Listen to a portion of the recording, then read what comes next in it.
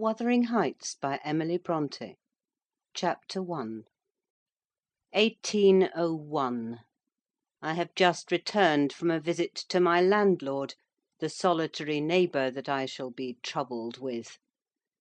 This is certainly a beautiful country. In all England I do not believe that I could have fixed on a situation so completely removed from the stir of society. A perfect misanthropist's heaven. And Mr. Heathcliff and I are such a suitable pair to divide the desolation between us. A capital fellow!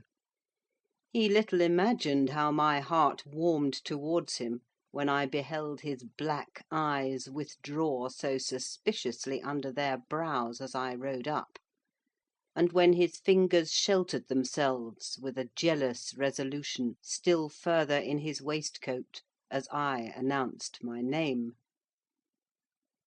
"Mr. Heathcliff?" I said. A nod was the answer. "Mr. Lockwood, your new tenant, sir. I do myself the honour of calling as soon as possible after my arrival, to express the hope that I have not inconvenienced you by my perseverance in soliciting the occupation of Thrushcross Grange. I heard yesterday you had had some thoughts—" "Thrushcross Grange is my own, sir," he interrupted, wincing. "I should not allow any one to inconvenience me if I could hinder it. Walk in." The "walk in" was uttered with closed teeth, and expressed the sentiment, "Go to the deuce." Even the gate over which he leant manifested no sympathising movement to the words; and I think that circumstance determined me to accept the invitation. I felt interested in a man who seemed more exaggeratedly reserved than myself. When he saw my horse's breast fairly pushing the barrier, he did put out his hand to unchain it, and then sullenly preceded me up the causeway, calling, as we entered the court, "Joseph, take Mr. Lockwood's horse, and bring up some wine." "Here we have the whole establishment of domestics, I suppose," was the reflection suggested by this compound order. "No wonder the grass grows up between the flags, and cattle are the only hedge cutters." Joseph was an elderly, nay, an old man; very old, perhaps, though hale and sinewy. "The Lord help us!"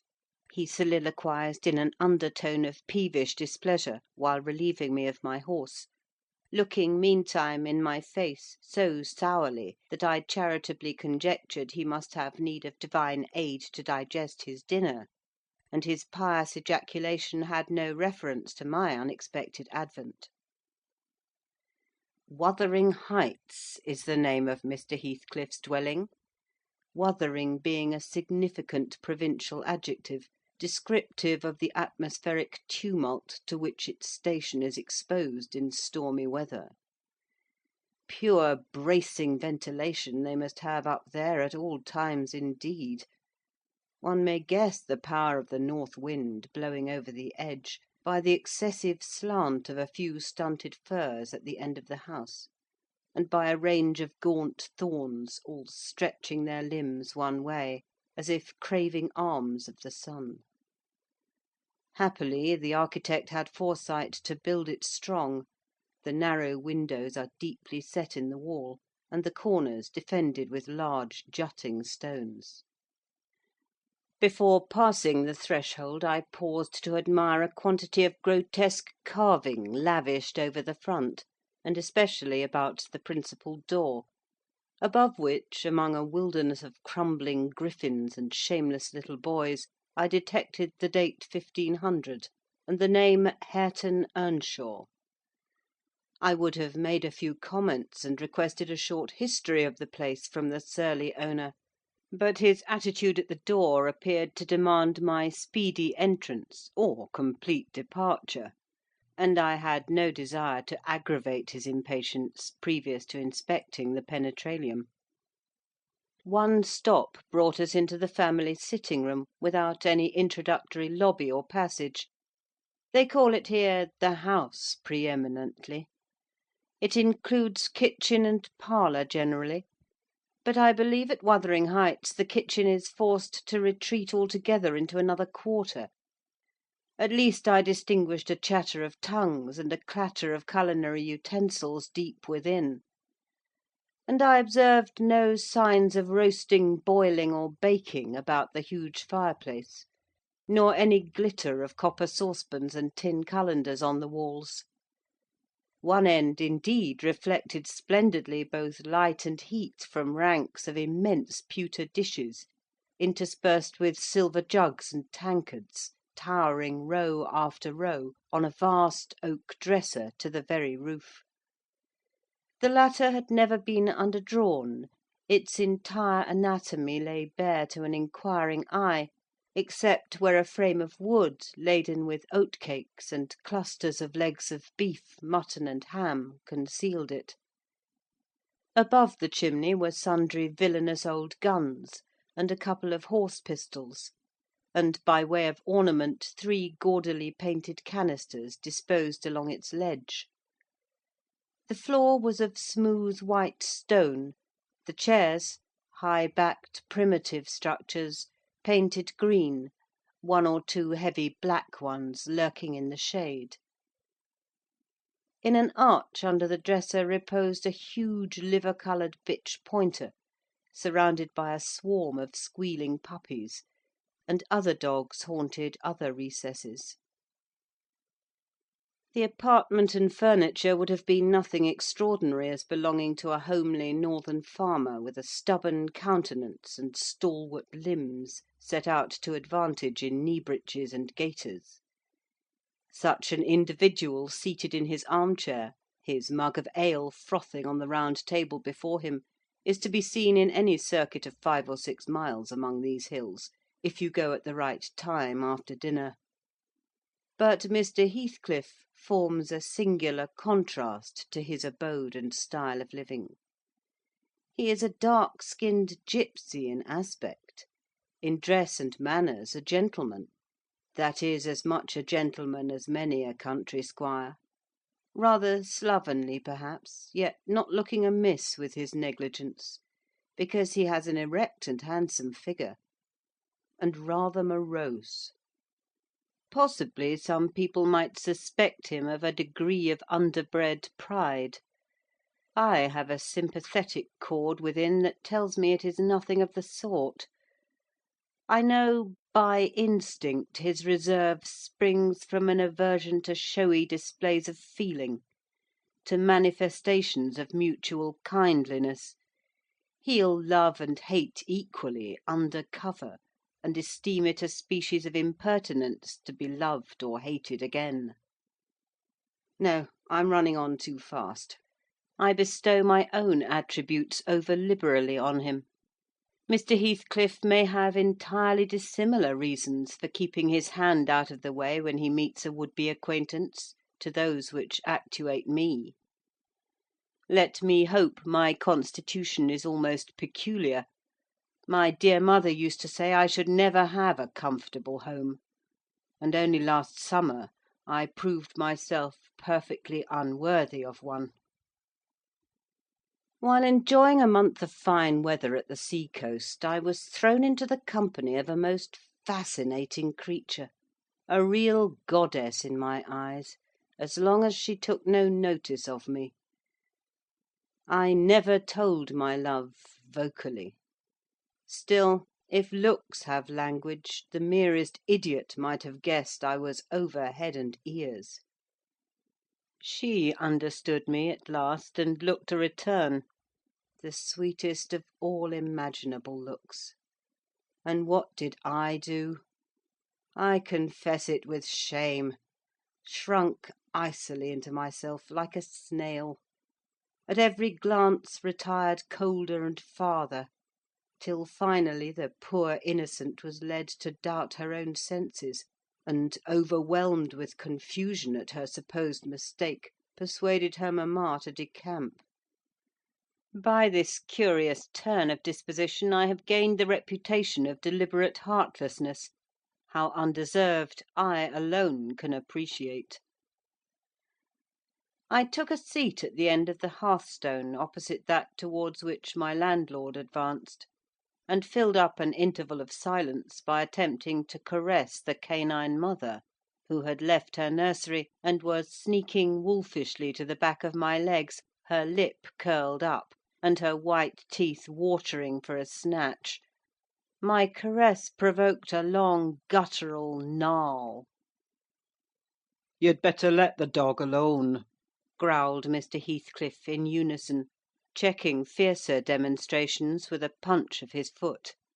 she's not accustomed to be spoiled, not kept for a pet. Then, striding to a side door, he shouted again, Joseph! Joseph mumbled indistinctly in the depths of the cellar, but gave no intimation of ascending; so his master dived down to him, leaving me vis-à-vis the ruffianly bitch and a pair of grim, shaggy sheep–dogs, who shared with her a jealous guardianship over all my movements.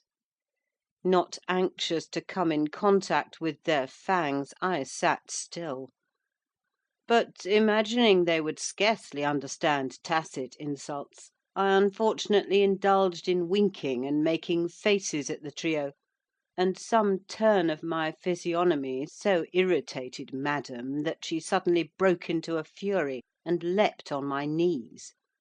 I flung her back, and hastened to interpose the table between us. This proceeding aroused the whole hive.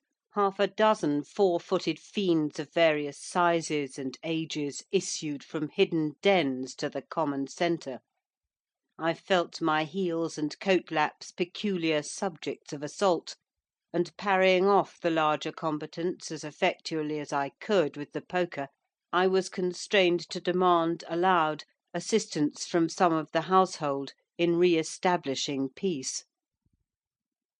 Mr. Heathcliff and his man climbed the cellar steps with vexatious phlegm. I don't think they moved 1 second faster than usual, though the hearth was an absolute tempest of worrying and yelping. Happily, an inhabitant of the kitchen made more dispatch: a lusty dame, with tucked-up gown, bare arms, and fire–flushed cheeks, rushed into the midst of us flourishing a frying–pan, and used that weapon and her tongue to such purpose that the storm subsided magically, and she only remained, heaving like a sea after a high wind, when her master entered on the scene. What the devil is the matter? He asked, eyeing me in a manner that I could ill endure after this inhospitable treatment. What the devil, indeed? I muttered. The herd of possessed swine could have had no worse spirits in them than those animals of yours, sir. You might as well leave a stranger with a brood of tigers. They won't meddle with persons who touch nothing, he remarked, putting the bottle before me, and restoring the displaced table. The dogs do right to be vigilant. Take a glass of wine? No, thank you. Not bitten, are you? If I had been, I would have set my signet on the biter. Heathcliff's countenance relaxed into a grin. Come, come, he said. You are flurried, Mr. Lockwood. Here, take a little wine. Guests are so exceedingly rare in this house that I and my dogs, I'm willing to own, hardly know how to receive them. Your health, sir? I bowed and returned the pledge, beginning to perceive that it would be foolish to sit sulking for the misbehaviour of a pack of curs. Besides, I felt loath to yield the fellow further amusement at my expense, since his humour took that turn. He, probably swayed by prudential consideration of the folly of offending a good tenant, relaxed a little, in the laconic style of chipping off his pronouns and auxiliary verbs, and introduced what he supposed would be a subject of interest to me, a discourse on the advantages and disadvantages of my present place of retirement. I found him very intelligent on the topics we touched; and, before I went home, I was encouraged so far as to volunteer another visit to–morrow.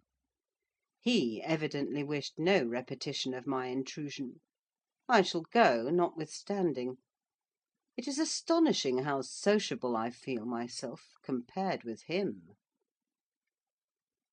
End of chapter 1. Chapter 2. Yesterday afternoon set in misty and cold. I had half a mind to spend it by my study fire, instead of wading through heath and mud to Wuthering Heights. On coming up from dinner, however, N.B. I dine between 12 and 1 o'clock.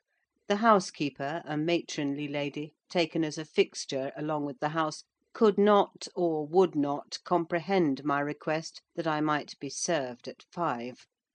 On mounting the stairs with this lazy intention, and stepping into the room, I saw a servant girl on her knees, surrounded by brushes and coal scuttles, and raising an infernal dust as she extinguished the flames with heaps of cinders. This spectacle drove me back immediately. I took my hat, and, after a 4 miles' walk, arrived at Heathcliff's garden gate just in time to escape the first feathery flakes of a snow shower. On that bleak hill-top the earth was hard with a black frost, and the air made me shiver through every limb. Being unable to remove the chain, I jumped over, and running up the flagged causeway, bordering with straggling gooseberry bushes, knocked vainly for admittance, till my knuckles tingled and the dogs howled. "Wretched inmates!" I ejaculated mentally. "You deserve perpetual isolation from your species for your churlish inhospitality. At least I would not keep my doors barred in the daytime. I don't care, I will get in." So resolved, I grasped the latch and shook it vehemently. Vinegar-faced Joseph projected his head from a round window of the barn. "What are ye for?" he shouted. "The master's down in t' fold. Go round by t' end of lathe, if you want to speak to him." "Is there nobody inside to open the door?" I hallooed responsively. "There's nobbut missis, and she'll not open it an you mak your fleysome dins till neeght." "Why? Cannot you tell her whom I am, eh, Joseph?" "Noan me, I'll ha' no end with it," muttered the head, vanishing. The snow began to drive thickly. I seized the handle to essay another trial, when a young man, without coat, and shouldering a pitchfork, appeared in the yard behind. He hailed me to follow him, and after marching through a wash-house and a paved area containing a coal-shed, pump, and pigeon-cot, we at length arrived in the huge, warm, cheerful apartment where I was formerly received. It glowed delightfully in the radiance of an immense fire, compounded of coal, peat, and wood; and near the table, laid for a plentiful evening meal, I was pleased to observe the Misses, an individual whose existence I had never previously suspected. I bowed and waited, thinking she would bid me take a seat. She looked at me, leaning back in her chair, and remained motionless and mute. "Rough weather," I remarked. "I'm afraid, Mrs. Heathcliff, the door must bear the consequence of your servants' leisure attendance. I had hard work to make them hear me." She never opened her mouth. I stared. She stared also. At any rate, she kept her eyes on me in a cool, regardless manner, exceedingly embarrassing and disagreeable. "Sit down," said the young man gruffly. "He'll be in soon." I obeyed, and hemmed and called the villain Juno, who deigned at this second interview to move the extreme tip of her tail in token of owning my acquaintance. "A beautiful animal," I commenced again. "Do you intend parting with the little ones, madam?" "They are not mine," said the amiable hostess, more repellingly than Heathcliff himself could have replied. "Ah, your favourites are among these?" I continued, turning to an obscure cushion full of something like cats. "A strange choice of favourites," she observed scornfully. Unluckily, it was a heap of dead rabbits. I hemmed once more, and drew closer to the hearth, repeating my comment on the wildness of the evening. "You should not have come out," she said, rising and reaching from the chimney–piece 2 of the painted canisters. Her position before was sheltered from the light; now I had a distinct view of her whole figure and countenance. She was slender, and apparently scarcely past girlhood, an admirable form, and the most exquisite little face that I have ever had the pleasure of beholding: small features, very fair, flaxen ringlets, or rather golden, hanging loose on her delicate neck, and eyes, had they been agreeable in expression, that would have been irresistible.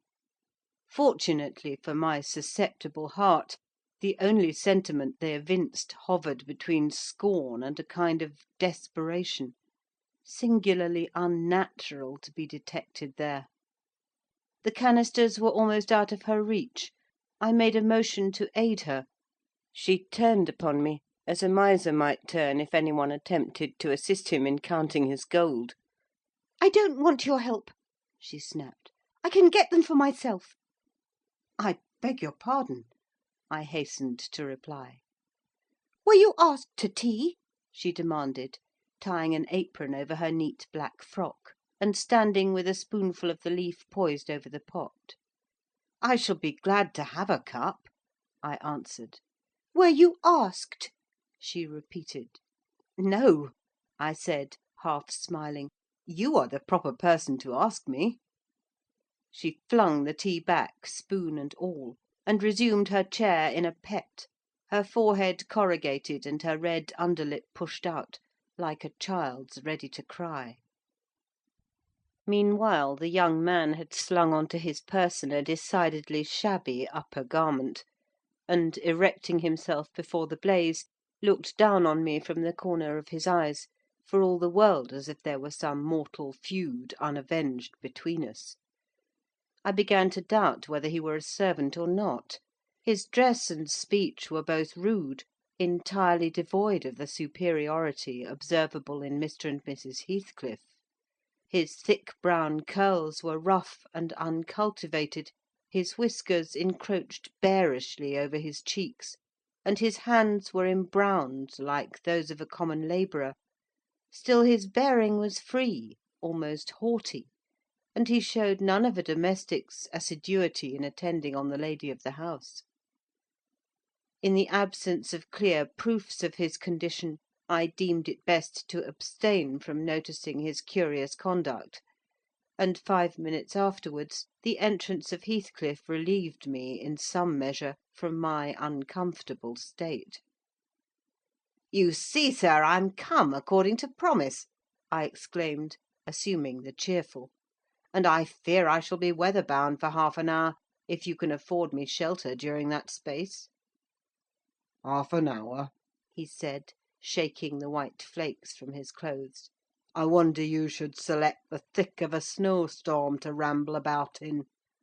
Do you know that you run a risk of being lost in the marshes? People familiar with these moors often miss their road on such evenings, and I can tell you there is no chance of a change at present." "Perhaps I can get a guide among your lads, and he might stay at the Grange till morning. Could you spare me one?" "No, I could not." "Oh, indeed! Well, then, I must trust to my own sagacity." "Humph!" "Are you going to mak' the tea?" demanded he of the shabby coat, shifting his ferocious gaze from me to the young lady. "Is he to have any?" she asked, appealing to Heathcliff. "Get it ready, will you?" was the answer, uttered so savagely that I started. The tone in which the words were said revealed a genuine bad nature. I no longer felt inclined to call Heathcliff a capital fellow. When the preparations were finished, he invited me with, "Now, sir, bring forward your chair." and we all, including the rustic youth, drew round the table, an austere silence prevailing while we discussed our meal. I thought, if I had caused the cloud, it was my duty to make an effort to dispel it. They could not every day sit so grim and taciturn, and it was impossible, however ill-tempered they might be, that the universal scowl they wore was their every-day countenance. "It is strange," I began, in the interval of swallowing one cup of tea and receiving another, "it is strange how custom can mould our tastes and ideas. Many could not imagine the existence of happiness in a life of such complete exile from the world as you spend, Mr. Heathcliff; yet I'll venture to say that, surrounded by your family, and with your amiable lady as the presiding genius over your home and heart—" My amiable lady! he interrupted, with an almost diabolical sneer on his face. Where is she, my amiable lady? "Mrs. Heathcliff, your wife, I mean." Well, yes. Or you would intimate that her spirit has taken the post of ministering angel, and guards the fortunes of Wuthering Heights, even when her body is gone. Is that it?" Perceiving myself in a blunder, I attempted to correct it. I might have seen there was too great a disparity between the ages of the parties to make it likely that they were man and wife. One was about 40, a period of mental vigour at which men seldom cherish the delusion of being married for love by girls: that dream is reserved for the solace of our declining years. The other did not look 17. Then it flashed on me. The clown at my elbow, who is drinking his tea out of a basin, and eating his bread with unwashed hands, may be her husband, Heathcliff junior, of course. Here is the consequence of being buried alive: she has thrown herself away upon that boor from sheer ignorance that better individuals existed. A sad pity! I must beware how I cause her to regret her choice. My last reflection may seem conceited.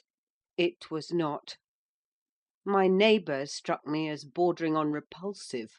I knew through experience that I was tolerably attractive.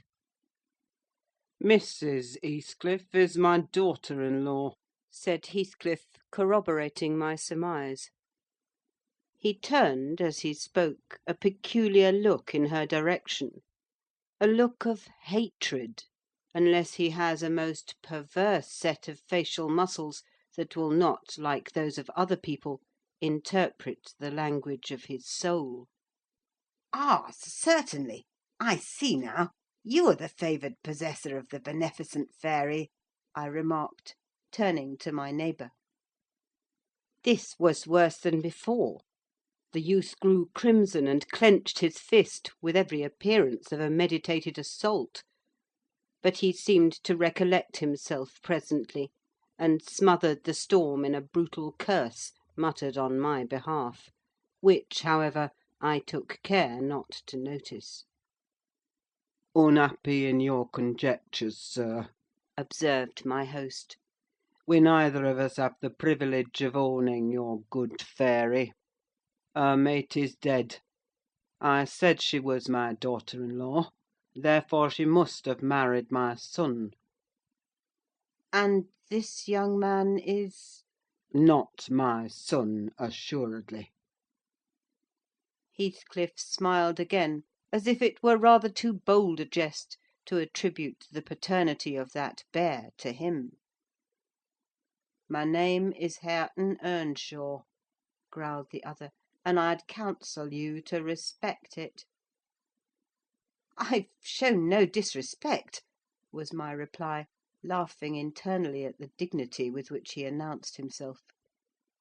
He fixed his eye on me longer than I cared to return the stare, for fear I might be tempted either to box his ears or render my hilarity audible. I began to feel unmistakably out of place in that pleasant family circle. The dismal spiritual atmosphere overcame and more than neutralised the glowing physical comforts round me, and I resolved to be cautious how I ventured under those rafters a third time. The business of eating being concluded, and no one uttering a word of sociable conversation, I approached a window to examine the weather. A sorrowful sight I saw: dark night coming down prematurely, and sky and hills mingled in one bitter whirl of wind and suffocating snow. "I don't think it possible for me to get home now without a guide," I could not help exclaiming. "The roads will be buried already, and if they were bare I could scarcely distinguish a foot in advance." Hareton, drive those dozen sheep into the barn porch: they'll be covered if left in the fold all night; and put a plank before them," said Heathcliff. "How must I do?" I continued, with rising irritation. There was no reply to my question, and on looking round I saw only Joseph bringing in a pail of porridge for the dogs, and Mrs. Heathcliff leaning over the fire, diverting herself with burning a bundle of matches which had fallen from the chimney–piece as she restored the tea canister to its place.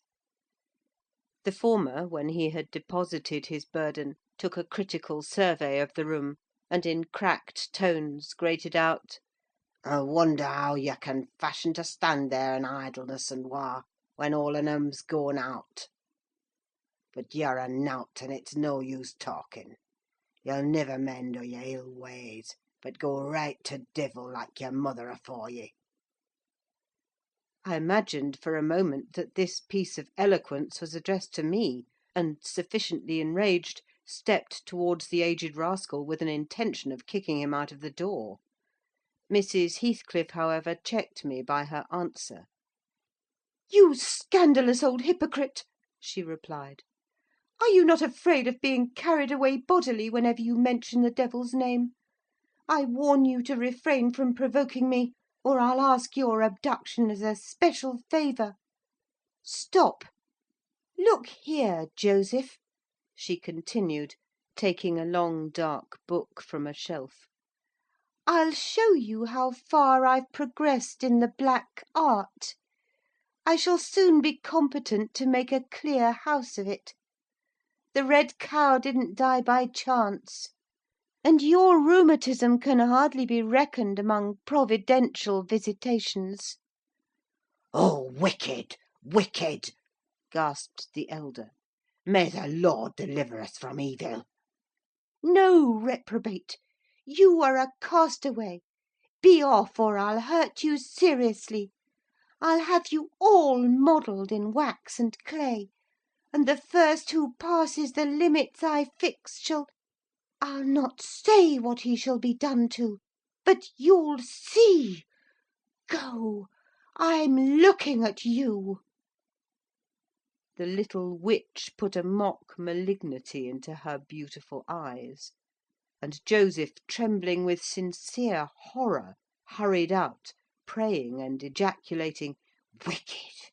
as he went out. I thought her conduct must be prompted by a species of dreary fun, and, now that we were alone, I endeavoured to interest her in my distress. "Mrs. Heathcliff," I said, earnestly, "you must excuse me for troubling you. I presume, because, with that face, I'm sure you cannot help being good–hearted.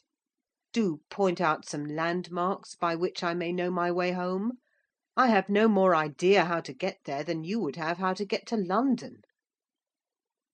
"Take the road you came," she answered, ensconcing herself in a chair, with a candle, and the long book open before her. "It is brief advice, but as sound as I can give." "Then, if you hear of me being discovered dead in a bog or a pit full of snow, your conscience won't whisper that it is partly your fault?" "How so? I cannot escort you. They wouldn't let me go to the end of the garden wall." "You! I should be sorry to ask you to cross the threshold for my convenience on such a night," I cried. "I want you to tell me my way, not to show it; or else to persuade Mr. Heathcliff to give me a guide." "Who?" "There is himself, Earnshaw, Zillah, Joseph, and I. Which would you have?" "Are there no boys at the farm?" "No, those are all." "Then it follows that I am compelled to stay." "That you may settle with your host. I have nothing to do with it." "I hope it'll be a lesson to you to make no more rash journeys on these hills," cried Heathcliff's stern voice from the kitchen entrance. "As to staying here, I don't keep accommodations for visitors. You must share a bed with Hareton or Joseph if you do." "I can sleep on a chair in this room," I replied. "No, no! A stranger is a stranger, be he rich or poor. It will not suit me to permit any one the range of the place while I am off guard," said the unmannerly wretch. With this insult my patience was at an end. I uttered an expression of disgust, and pushed past him into the yard, running against Earnshaw in my haste. It was so dark that I could not see the means of exit, and, as I wandered round, I heard another specimen of their civil behaviour amongst each other. At first the young man appeared about to befriend me. "I'll go with him as far as the park," he said. "You'll go with him to hell!" exclaimed his master, or whatever relation he bore. "And who is to look after the horses, eh?" "A man's life is of more consequence than one evening's neglect of the horses. Somebody must go," murmured Mrs. Heathcliff, more kindly than I expected. "Not at your command," retorted Hareton. "If you set store on him, you'd better be quiet." "Then I hope his ghost will haunt you, and I hope Mr. Heathcliff will never get another tenant till the Grange is a ruin," she answered sharply. "Hearken, hearken, shoo's cursing on 'em," muttered Joseph, towards whom I had been steering. He sat within earshot, milking the cows by the light of a lantern, which I seized unceremoniously, and calling out that I would send it back on the morrow, rushed to the nearest postern. Master! He's staling t' lantern!" shouted the ancient, pursuing my retreat. Nasher! Dog! Wolf! Hold him! Hold him!" On opening the little door, two hairy monsters flew at my throat, bearing me down, and extinguishing the light, while a mingled guffaw from Heathcliff and Hareton put the copestone on my rage and humiliation. Fortunately, the beasts seemed more bent on stretching their paws and yawning and flourishing their tails than devouring me alive; but they would suffer no resurrection, and I was forced to lie till their malignant masters pleased to deliver me. Then, hatless and trembling with wrath, I ordered the miscreants to let me out, on their peril to keep me 1 minute longer, with several incoherent threats of retaliation, that, in their indefinite depth of virulency, smacked of King Lear. The vehemence of my agitation brought on a copious bleeding at the nose, and still Heathcliff laughed, and still I scolded. I don't know what would have concluded the scene, had there not been one person at hand rather more rational than myself, and more benevolent than my entertainer. This was Zillah, the stout housewife, who at length issued forth to inquire into the nature of the uproar. She thought that some of them had been laying violent hands on me, and, not daring to attack her master, she turned her vocal artillery against the younger scoundrel. "Well, Mr. Earnshaw," she cried, "I wonder what you'll have agait next. Are we going to murder folk on our very door-stones? I see this house will never do for me. Look at the poor lad: he's fair choking. Whisht, whisht! You mun't go on so. Come in, and I'll cure that. There now, hold you still." With these words, she suddenly splashed a pint of icy water down my neck, and pulled me into the kitchen. Mr. Heathcliff followed, his accidental merriment expiring quickly in his habitual moroseness. I was sick exceedingly, and dizzy and faint, and thus compelled perforce to accept lodgings under his roof. He told Zillah to give me a glass of brandy, and then passed on to the inner room. while she condoled with me on my sorry predicament, and having obeyed his orders, whereby I was somewhat revived, ushered me to bed. Chapter 3.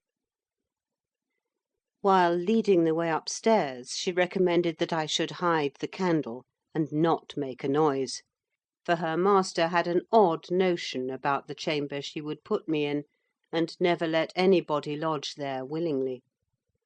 I asked the reason. She did not know, she answered; she had only lived there a year or two, and they had so many queer goings on, she could not begin to be curious. Too stupefied to be curious myself, I fastened my door and glanced round for the bed. The whole furniture consisted of a chair, a clothes press, and a large oak case, with squares cut out near the top resembling coach windows. Having approached this structure, I looked inside, and perceived it to be a singular sort of old-fashioned couch, very conveniently designed to obviate the necessity for every member of the family having a room to himself. In fact, it formed a little closet, and the ledge of a window, which it enclosed, served as a table. I slid back the panelled sides, got in with my light, pulled them together again, and felt secure against the vigilance of Heathcliff and every one else. The ledge, where I placed my candle, had a few mildewed books piled up in one corner, and it was covered with writing scratched on the paint. This writing, however, was nothing but a name repeated in all kinds of characters, large and small: Catherine Earnshaw, here and there varied to Catherine Heathcliff, and then again to Catherine Linton.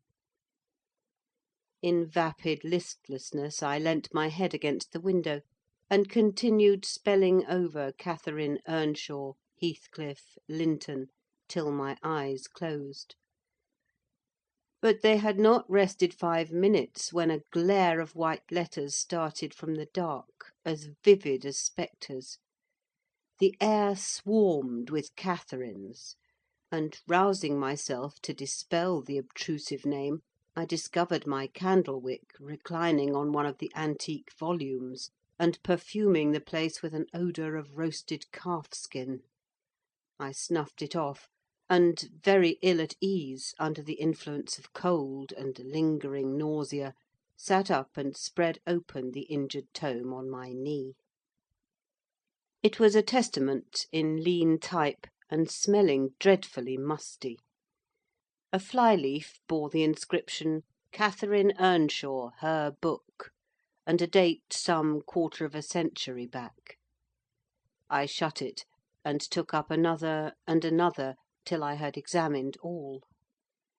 Catherine's library was select, and its state of dilapidation proved it to have been well used, though not altogether for a legitimate purpose. Scarcely one chapter had escaped a pen and ink commentary, at least the appearance of one, covering every morsel of blank that the printer had left. Some were detached sentences; other parts took the form of a regular diary, scrawled in an unformed, childish hand. At the top of an extra page, quite a treasure probably when first lighted on, I was greatly amused to behold an excellent caricature of my friend Joseph, rudely yet powerfully sketched.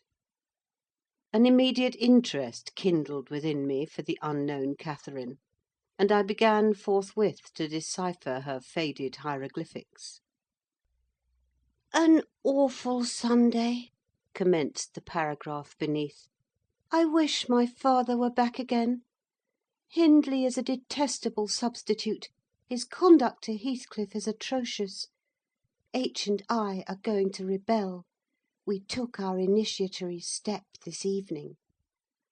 All day had been flooding with rain; we could not go to church, so Joseph must needs get up a congregation in the garret; and while Hindley and his wife basked downstairs before a comfortable fire, doing anything but reading their Bibles, I'll answer for it. Heathcliff, myself, and the unhappy ploughboy were commanded to take our prayer books and mount. We were ranged in a row on a sack of corn, groaning and shivering, and hoping that Joseph would shiver too, so that he might give us a short homily for his own sake. A vain idea! The service lasted precisely 3 hours, and yet my brother had the face to exclaim, when he saw us descending, "What, done already?" On Sunday evenings we used to be permitted to play, if we did not make much noise. Now a mere titter is sufficient to send us into corners. "You forget you have a master here," says the tyrant. "I'll demolish the first who puts me out of temper. I insist on perfect sobriety and silence. Oh, boy, was that you? Francis, darling, pull his hair as you go by. I heard him snap his fingers." Frances pulled his hair heartily, and then went and seated herself on her husband's knee, and there they were like two babies, kissing and talking nonsense by the hour. Foolish palaver that we should be ashamed of. We made ourselves as snug as our means allowed in the arch of the dresser. I had just fastened our pinafores together and hung them up for a curtain, when in comes Joseph on an errand from the stables. He tears down my handiwork, boxes my ears, and croaks, "To Maister Nobbut just buried and Sabbath not o'ered, and sound at a gospel still i' your looks, and ye Derby laking. Shame on ye! Sit ye down, ill childer. There's good books enough if you'll read 'em. Sit ye down and think o' your souls." Saying this, he compelled us so to square our positions that we might receive from the far-off fire a dull ray to show us the text of the lumber he thrust upon us. I could not bear the employment. I took my dingy volume by the scroop and hurled it into the dog kennel, vowing I hated a good book. Heathcliff kicked his to the same place. Then there was a hubbub. "Maister Hindley!" shouted our chaplain. "Maister, come hither! Miss Cathy's rivened the back off the helmet of salvation, and Heathcliff's paused his fit into t' first part of t' broad way to destruction. It's fair flaysome that you let him go on this gait. Eh, the old man would ha' laced 'em properly, but he's gone." Hindley hurried up from his paradise on the hearth, and seizing one of us by the collar and the other by the arm, hurled both into the back kitchen, where, Joseph asseverated, old Nick would fetch us as sure as we were living. And so comforted, we each sought a separate nook to await his advent. I reached this book and a pot of ink from a shelf, and pushed the house door ajar to give me light, and I have got the time on with writing for 20 minutes. But my companion is impatient, and proposes that we should appropriate the dairywoman's cloak, and have a scamper on the moors under its shelter. A pleasant suggestion, and then, if the surly old man come in, he may believe his prophecy verified. We cannot be damper or colder in the rain than we are here. I suppose Catherine fulfilled her project, for the next sentence took up another subject. She waxed lachrymose. "How little did I dream that Hindley would ever make me cry so!" she wrote. "My head aches till I cannot keep it on the pillow, and still I can't give over. Poor Heathcliff! Hindley calls him a vagabond, and won't let him sit with us nor eat with us any more. And he says he and I must not play together, and threatens to turn him out of the house if we break his orders. He has been blaming our father, how dared he, for treating H. too liberally, and swears he will reduce him to his right place." I began to nod drowsily over the dim page. My eye wandered from manuscript to print. I saw a red ornamented title, 70 times 7 and the first of the 71st, a pious discourse delivered by the Reverend Jabez Branderham, in the chapel of Gimmerden, Suff. And while I was, half consciously, worrying my brain to guess what Jabez Branderham would make of his subject, I sank back in bed and fell asleep. Alas for the effects of bad tea and bad temper! What else could it be that made me pass such a terrible night? I don't remember another that I can at all compare with it since I was capable of suffering. I began to dream almost before I ceased to be sensible of my locality. I thought it was morning, and I had set out on my way home with Joseph for a guide. The snow lay yards deep in our road, and as we floundered on, my companion wearied me with constant reproaches that I had not brought a pilgrim's staff, telling me that I could never get into the house without one, and boastfully flourishing a heavy-headed cudgel, which I understood to be so denominated. For a moment I considered it absurd that I should need such a weapon to gain admittance into my own residence. Then a new idea flashed across me. I was not going there. We were journeying to hear the famous Jabez Branderham preach from the text 70 times 7, and either Joseph the preacher or I had committed the first of the 71st, and were to be publicly exposed and excommunicated. We came to the chapel. I have passed it, really, in my walks, twice or thrice. It lies in a hollow between two hills, an elevated hollow near a swamp, whose peaty moisture is said to answer all the purposes of embalming on the few corpses deposited there. The roof has been kept whole hitherto, but as the clergyman's stipend is only £20 per annum, and a house with 2 rooms, threatening speedily to determine into one, no clergyman will undertake the duties of pastor, especially as it is currently reported that his flock would rather let him starve than increase the living by 1 penny from their own pockets. However, in my dream, Jabez had a full and attentive congregation, and he preached, good God, what a sermon! Divided into 490 parts, each fully equal to an ordinary address from the pulpit, and each discussing a separate sin. Where he searched for them I cannot tell. He had his private manner of interpreting the phrase, and it seemed necessary the brother should sin different sins on every occasion.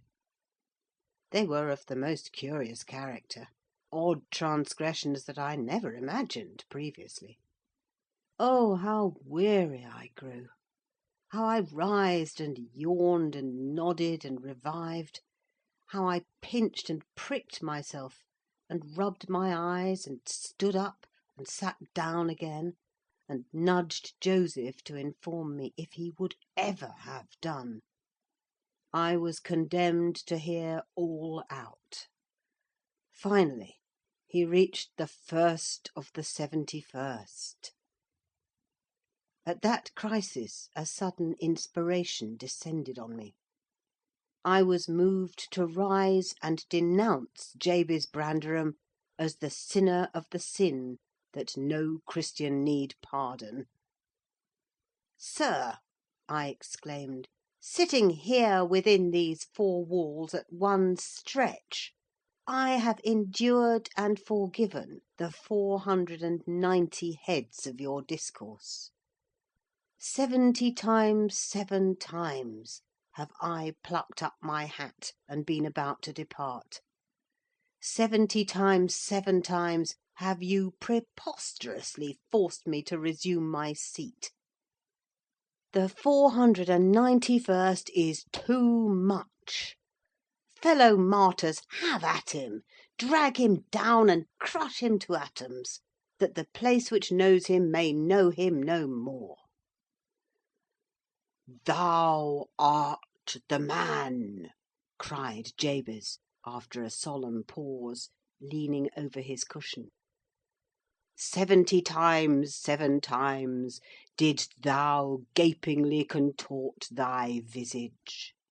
70 times 7 did I take counsel with my soul. Lo, this is human weakness, this also may be absolved. The first of the 71st is come. Brethren, execute upon him the judgment written. Such honour have all his saints. With that concluding word, the whole assembly, exalting their pilgrim staves, rushed round me in a body, and I, having no weapon to raise in self-defence, commenced grappling with Joseph, my nearest and most ferocious assailant, for his. In the confluence of the multitude several clubs crossed. Blows aimed at me fell on other sconces. Presently the whole chapel resounded with rappings and counter-rappings. Every man's hand was against his neighbour, and Branderham, unwilling to remain idle, poured forth his zeal in a shower of loud taps on the boards of the pulpit, which responded so smartly that, at last, to my unspeakable relief, they woke me. And what was it that had suggested the tremendous tumult? What had played Jabez's part in the row? Merely the branch of a fir tree that touched my lattice as the blast wailed by, and rattled its dry cones against the panes. I listened doubtingly an instant, detected the disturber, then turned and dozed, and dreamt again, if possible, still more disagreeably than before. This time I remembered I was lying in the oak closet, and I heard distinctly the gusty wind and the driving of the snow. I heard also the fir bough repeat its teasing sound, and ascribed it to the right cause; but it annoyed me so much that I resolved to silence it if possible, and, I thought, I rose and endeavoured to unhasp the casement. The hook was soldered into the staple, a circumstance observed by me when awake, but forgotten. "I must stop it, nevertheless," I muttered, knocking my knuckles through the glass, and stretching an arm out to seize the importunate branch; instead of which, my fingers closed on the fingers of a little ice-cold hand. The intense horror of nightmare came over me. I tried to draw back my arm, but the hand clung to it, and a most melancholy voice sobbed, "Let me in! Let me in!" "Who are you?" I asked, struggling meanwhile to disengage myself. "Catherine Linton," it replied shiveringly. Why did I think of Linton? I had read Earnshaw 20 times for Linton. "I'm come home. I lost my way on a moor." As it spoke, I discerned obscurely a child's face looking through the window. Terror made me cruel, and finding it useless to attempt shaking the creature off, I pulled its wrist on to the broken pane, and rubbed it to and fro till the blood ran down and soaked the bedclothes. Still it wailed, "Let me in!" and maintained its tenacious grip, almost maddening me with fear. "How can I said at length. "Let me go, if you want me to let you in." The fingers relaxed. I snatched mine through the hole, hurriedly piled the books up in a pyramid against it, and stopped my ears to exclude the lamentable prayer. I seemed to keep them closed above a quarter of an hour, yet the instant I listened again, there was the doleful cry moaning on. "Begone!" I shouted. "I'll never let you in, not if you beg for 20 years." "It is 20 years," mourned the voice. "20 years. I've been away for 20 years. Thereat began a feeble scratching outside, and the pile of books moved as if thrust forward. I tried to jump up, but could not stir a limb, and so yelled aloud in a frenzy of fright. To my confusion, I discovered the yell was not ideal. Hasty footsteps approached my chamber door, somebody pushed it open with a vigorous hand, and a light glimmered through the squares at the top of the bed. I sat shuddering yet, and wiping the perspiration from my forehead. The intruder appeared to hesitate, and muttered to himself. At last he said, in a half-whisper, plainly not expecting an answer, Is any one here? I considered it best to confess my presence, for I knew Heathcliff's accents, and feared he might search further if I kept quiet. With this intention, I turned and opened the panels. I shall not soon forget the effect my action produced. Heathcliff stood near the entrance, in his shirt and trousers, with a candle dripping over his fingers, and his face as white as the wall behind him. The first creak of the oak startled him like an electric shock. The light leapt from his hold to a distance of some feet, and his agitation was so extreme that he could hardly pick it up. "It is only your guest, sir," I called out, desirous to spare him the humiliation of exposing his cowardice further. "I had the misfortune to scream in my sleep, owing to a frightful nightmare. I'm sorry I disturbed you." Oh, God confound you, Mr. Lockwood! I wish you were at the... commenced my host, setting the candle on a chair, because he found it impossible to hold it steady. And who showed you up into this room? He continued, crushing his nails into his palms, and grinding his teeth to subdue the maxillary convulsions. Who was it? I've a good mind to turn them out of the house this moment. "It was your servant Zillah," I replied, flinging myself onto the floor, and rapidly resuming my garments. "I should not care if you did, Mr. Heathcliff: she richly deserves it. I suppose that she wanted to get another proof that the place was haunted, at my expense. Well, it is, swarming with ghosts and goblins. You have reason in shutting it up, I assure you. No one will thank you for a doze in such a den." What do you mean? asked Heathcliff. And what are you doing? Lie down and finish out the night, since you are here. But, for heaven's sake, don't repeat that horrid noise. Nothing could excuse it, unless you were having your throat cut. "If the little fiend had got in at the window, she probably would have strangled me," I returned. "I'm not going to endure the persecutions of your hospitable ancestors again. Was not the Reverend Jabez Branderham akin to you on the mother's side? And that minx Catherine Linton, or Earnshaw, or however she was called, she must have been a changeling, wicked little soul. She told me she had been walking the earth these 20 years, a just punishment for her mortal transgressions, I've no doubt." Scarcely were these words uttered, when I recollected the association of Heathcliff's with Catherine's name in the book, which had completely slipped from my memory till thus awakened. I blushed at my inconsideration, but, without showing further consciousness of the offence, I hastened to add, "The truth is, sir, I passed the first part of the night in—" Here I stopped afresh. I was about to say, perusing those old volumes; then it would have revealed my knowledge of their written as well as their printed contents.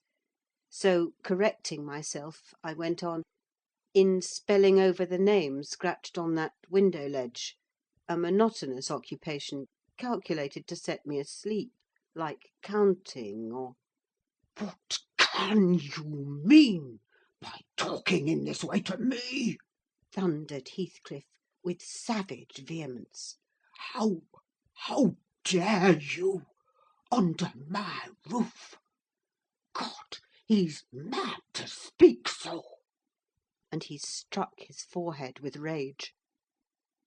I did not know whether to resent this language or pursue my explanation, but he seemed so powerfully affected that I took pity, and proceeded with my dreams, affirming I had never heard the appellation of Catherine Linton before, but, reading it often over, produced an impression which personified itself when I had no longer my imagination under control.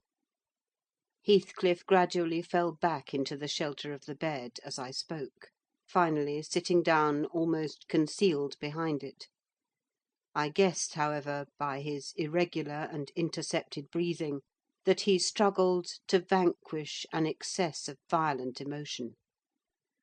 Not liking to show him that I had heard the conflict, I continued my toilet rather noisily, looked at my watch, and soliloquised on the length of the night. "Not 3 o'clock yet. I could have taken oath it had been 6. Time stagnates here. We must surely have retired to rest at 8. "Always at 9 in winter, and rise at 4.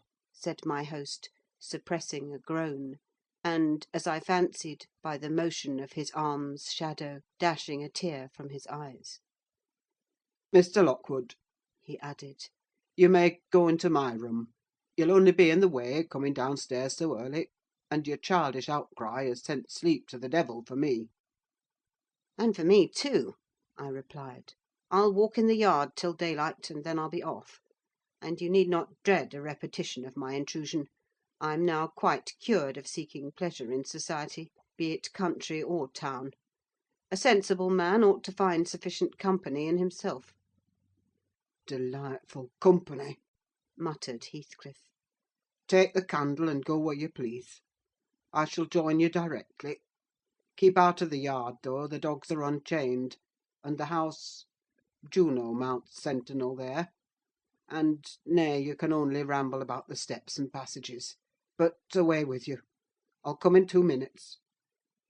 I obeyed so far as to quit the chamber, when, ignorant where the narrow lobbies led, I stood still, and was witness, involuntarily, to a piece of superstition on the part of my landlord which belied oddly his apparent sense. He got on to the bed and wrenched open the lattice, bursting, as he pulled at it, into an uncontrollable passion of tears. "Come in!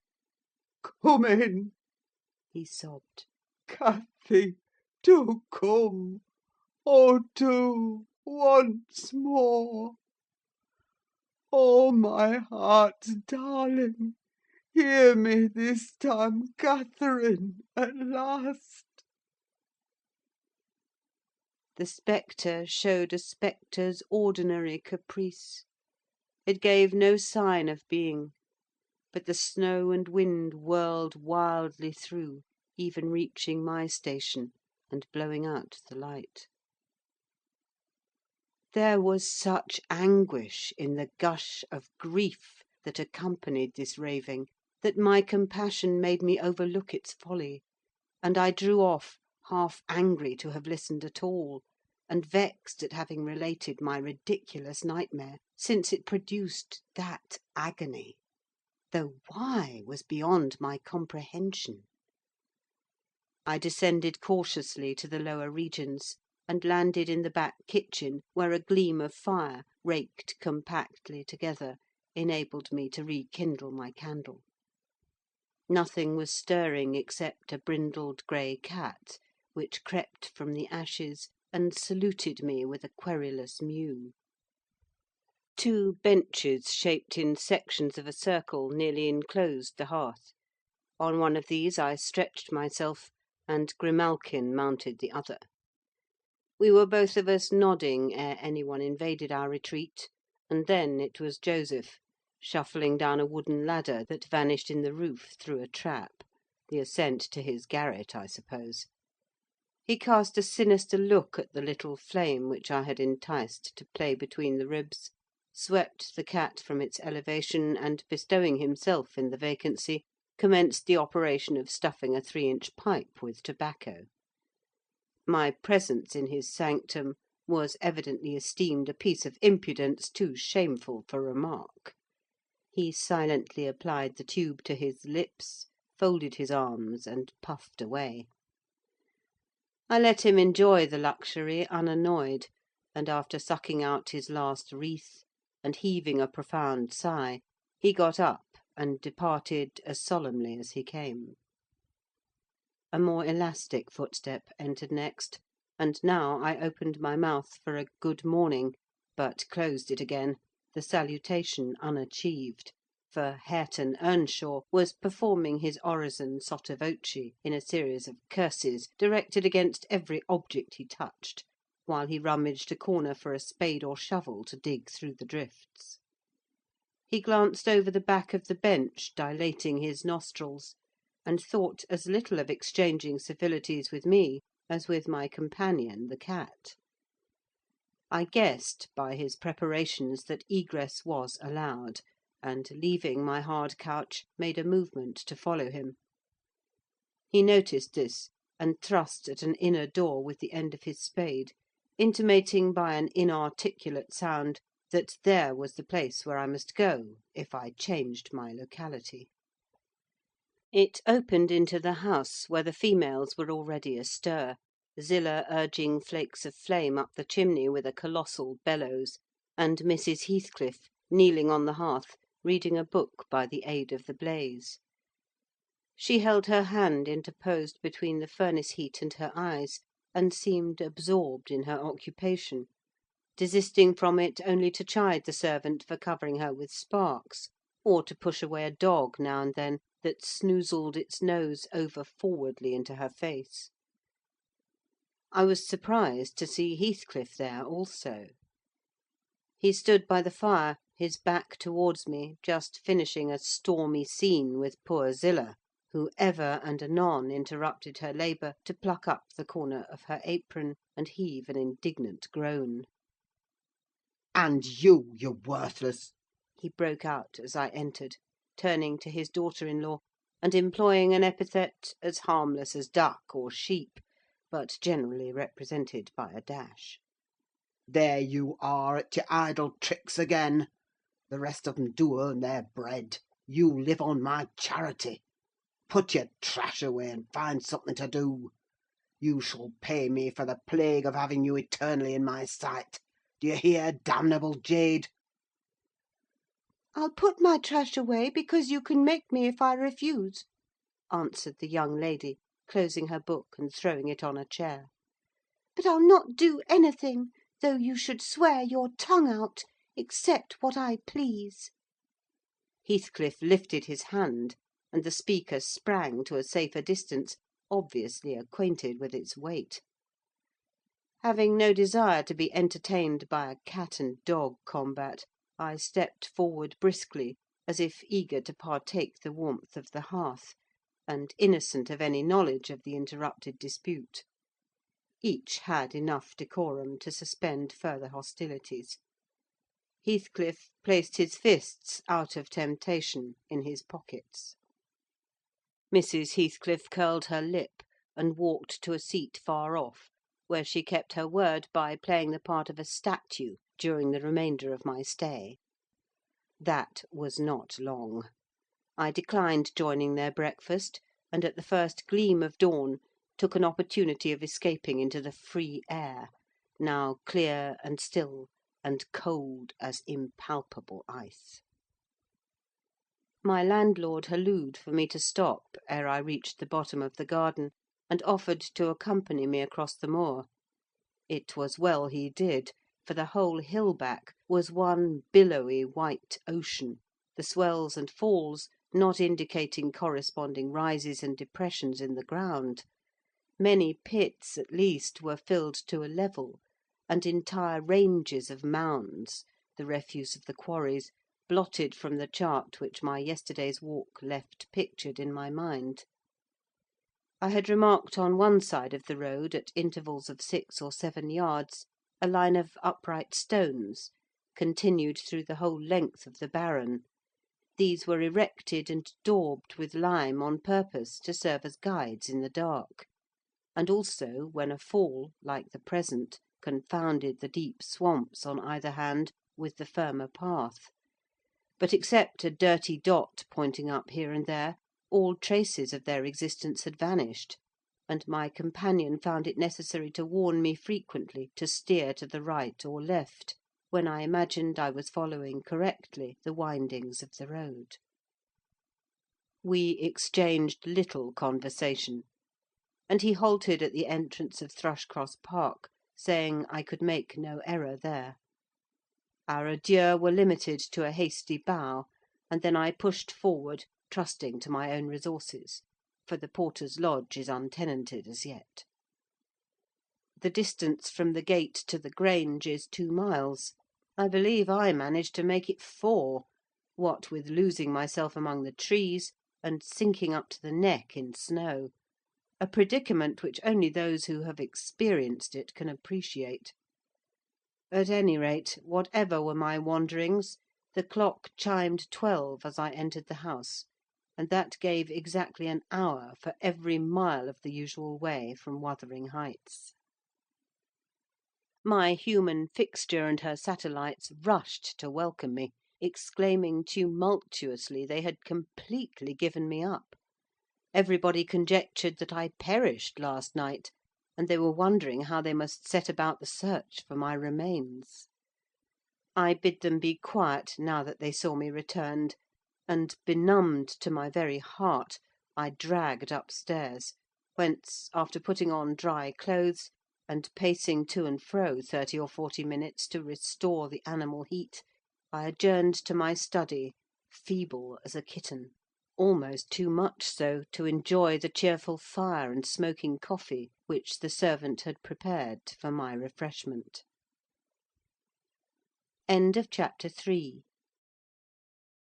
Chapter 4. What vain weathercocks we are! I, who had determined to hold myself independent of all social intercourse, and thanked my stars that at length I had lighted on a spot where it was next to impracticable: I, weak wretch, after maintaining till dusk a struggle with low spirits and solitude, was finally compelled to strike my colours, and, under pretence of gaining information concerning the necessities of my establishment, I desired Mrs. Dean, when she brought in supper, to sit down while I ate it, hoping sincerely she would prove a regular gossip, and either rouse me to animation or lull me to sleep by her talk. "You have lived here a considerable time," I commenced. "Did you not say 16 years?" "18, sir. I came when the mistress was married, to wait on her. After she died, the master retained me for his housekeeper." "Indeed!" There ensued a pause.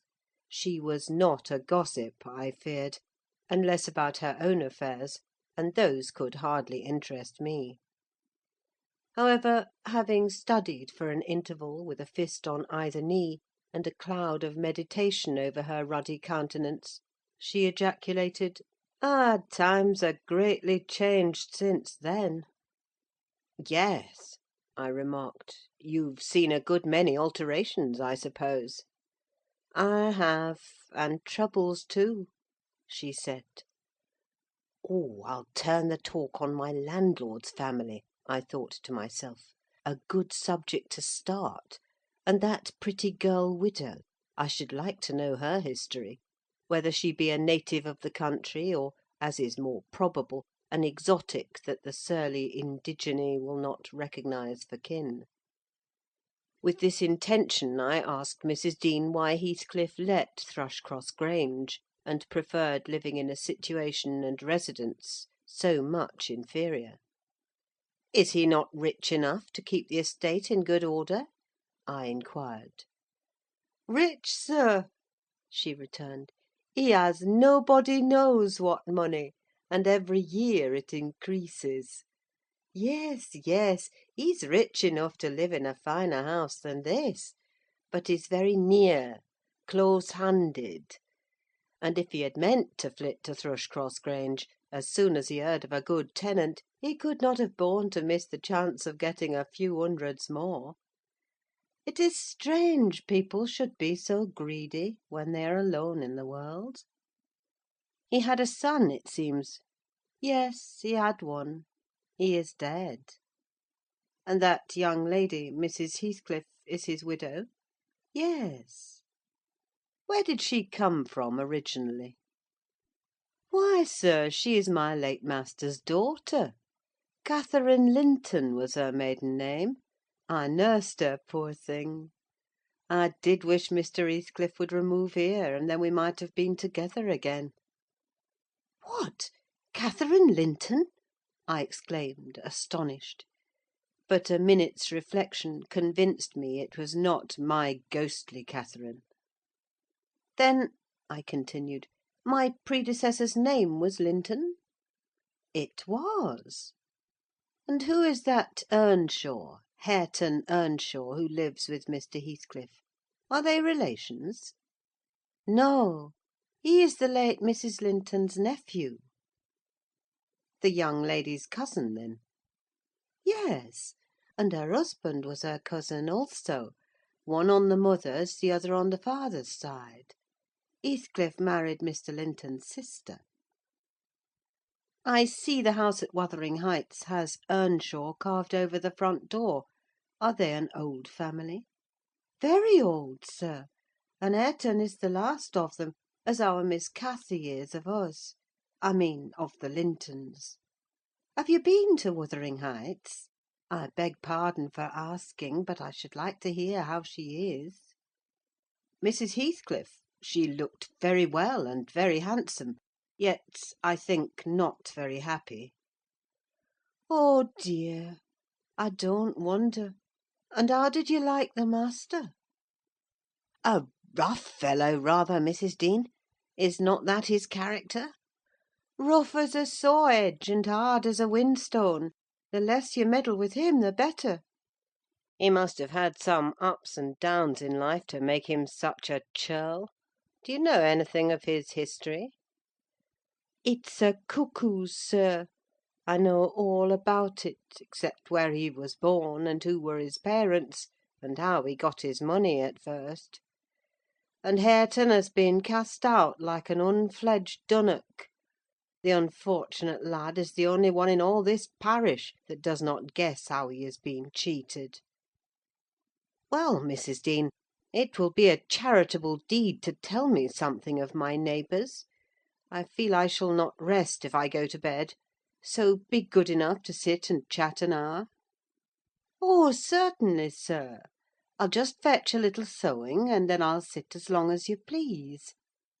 But you've caught cold. I saw you shivering, and you must have some gruel to drive it out. The worthy woman bustled off, and I crouched nearer the fire. My head felt hot, and the rest of me chill. Moreover, I was excited almost to a pitch of foolishness through my nerves and brain. This caused me to feel, not uncomfortable, but rather fearful, as I am still, of serious effects from the incidents of to-day and yesterday.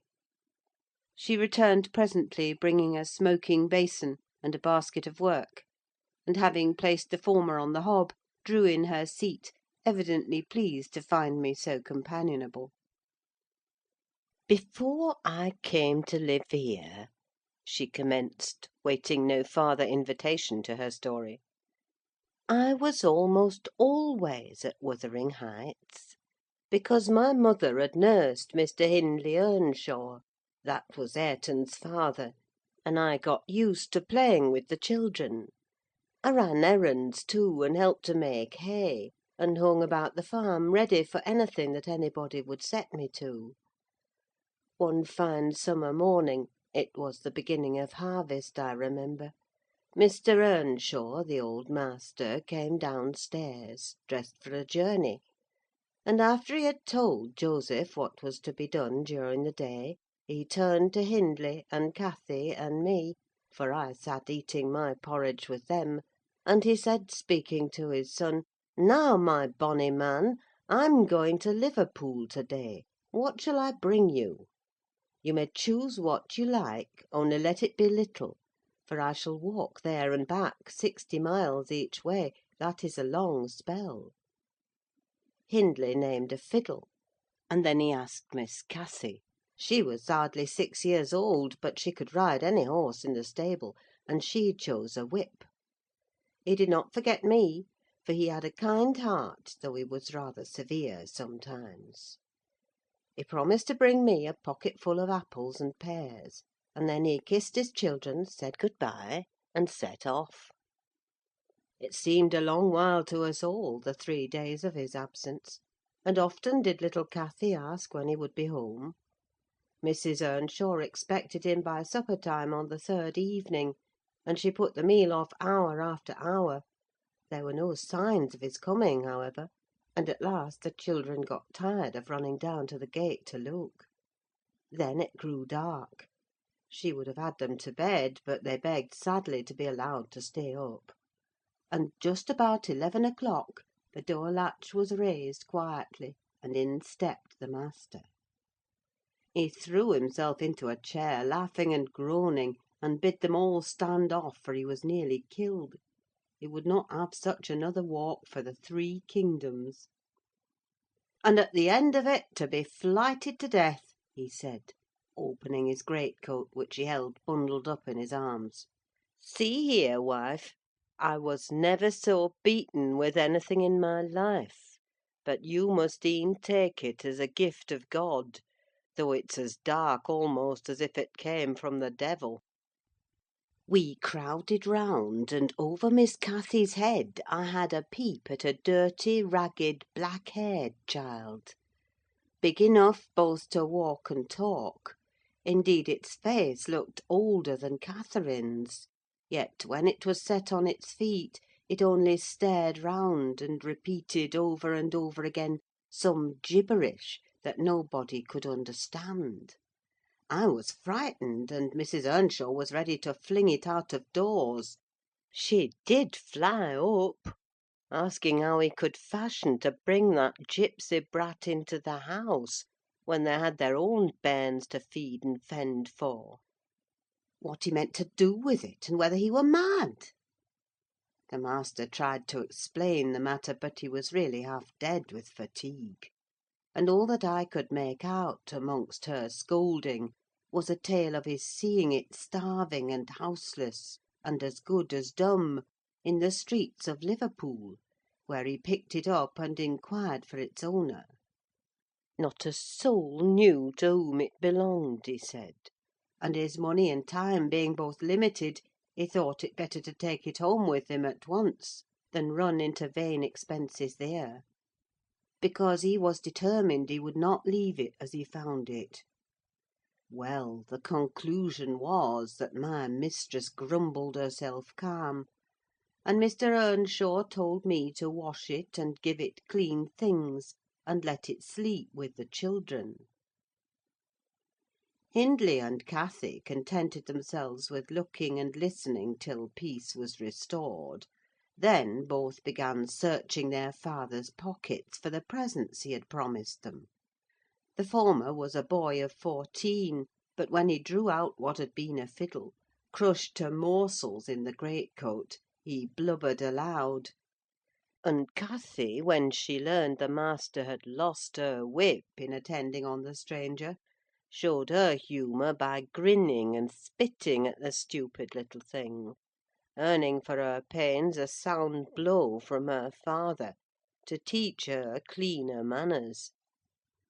They entirely refused to have it in bed with them, or even in their room; and I had no more sense, so I put it on the landing of the stairs, hoping it might be gone on the morrow.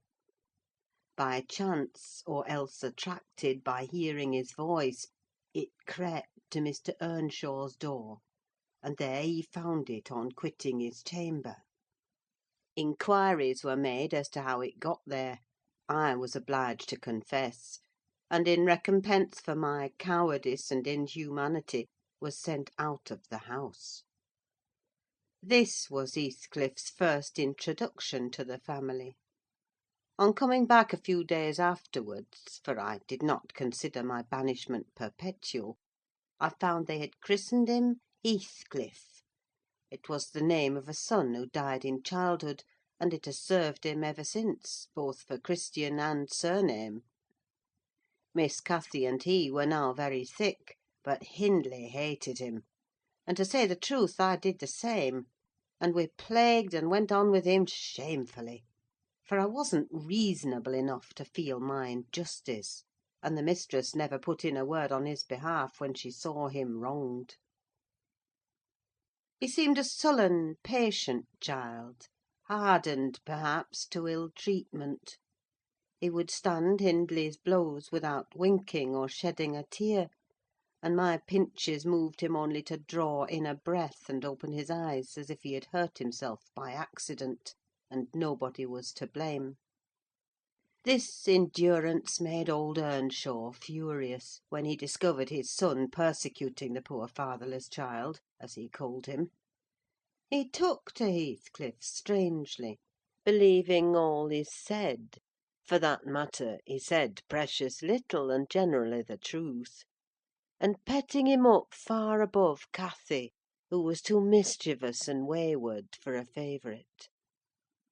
So, from the very beginning, he bred bad feeling in the house; and at Mrs. Earnshaw's death, which happened in less than 2 years after, the young master had learned to regard his father as an oppressor rather than a friend, and Heathcliff as a usurper of his parents' affections and his privileges; and he grew bitter with brooding over these injuries. I sympathised awhile; but when the children fell ill of the measles, and I had to tend them, and take on me the cares of a woman at once, I changed my idea. Heathcliff was dangerously sick, and while he lay at the worst he would have me constantly by his pillow. I suppose he felt I did a good deal for him, and he hadn't wit to guess that I was compelled to do it. However, I will say this: he was the quietest child that ever nurse watched over. The difference between him and the others forced me to be less partial. Cathy and her brother harassed me terribly: he was as uncomplaining as a lamb, though hardness, not gentleness, made him give little trouble. He got through, and the doctor affirmed it was in a great measure owing to me, and praised me for my care.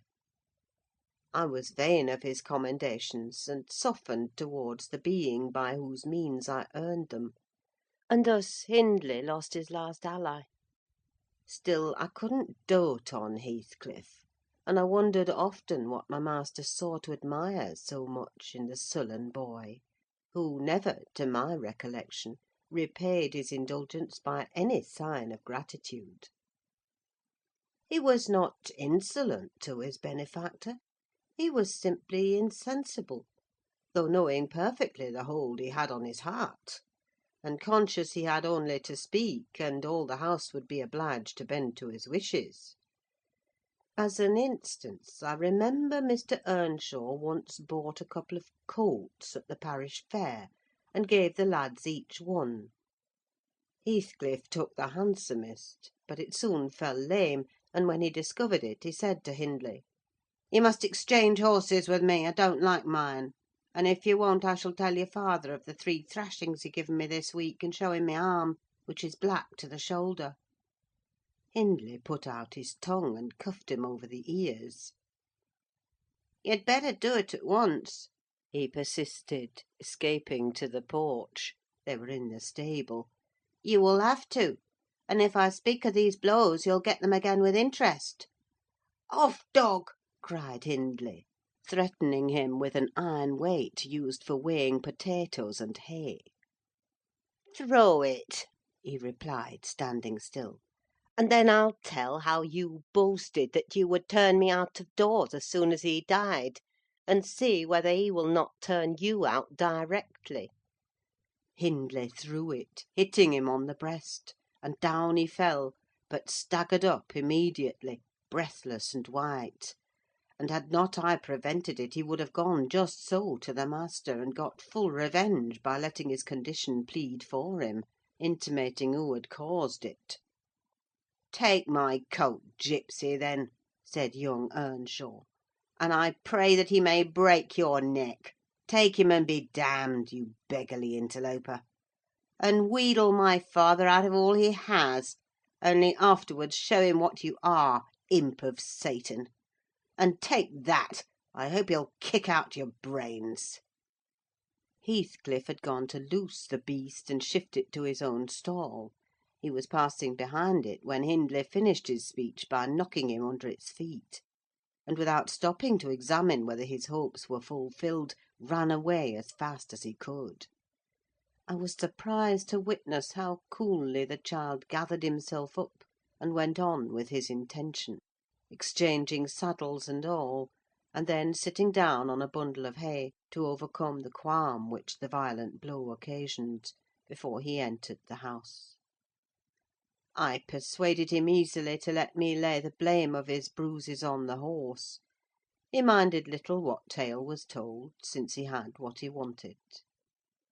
He complained so seldom, indeed, of such stirs as these, that I really thought him not vindictive. I was deceived completely, as you will hear. End of Chapter 4. Chapter 5. In the course of time, Mr. Earnshaw began to fail. He had been active and healthy, yet his strength left him suddenly, and when he was confined to the chimney-corner, he grew grievously irritable. And nothing vexed him, and suspected slights of his authority nearly threw him into fits. This was especially to be remarked if any one attempted to impose upon or domineer over his favourite. He was painfully jealous lest a word should be spoken amiss to him, seeming to have got into his head the notion that, because he liked Heathcliff, all hated and longed to do him an ill turn. It was a disadvantage to the lad, for the kinder among us did not wish to fret the master, so we humoured his partiality, and that humouring was rich nourishment to the child's pride and black tempers. Still it became in a manner necessary. Twice or thrice Hindley's manifestation of scorn, while his father was near, roused the old man to a fury. He seized his stick to strike him, and shook with rage that he could not do it. At last, our curate—we had a curate then, who made the living answer by teaching the little Lintons and Earnshaws, and farming his bit of land himself—advised that the young man should be sent to college; and Mr. Earnshaw agreed, though with a heavy spirit, for he said, Hindley was naught, and would never thrive as where he wandered. I hoped heartily we should have peace now. It hurt me to think the master should be made uncomfortable by his own good deed. I fancied the discontent of age and disease arose from his family disagreements, as he would have it that it did. Really, you know, sir, it was in his sinking frame. We might have got on tolerably, notwithstanding, but for two people: Miss Cathy and Joseph, the servant. You saw him, I daresay, up yonder. He was, and is yet most likely, the wearisomest, self-righteous Pharisee that ever ransacked a Bible to rake the promises to himself, and fling the curses to his neighbours. By his knack of sermonising and pious discoursing, he contrived to make a great impression on Mr. Earnshaw; and the more feeble the master became, the more influence he gained. He was relentless in worrying him about his soul's concerns, and about ruling his children rigidly. He encouraged him to regard Hindley as a reprobate, and night after night He regularly grumbled out a long string of tales against Heathcliff and Catherine, always minding to flatter Earnshaw's weakness by heaping the heaviest blame on the latter. Certainly she had ways with her such as I never saw a child take up before; and she put all of us past our patience 50 times and oftener in a day. From the hour she came downstairs till the hour she went to bed, we had not a minute's security that she wouldn't be in mischief. Her spirits were always at high water mark, her tongue always going, singing, laughing, and plaguing everybody who would not do the same. A wild, wicked slip she was; but she had the bonniest eye, the sweetest smile, and lightest foot in the parish; and, after all, I believe she meant no harm; for when once she made you cry in good earnest, it seldom happened that she would not keep you company, and oblige you to be quiet that you might comfort her. She was much too fond of Heathcliff. The greatest punishment we could invent for her was to keep her separate from him.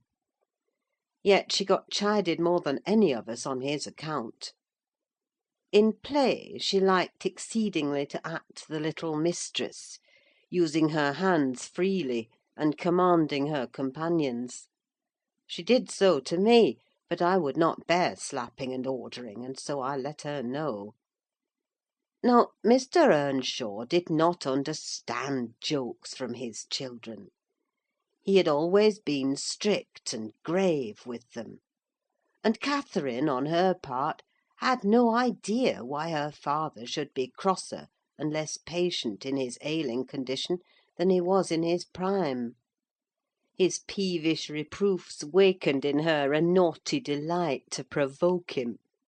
She was never so happy as when we were all scolding her at once, and she defying us with her bold, saucy look and her ready words; turning Joseph's religious curses into ridicule, baiting me, and doing just what her father hated most: showing how her pretended insolence, which he thought real, had more power over Heathcliff than his kindness; how the boy would do her bidding in anything, and his only when it suited his own inclination. After behaving as badly as possible all day, she sometimes came fondling to make it up at night. "Nay, Cathy," the old man would say, "I cannot love thee: thou'rt worse than thy brother. Go say thy prayers, child, and ask God's pardon. I doubt thy mother and I must rue that we ever reared thee." That made her cry at first, and then, being repulsed continually, hardened her; and she laughed if I told her to say she was sorry for her faults, and begged to be forgiven. But the hour came at last that ended Mr. Earnshaw's troubles on earth. He died quietly in his chair one October evening, seated by the fireside. A high wind blustered round the house, and roared in the chimney. It sounded wild and stormy, yet it was not cold, and we were all together: I a little removed from the hearth, busy at my knitting, and Joseph reading his Bible near the table; for the servants generally sat in the house then, after their work was done. Miss Cathy had been sick, and that made her still.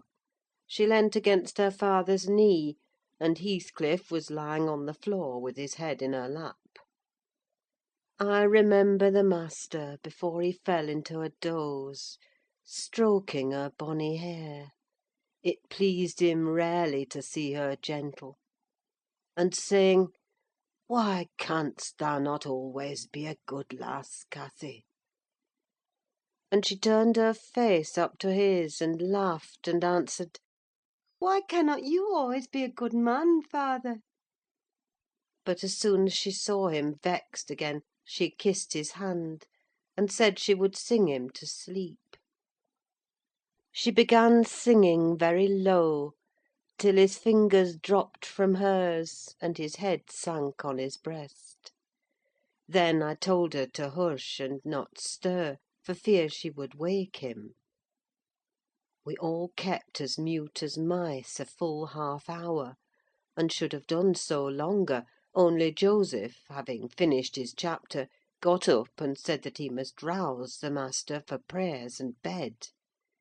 He stepped forward and called him by name, and touched his shoulder, but he would not move.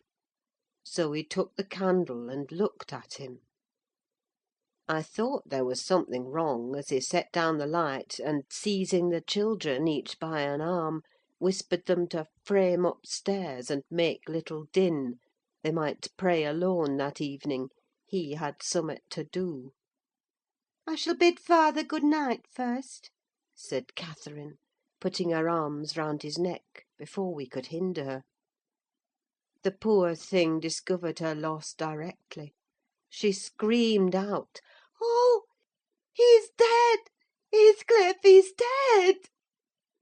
And they both set up a heart-breaking cry. I joined my wail to theirs, loud and bitter; but Joseph asked what we could be thinking of to roar in that way over a saint in heaven. He told me to put on my cloak and run to Gimmerton for the doctor and the parson. I could not guess the use that either would be of then. However, I went, through wind and rain, and brought one, the doctor, back with me. The other said he would come in the morning. Leaving Joseph to explain matters, I ran to the children's room. Their door was ajar. I saw they had never lain down, though it was past midnight. But they were calmer, and did not need me to console them. The little souls were comforting each other with better thoughts than I could have hit on. No parson in the world ever pictured heaven so beautifully as they did, in their innocent talk. And while I sobbed and listened, I could not help wishing we were all there, safe together. End of chapter 5. Chapter 6. Mr. Hindley came home to the funeral, and, a thing that amazed us and set the neighbours gossiping right and left, he brought a wife with him. What she was, and where she was born, he never informed us. Probably she had neither money nor name to recommend her, or he would scarcely have kept the union from his father. She was not one that would have disturbed the house much on her own account. Every object she saw, the moment she crossed the threshold, appeared to delight her, and every circumstance that took place about her, except the preparing for the burial, and the presence of the mourners. I thought she was half silly, from her behaviour while that went on. She ran into her chamber, and made me come with her, though I should have been dressing the children. And there she sat, shivering and clasping her hands, and asking repeatedly, "Are they gone yet?" Then she began describing, with hysterical emotion, the effect it produced on her to see black; and started and trembled, and at last fell a-weeping; and when I asked what was the matter, answered she didn't know, but she felt so afraid of dying. I imagined her as little likely to die as myself. She was rather thin, but young and fresh complexioned, and her eyes sparkled as bright as diamonds. I did remark, to be sure, that mounting the stairs made her breathe very quick, that the least sudden noise set her all in a quiver, and that she coughed troublesomely sometimes; but I knew nothing of what these symptoms portended, and had no impulse to sympathise with her. We don't in general take to foreigners here, Mr. Lockwood, unless they take to us first. Young Earnshaw was altered considerably in the 3 years of his absence. He had grown sparer, and lost his colour, and spoke and dressed quite differently; and on the very day of his return he told Joseph and me we must thenceforth quarter ourselves in the back kitchen, and leave the house for him. Indeed, he would have carpeted and papered a small spare room for a parlour, but his wife expressed such pleasure at the white floor and huge glowing fireplace, at the pewter dishes and delf case and dog kennel, and the wide space there was to move about in where they usually sat, that he thought it unnecessary to her comfort, and so dropped the intention. She expressed pleasure, too, at finding a sister among her new acquaintance; and she prattled to Catherine, and kissed her, and ran about with her, and gave her quantities of presents at the beginning. Her affection tired very soon, however; and when she grew peevish, Hindley became tyrannical. A few words from her, evincing a dislike to Heathcliff, were enough to rouse in him all his old hatred of the boy. He drove him from their company to the servants, deprived him of the instructions of the curate, and insisted that he should labour out of doors instead, compelling him to do so as hard as any other lad on the farm. Heathcliff bore his degradation pretty well at first, because Cathy taught him what she learned, and worked or played with him in the fields. They both promised fair to grow up as rude as savages, the young master being entirely negligent how they behaved and what they did, so they kept clear of him. He would not even have seen after their going to church on Sundays, only Joseph and the curate reprimanded his carelessness when they absented themselves, and that reminded him to order Heathcliff a flogging, and Catherine a fast from dinner or supper. But it was one of their chief amusements to run away to the moors in the morning, and remain there all day; and the after punishment grew a mere thing to laugh at. The curate might set as many chapters as he pleased for Catherine to get by heart, and Joseph might thrash Heathcliff till his arm ached: they forgot everything the minute they were together again; at least, the minute they had contrived some naughty plan of revenge. And many a time I've cried to myself to watch them growing more reckless daily, and I not daring to speak a syllable, for fear of losing the small power I still retained over the unfriended creatures. One Sunday evening it chanced that they were banished from the sitting-room for making a noise, or a light offence of the kind; and when I went to call them to supper, I could discover them nowhere. We searched the house above and below, and the yard and stables: they were invisible; and at last Hindley, in a passion, told us to bolt the doors, and swore nobody should let them in that night.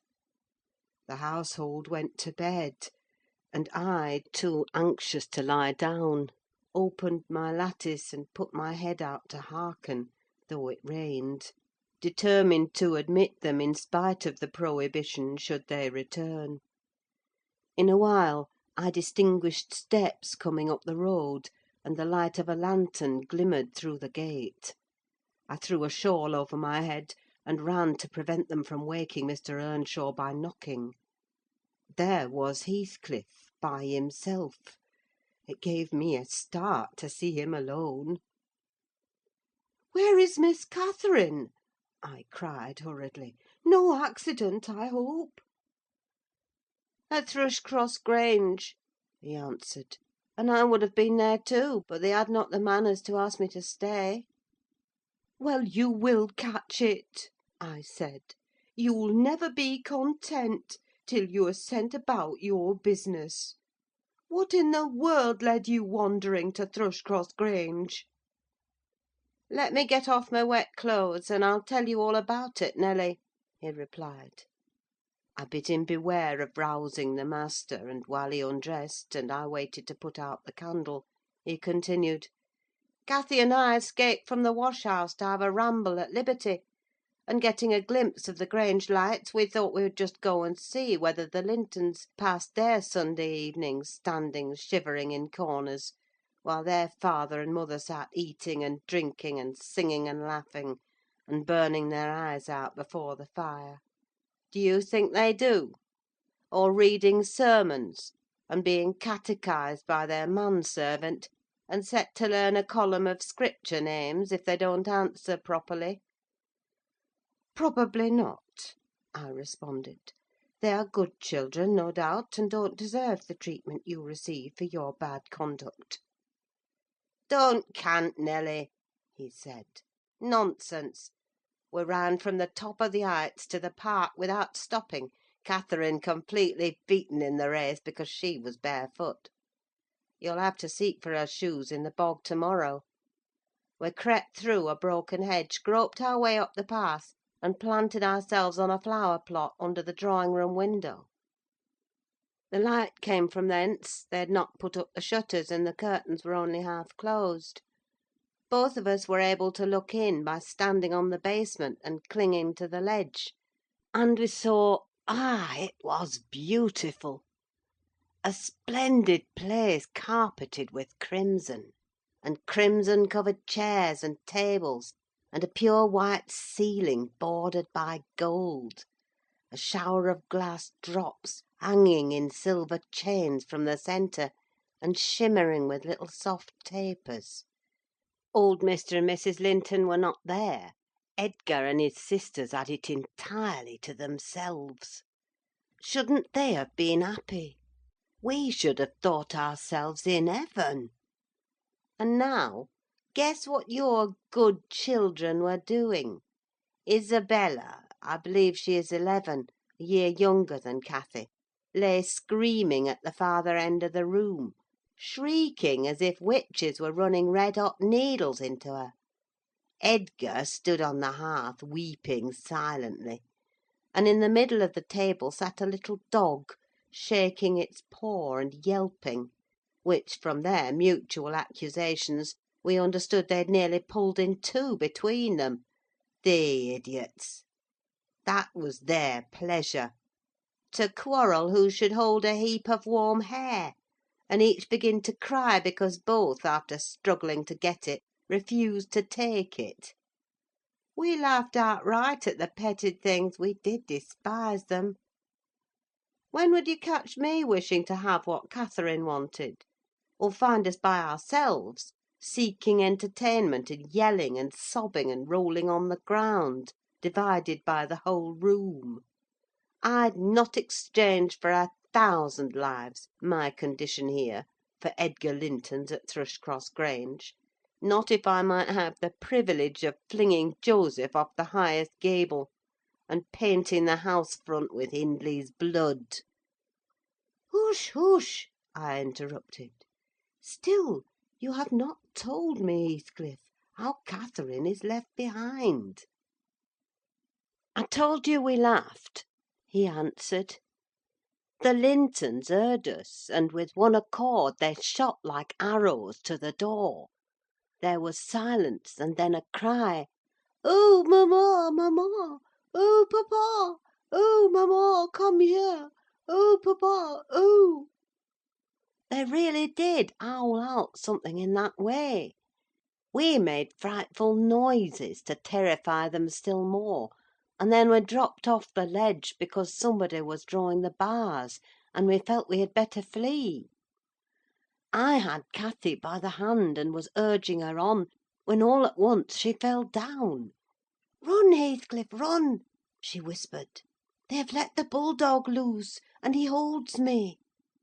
The devil had seized her ankle, Nelly.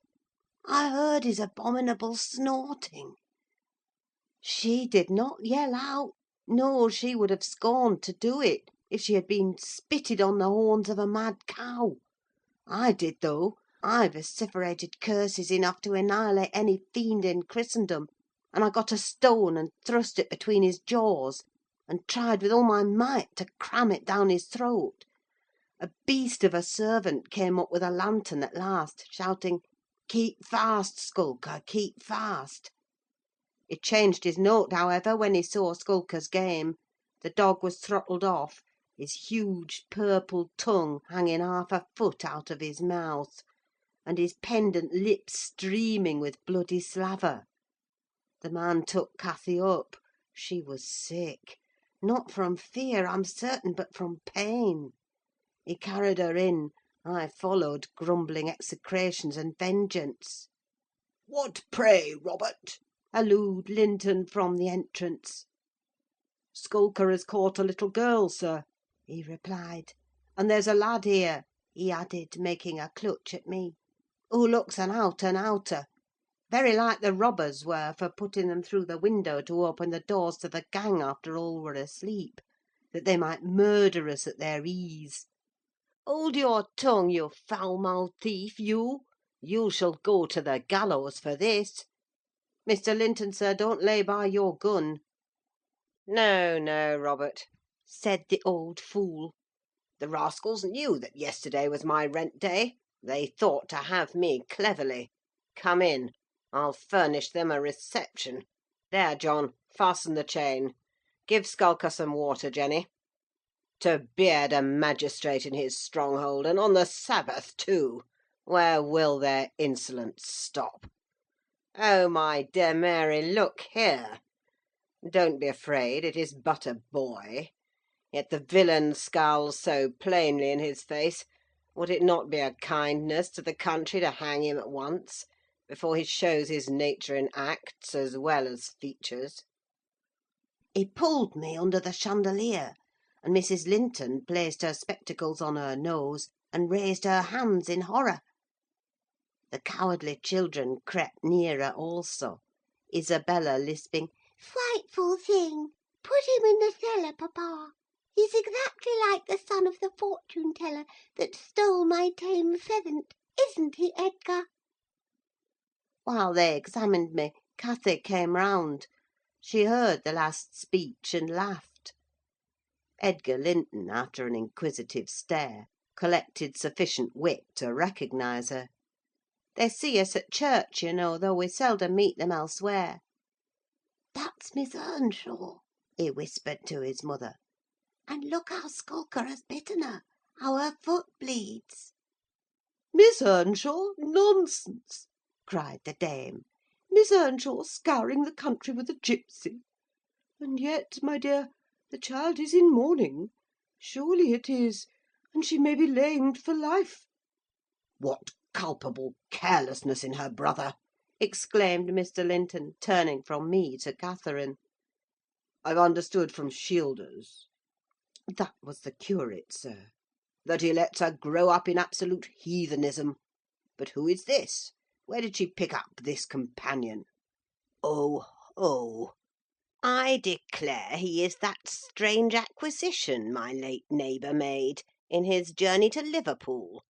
A little Lascar, or an American or Spanish castaway."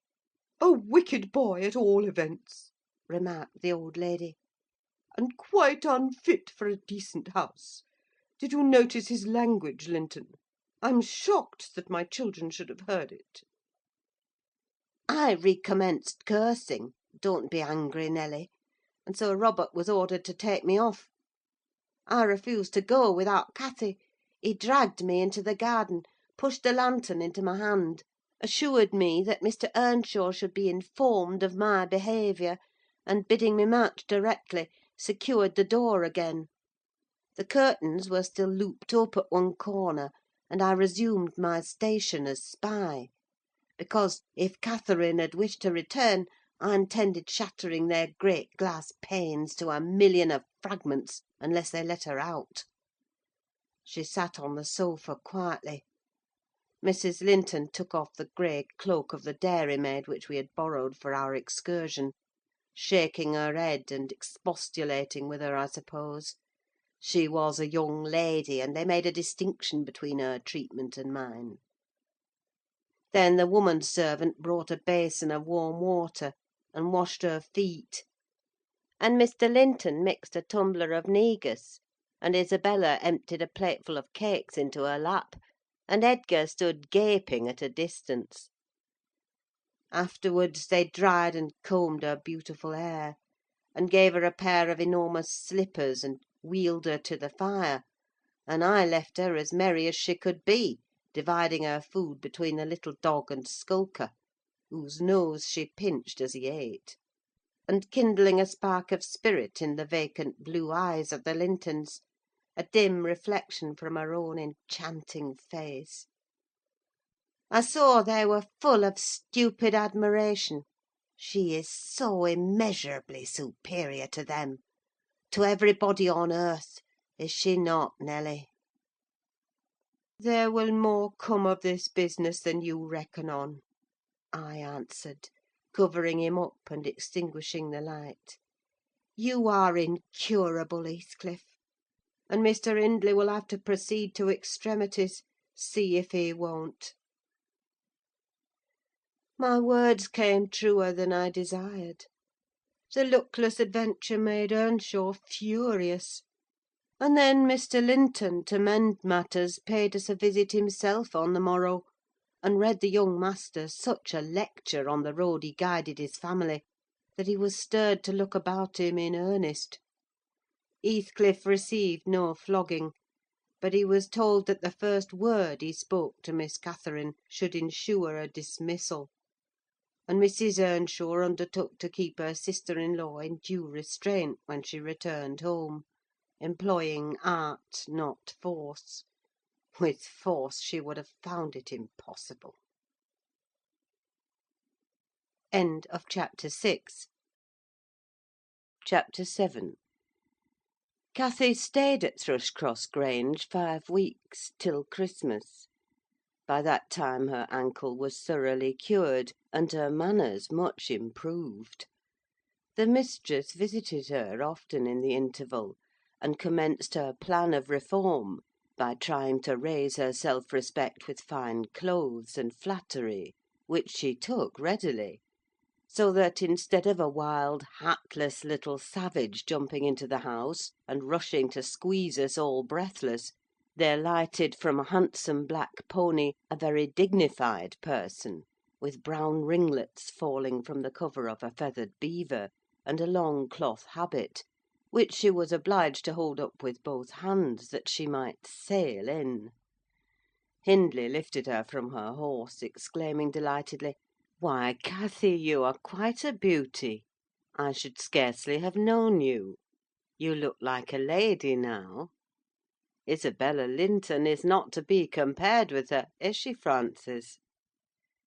"Isabella has not her natural advantages," replied his wife; "but she must mind, and not grow wild again here. Ellen, help Miss Catherine off with her things. Stay, dear, you will disarrange your curls: let me untie your hat." I removed the habit, and there shone forth beneath a grand plaid silk frock, white trousers, and burnished shoes; and while her eyes sparkled joyfully when the dogs came bounding up to welcome her, she dared hardly touch them, lest they should fawn upon her splendid garments. She kissed me gently: I was all flour making the Christmas cake, and it would not have done to give me a hug; and then she looked round for Heathcliff. Mr. and Mrs. Earnshaw watched anxiously their meeting, thinking it would enable them to judge in some measure what grounds they had for hoping to succeed in separating the two friends. Heathcliff was hard to discover at first. If he were careless and uncared for before Catherine's absence, he had been 10 times more so since. Nobody but I even did him the kindness to call him a dirty boy, and bid him wash himself once a week; and children of his age seldom have a natural pleasure in soap and water. Therefore, not to mention his clothes, which had seen 3 months' service in mire and dust, and his thick, uncombed hair, the surface of his face and hands was dismally beclouded. He might well skulk behind the settle on beholding such a bright, graceful damsel enter the house, instead of a rough-headed counterpart of himself, as he expected. "Is Heathcliff not here?" she demanded, pulling off her gloves, and displaying fingers wonderfully whitened with doing nothing and staying indoors. "Heathcliff, you may come forward," cried Mr. Hindley, enjoying his discomfiture, and gratified to see what a forbidding young blackguard he would be compelled to present himself. "You may come and wish Miss Catherine welcome, like the other servants." Cathy, catching a glimpse of her friend in his concealment, flew to embrace him. She bestowed 7 or 8 kisses on his cheek within the second, and then stopped, and drawing back, burst into a laugh, exclaiming, "Why, how very black and cross you look! And how funny and grim! But that's because I'm used to Edgar and Isabella Linton. Well, Heathcliff, have you forgotten me?" She had some reason to put the question, for shame and pride threw double gloom over his countenance, and kept him immovable. "Shake hands, Heathcliff," said Mr. Earnshaw, condescendingly. "Once in a way, that is permitted." "I shall not," replied the boy, finding his tongue at last. "I shall not stand to be laughed at. I shall not bear it." And he would have broken from the circle, but Miss Cathy seized him again. "I did not mean to laugh at you," she said. "I could not hinder myself. Heathcliff, shake hands at least. What are you sulky for? It was only that you looked odd. If you wash your face and brush your hair, it will be all right. But you are so dirty." She gazed concernedly at the dusky fingers she held in her own, and also at her dress, which she feared had gained no embellishment from its contact with his. "You needn't have touched me," he answered, following her eye, and snatching away his hand. "I shall be as dirty as I please, and I like to be dirty, and I will be dirty." With that, he dashed head foremost out of the room, amid the merriment of the master and mistress, and to the serious disturbance of Catherine, who could not comprehend how her remarks should have produced such an exhibition of bad temper.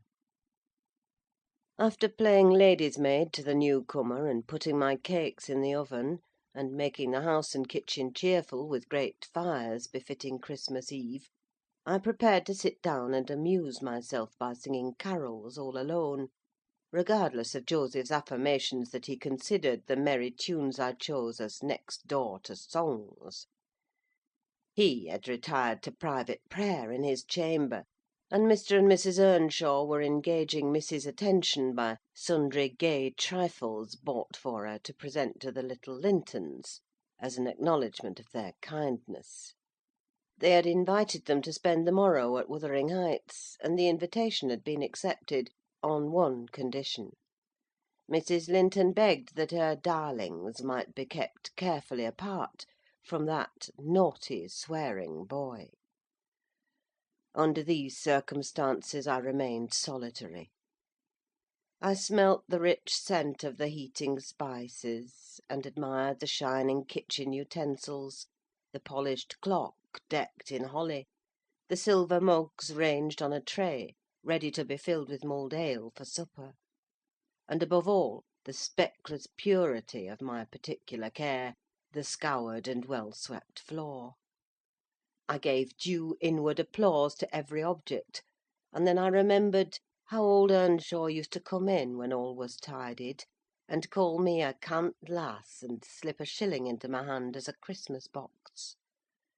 And from that I went on to think of his fondness for Heathcliff, and his dread lest he should suffer neglect after death had removed him; and that naturally led me to consider the poor lad's situation now, and from singing I changed my mind to crying. It struck me soon, however, there would be more sense in endeavouring to repair some of his wrongs than shedding tears over them. I got up and walked into the court to seek him. He was not far. I found him smoothing the glossy coat of the new pony in the stable, and feeding the other beasts according to custom. "Make haste, Heathcliff," I said. "The kitchen is so comfortable, and Joseph is upstairs. Make haste, and let me dress you smart before Miss Cathy comes out, and then you can sit together, with the whole hearth to yourselves, and have a long chatter till bedtime." He proceeded with his task, and never turned his head towards me. "Come, are you coming?" I continued. "There's a little cake for each of you, nearly enough; and you'll need half an hour's donning." I waited 5 minutes, but getting no answer, left him. Catherine supped with her brother and sister-in-law. Joseph and I joined at an unsociable meal, seasoned with reproofs on one side and sauciness on the other. His cake and cheese remained on the table all night for the fairies. He managed to continue work till 9 o'clock, and then marched dumb and dour to his chamber. Cathy sat up late, having a world of things to order for the reception of her new friends. She came into the kitchen once to speak to her old one, but he was gone, and she only stayed to ask what was the matter with him, and then went back. In the morning he rose early, and, as it was a holiday, carried his ill humour on to the moors, not reappearing till the family were departed for church. Fasting and reflection seemed to have brought him to a better spirit. He hung about me for a while, and, having screwed up his courage, exclaimed abruptly, "Nelly, make me decent: I'm going to be good." "High time, Heathcliff," I said. "You have grieved Catherine. She's sorry she ever came home, I daresay. It looks as if you envied her, because she is more thought of than you." The notion of envying Catherine was incomprehensible to him, but the notion of grieving her he understood clearly enough. "Did she say she was grieved?" he inquired, looking very serious. "She cried when I told her you were off again this morning." "Well, I cried last night," he returned, "and I had more reason to cry than she." "Yes, you had the reason of going to bed with a proud heart and an empty stomach," said I. "Proud people breed sad sorrows for themselves. But if you be ashamed of your touchiness, you must ask pardon, mind, when she comes in.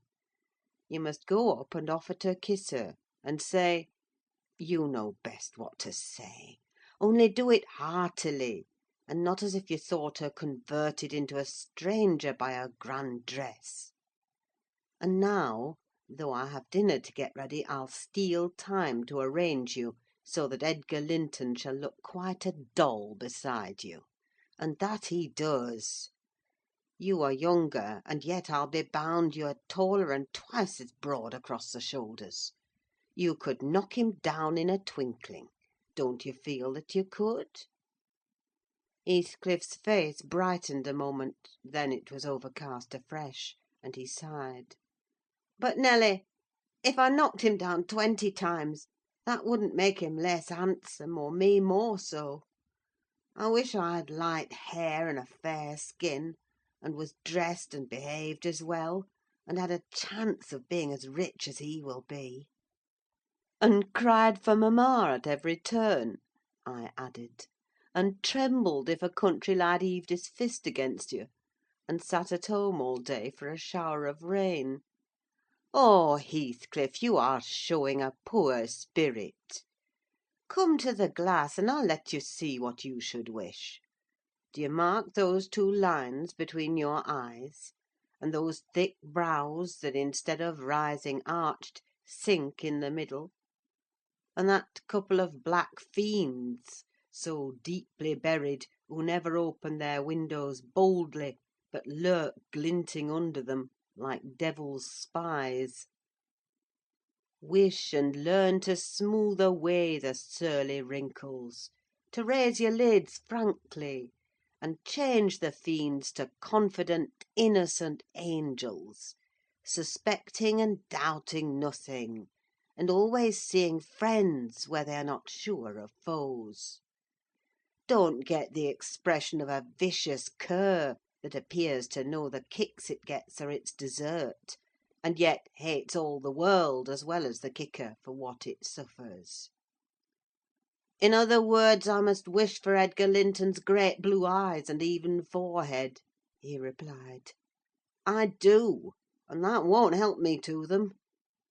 "A good heart will help you to a bonny face, my lad," I continued, "if you were a regular black; and a bad one will turn the bonniest into something worse than ugly.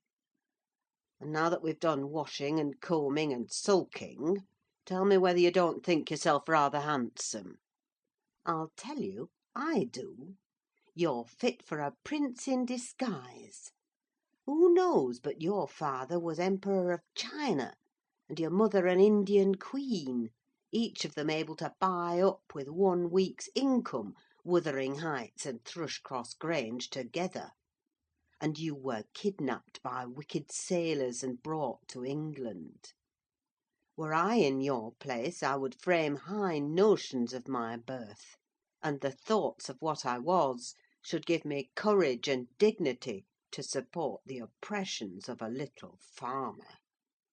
So I chattered on, and Heathcliff gradually lost his frown and began to look quite pleasant, when all at once our conversation was interrupted by a rumbling sound moving up the road and entering the court. He ran to the window, and I to the door, just in time to behold the 2 Lintons descend from the family carriage, smothered in cloaks and furs, and the Earnshaws dismount from their horses. They often rode to church in winter. Catherine took a hand of each of the children and brought them into the house and set them before the fire, which quickly put colour into their white faces.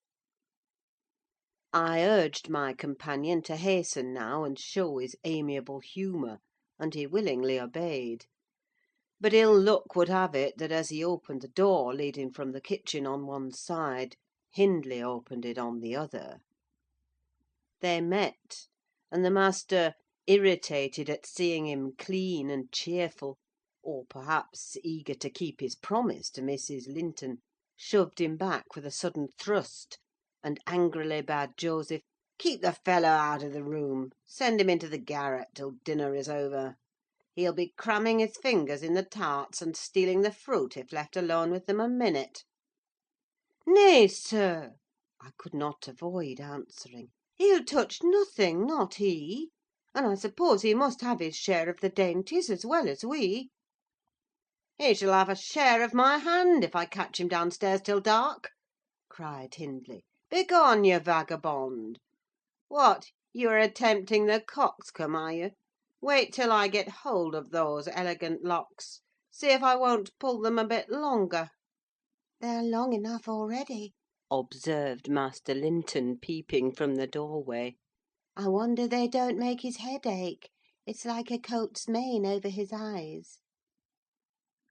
He ventured this remark without any intention to insult, but Heathcliff's violent nature was not prepared to endure the appearance of impertinence from one whom he seemed to hate, even then, as a rival. He seized a tureen of hot apple sauce, the first thing that came under his grape, and dashed it full against the speaker's face and neck, who instantly commenced a lament that brought Isabella and Catherine hurrying to the place. Mr. Earnshaw snatched up the culprit directly and conveyed him to his chamber, where doubtless he administered a rough remedy to cool the fit of passion, for he appeared red and breathless. I got the dishcloth and rather spitefully scrubbed Edgar's nose and mouth, affirming it served him right for meddling.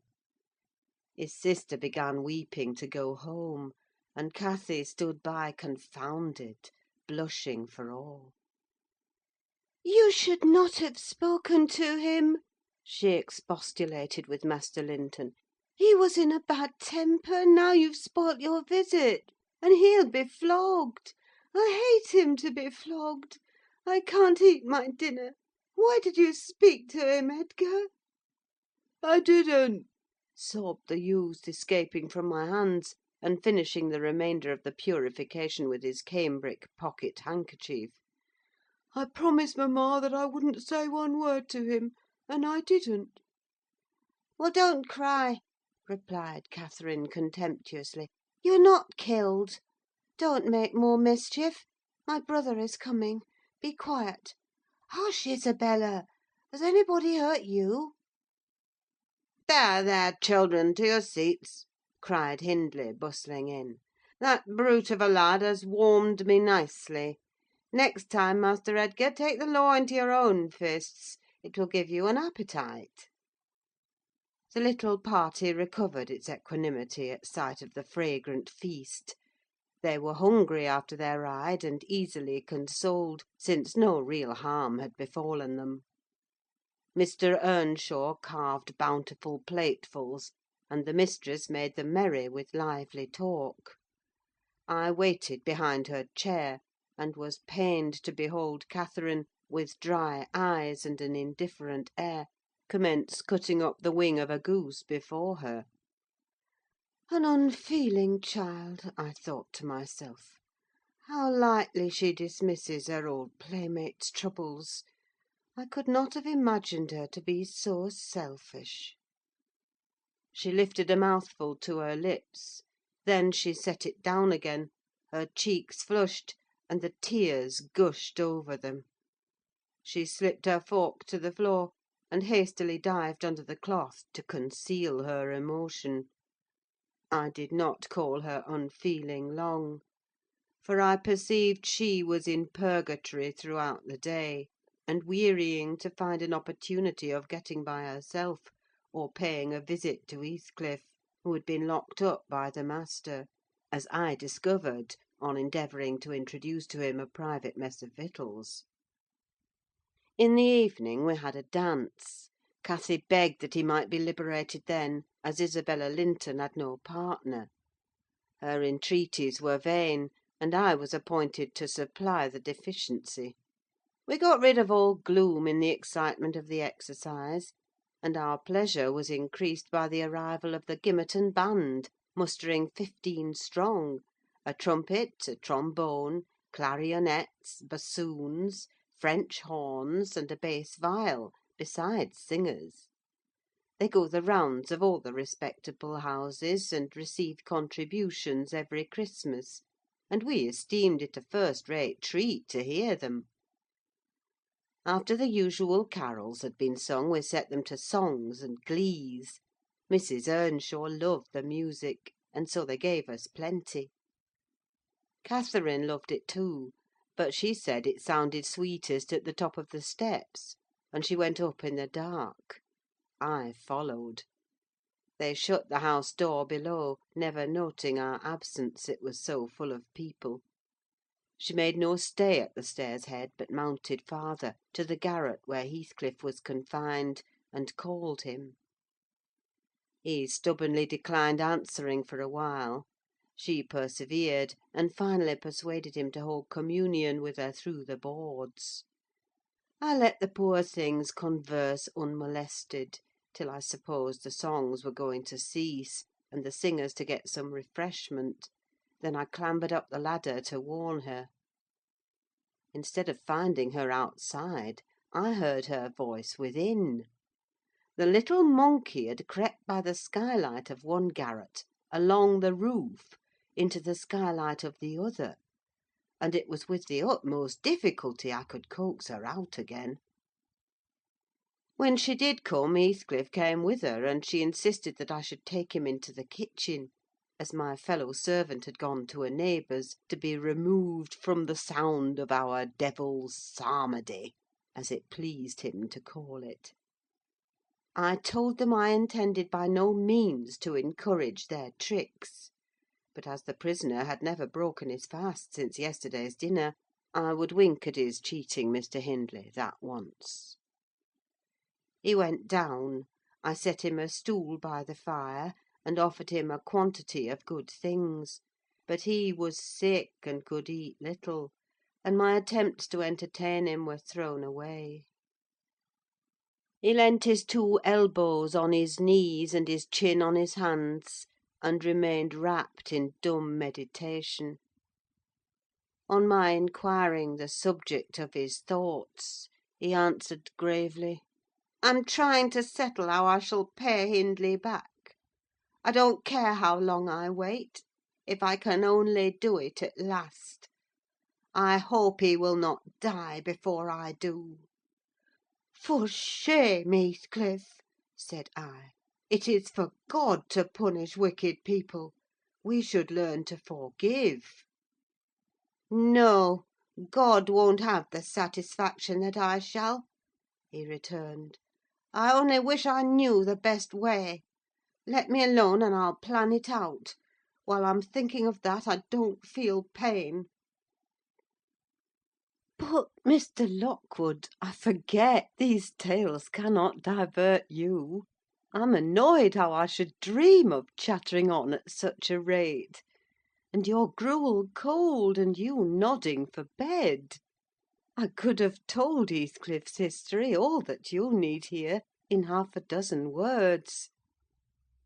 Thus interrupting herself, the housekeeper rose, and proceeded to lay aside her sewing. But I felt incapable of moving from the hearth, and I was very far from nodding. "Sit still, Mrs. Dean!" I cried. "Do sit still another half hour. You've done just right to tell the story leisurely. That is the method I like, and you must finish it in the same style. I am interested in every character you have mentioned, more or less." "The clock is on the stroke of 11, sir." "No matter. I'm not accustomed to go to bed in the long hours. 1 or 2 is early enough for a person who lies till 10. "You shouldn't lie till 10. There's the very prime of the morning gone long before that time. A person who has not done one half his day's work by 10 o'clock runs a chance of leaving the other half undone. Nevertheless, Mrs. Dean, resume your chair, because to-morrow I intend lengthening the night till afternoon. I prognosticate for myself an obstinate cold, at least." "I hope not, sir. Well, you must allow me to leap over some 3 years. During that space, Mrs. Earnshaw—" "No, no, I'll allow nothing of the sort. Are you acquainted with the mood of mind in which, if you were seated alone, and the cat licking its kitten on the rug before you, you would watch the operation so intently that Pussy's neglect of one ear would put you seriously out of temper?" "A terribly lazy mood, I should say." "On the contrary, a tiresomely active one. It is mine at present, and therefore continue minutely. I perceive that people in these regions acquire over people in towns the value that a spider in a dungeon does over a spider in a cottage, to their various occupants. And yet the deepened attraction is not entirely owing to the situation of the looker-on. They do live more in earnest, more in themselves, and less in surface, change, and frivolous external things. I could fancy a love for life here almost possible; and I was a fixed unbeliever in any love of a year's standing. One state resembles setting a hungry man down to a single dish, on which he may concentrate his entire appetite, and do it justice. The other, introducing him to a table laid out by French cooks. He can perhaps extract as much enjoyment from the whole, but each part is a mere atom in his regard and remembrance." "Oh, here we are the same as anywhere else, when you get to know us," observed Mrs. Dean, somewhat puzzled at my speech. "Excuse me," I responded. "You, my good friend, are a striking evidence against that assertion. Excepting a few provincialisms of slight consequence, you have no marks of the manners which I am habituated to consider as peculiar to your class. I'm sure you have thought a great deal more than the generality of servants think. You have been compelled to cultivate your reflective faculties, for want of occasions for frittering your life away in silly trifles." Mrs. Dean laughed. "I certainly esteem myself a steady, reasonable kind of body," she said. "Not exactly from living among the hills, and seeing one set of faces and one series of actions from year's end to year's end; but I have undergone sharp discipline, which has taught me wisdom. And then I have read more than you would fancy, Mr. Lockwood. You could not open a book in this library that I have not looked into, and got something out of also; unless it be that range of Greek and Latin, and that of French; and those I know one from another. It is as much as you can expect of a poor man's daughter. However, if I am to follow my story in true gossip's fashion, I'd better go on; and instead of leaping 3 years, I will be content to pass to the next summer, the summer of 1778. That is nearly 23 years ago. End of chapter 7. Chapter 8. On the morning of a fine June day, my first bonny little nursling, and the last of the ancient Earnshaw stock, was born. We were busy with the hay in a far-away field, when the girl that usually brought our breakfasts came running an hour too soon across the meadow and up the lane, calling me as she ran. "Oh, such a grand bairn!" she panted out. "The finest lad that ever breathed! But the doctor says missus must go. He says she's been in a consumption these many months.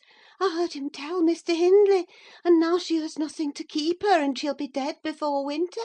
You must come home directly. You're to nurse it, Nelly, to feed it with sugar and milk, and take care of it day and night. I wish I were you, because it'll be all yours when there's no missus."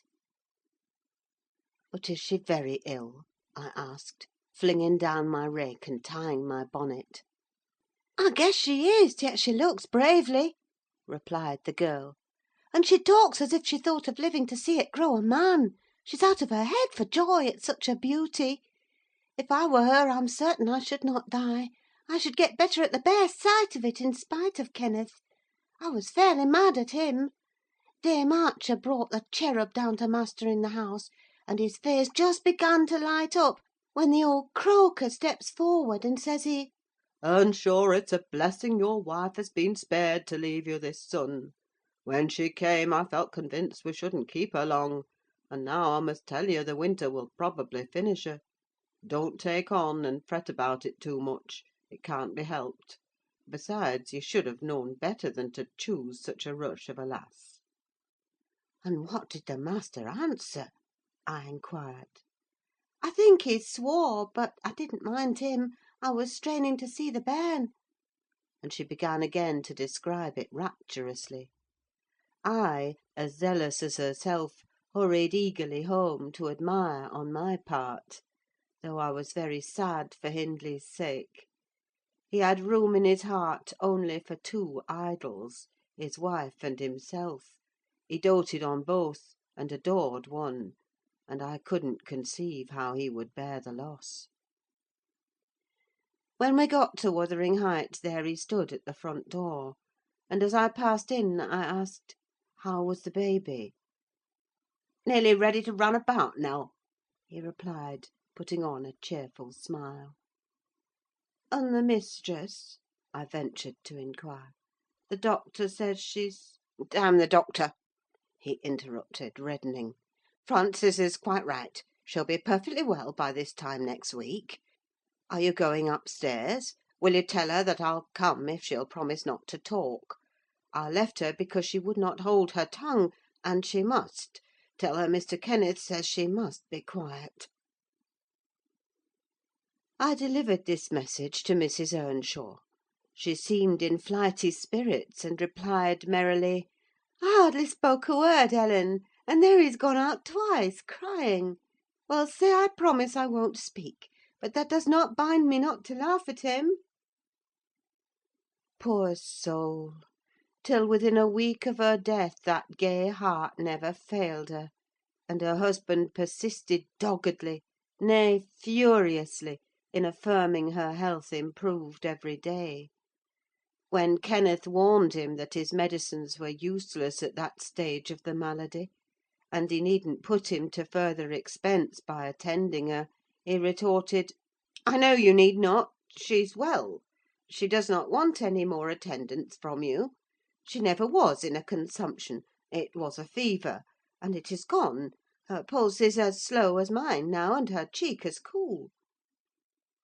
He told his wife the same story, and she seemed to believe him; but one night, while leaning on his shoulder, in the act of saying she thought she should be able to get up to morrow, A fit of coughing took her, a very slight one. He raised her in his arms. She put two hands about his neck. Her face changed, and she was dead. As the girl had anticipated, the child Hareton fell wholly into my hands. Mr. Earnshaw, provided he saw him healthy and never heard him cry, was contented as far as regarded him. For himself, he grew desperate. His sorrow was of that kind that will not lament. He neither wept nor prayed. He cursed and defied, execrated God and man, and gave himself up to reckless dissipation. The servants could not bear his tyrannical and evil conduct long. Joseph and I were the only two that would stay. I had not the heart to leave my charge, and besides, I'd been his foster sister, and excused his behaviour more readily than a stranger would. Joseph remained to hector over tenants and labourers, and because it was his vocation to be where he had plenty of wickedness to reprove. The master's bad ways and bad companions formed a pretty example for Catherine and Heathcliff. His treatment of the latter was enough to make a fiend of a saint; and truly it appeared as if the lad were possessed of something diabolical at that period. He delighted to witness Hindley degrading himself past redemption, and became daily more notable for savage sullenness and ferocity. I could not half tell what an infernal house we had. The curate dropped calling, and nobody decent came near us at last, unless Edgar Linton's visits to Miss Cathy might be an exception. At 15, she was queen of the countryside: she had no peer, and she did turn out a haughty, headstrong creature. I own I did not like her after infancy was past, and I vexed her frequently by trying to bring down her arrogance. She never took an aversion to me, though: she had a wondrous constancy to old attachments. Even Heathcliff kept his hold on her affections unalterably; and young Linton, with all his superiority, found it difficult to make an equally deep impression. He was my late master: that is his portrait over the fireplace.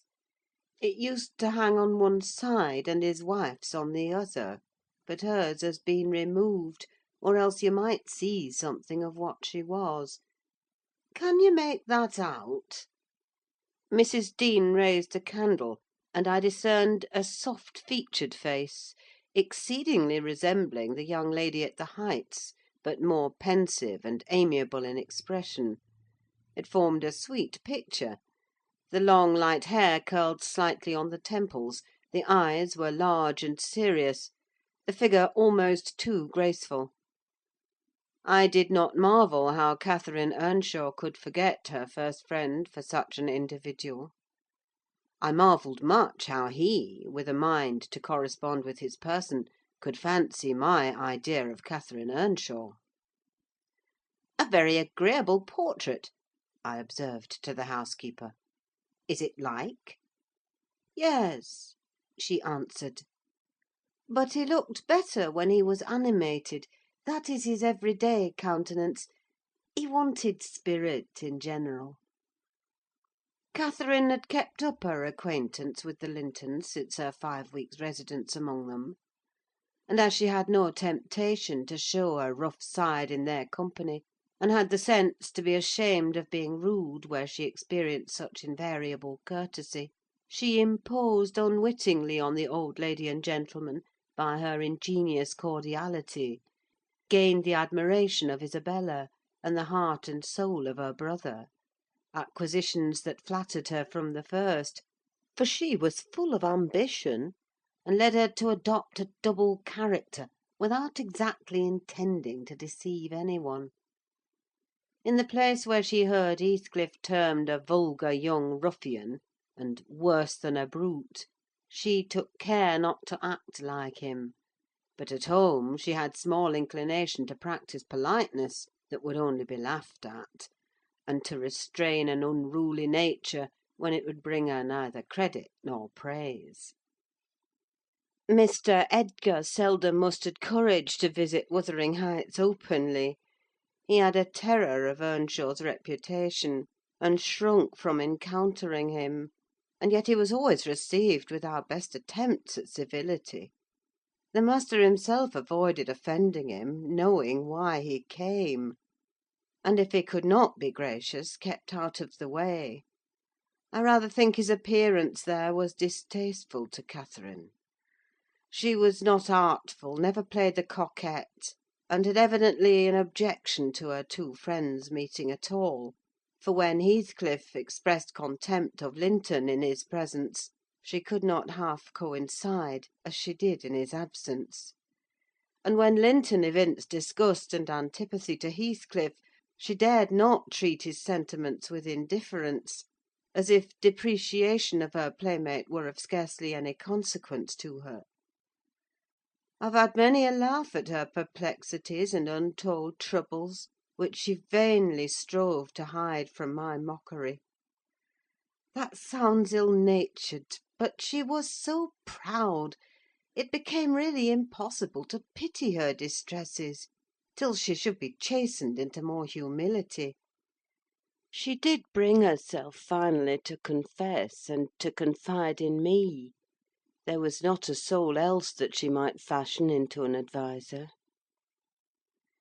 Mr. Hindley had gone from home one afternoon, and Heathcliff presumed to give himself a holiday on the strength of it. He had reached the age of 16 then, I think; and without having bad features, or being deficient in intellect, he contrived to convey an impression of inward and outward repulsiveness that his present aspect retains no traces of. In the first place, he had by that time lost the benefit of his early education: continual hard work, begun soon and concluded late, had extinguished any curiosity he once possessed in pursuit of knowledge, and any love for books or learning. His childhood's sense of superiority, instilled into him by the favours of old Mr. Earnshaw, was faded away. He struggled long to keep up an equality with Catherine in her studies, and yielded with poignant though silent regret. But he yielded completely, and there was no prevailing on him to take a step in the way of moving upward, when he found he must necessarily sink beneath his former level. Then personal appearance sympathised with mental deterioration. He acquired a slouching gait and ignoble look. His naturally reserved disposition was exaggerated into an almost idiotic excess of unsociable moroseness; and he took a grim pleasure, apparently, in exciting the aversion rather than the esteem of his few acquaintance. Catherine and he were constant companions still at his seasons of respite from labour; but he had ceased to express his fondness for her in words, and recoiled with angry suspicion from her girlish caresses, as if conscious there could be no gratification in lavishing such marks of affection on him. On the before named occasion he came into the house to announce his intention of doing nothing, while I was assisting Miss Cathy to arrange her dress. She had not reckoned on his taking it into his head to be idle; and imagining she would have the whole place to herself, she managed, by some means, to inform Mr. Edgar of her brother's absence, and was then preparing to receive him. "Cathy, are you busy this afternoon?" asked Heathcliff. "Are you going anywhere?" "No, it is raining," she answered. "Why have you that silk frock on, then?" he said. "Nobody coming here, I hope?" "Not that I know of," stammered Miss. "but you should be in the field now, Heathcliff. It is an hour past dinner time. I thought you were gone." "Hindley does not often free us from his accursed presence," observed the boy. "I'll not work any more to day. I'll stay with you." "Oh, but Joseph will tell," she suggested. "You'd better go." "Joseph is loading lime on the further side of Penistone Crags. It will take him till dark, and he'll never know." So saying, he lounged to the fire and sat down. Catherine reflected an instant with knitted brows. She found it needful to smooth the way for an intrusion. "Isabella and Edgar Linton talked of calling this afternoon," she said, at the conclusion of a minute's silence. "As it rains, I hardly expect them; but they may come, and if they do, you run the risk of being scolded for no good." "Order Ellen to say you are engaged, Cathy," he persisted. "Don't turn me out for those pitiful, silly friends of yours. I'm on the point, sometimes, of complaining that they... but I'll not." "That they what?" cried Catherine, gazing at him with a troubled countenance. "Oh, Nelly!" she added petulantly, jerking her head away from my hands, "you've combed my hair quite out of curl. That's enough: let me alone. What are you on the point of complaining about, Heathcliff?" "Nothing. Only look at the almanac on that wall." He pointed to a framed sheet hanging near the window, and continued, "The crosses are for the evenings you have spent with the Lintons; the dots for those spent with me. Do you see? I've marked every day." "Yes, very foolish: as if I took notice!" replied Catherine, in a peevish tone. "And where is the sense of that?" "To show that I do take notice," said Heathcliff. "And should I always be sitting with you?" she demanded, growing more irritated. "What good do I get? What do you talk about? You might be dumb, or a baby, for anything you say to amuse me, or for anything you do, either." "You never told me before that I talk too little, or that you dislike my company, Cathy," exclaimed Heathcliff, in much agitation. "It's no company at all, when people know nothing and say nothing," she muttered. Her companion rose up, but he hadn't time to express his feelings further, for a horse's feet were heard on the flags, and having knocked gently, young Linton entered, his face brilliant with delight at the unexpected summons he had received. Doubtless Catherine marked the difference between her friends, as one came in and the other went out. The contrast resembled what you see in exchanging a bleak, hilly, coal country for a beautiful, fertile valley; and his voice and greeting were as opposite as his aspect. He had a sweet, low manner of speaking, and pronounced his words as you do: that's less gruff than we talk here, and softer. "I'm not come too soon, am I?" he said, casting a look at me. I had begun to wipe the plate, and tidy some drawers at the far end in the dresser. "No," answered Catherine. "What are you doing there, Nelly?" "My work, miss," I replied. Mr. Hindley had given me directions to make a third party in any private visits Linton chose to pay. She stepped behind me, and whispered crossly, "Take yourself and your dusters off. When company are in the house, servants don't commence scouring and cleaning in the room where they are." "It's a good opportunity, now that master is away," I answered aloud. "He hates me to be fidgeting over these things in his presence. I'm sure Mr. Edgar will excuse me." "I hate you to be fidgeting in my presence!" exclaimed the young lady imperiously, not allowing her guest time to speak. She had failed to recover her equanimity since the little dispute with Heathcliff. "I'm sorry for it, Miss Catherine," was my response, and I proceeded assiduously with my occupation. She, supposing Edgar could not see her, snatched the cloth from my hand, and pinched me with a prolonged wrench very spitefully on the arm. I've said I did not love her, and rather relished mortifying her vanity now and then. Besides, she hurt me extremely. So I started up from my knees and screamed out, "Oh, miss, that's a nasty trick! You have no right to nip me, and I'm not going to bear it." "I didn't touch you, you lying creature!" cried she, her fingers tingling to repeat the act, and her ears red with rage. She never had power to conceal her passion: it always set her whole complexion in a blaze. "What's that, then?"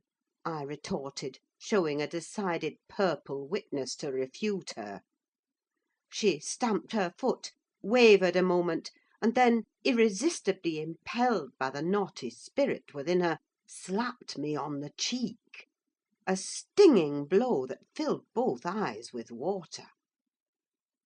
"Catherine, love, Catherine!"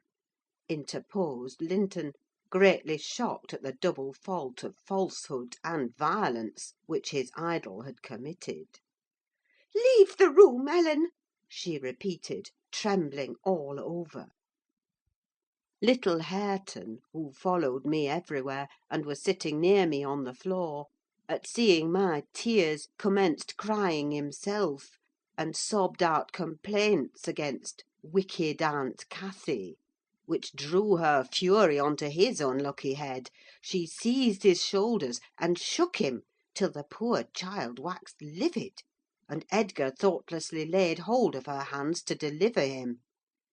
In an instant one was wrung free, and the astonished young man felt it applied over his own ear in a way that could not be mistaken for jest. He drew back in consternation.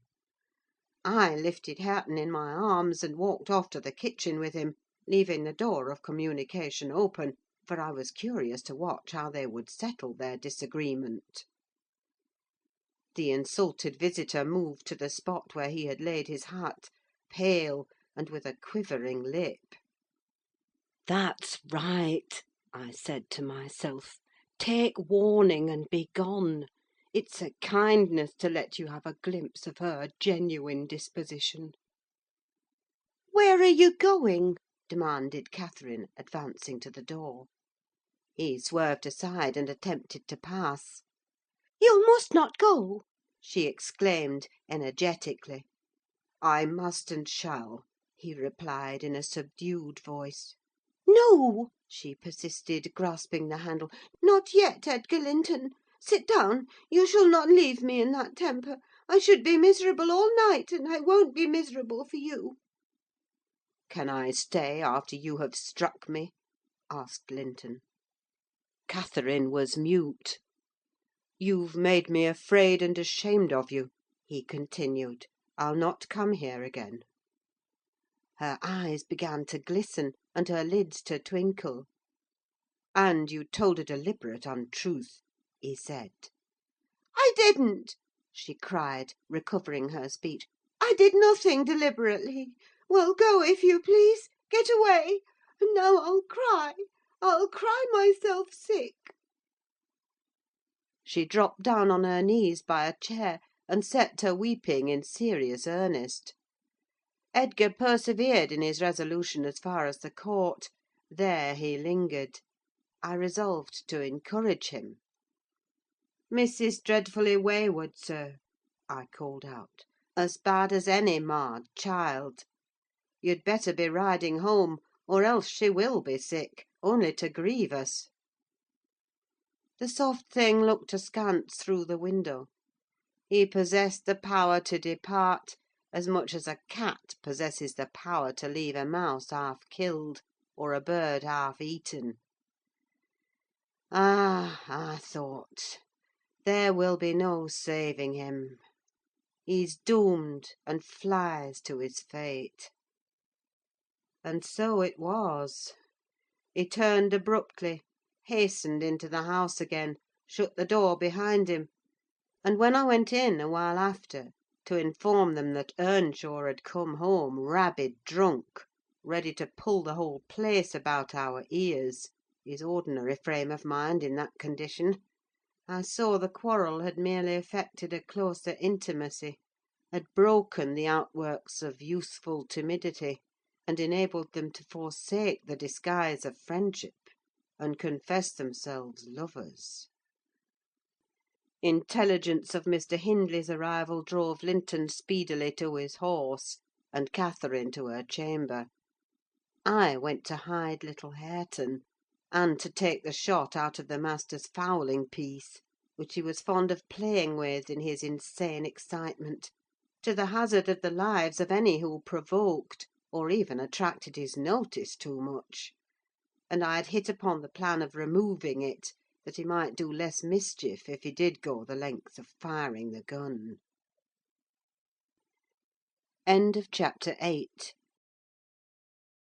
Chapter 9.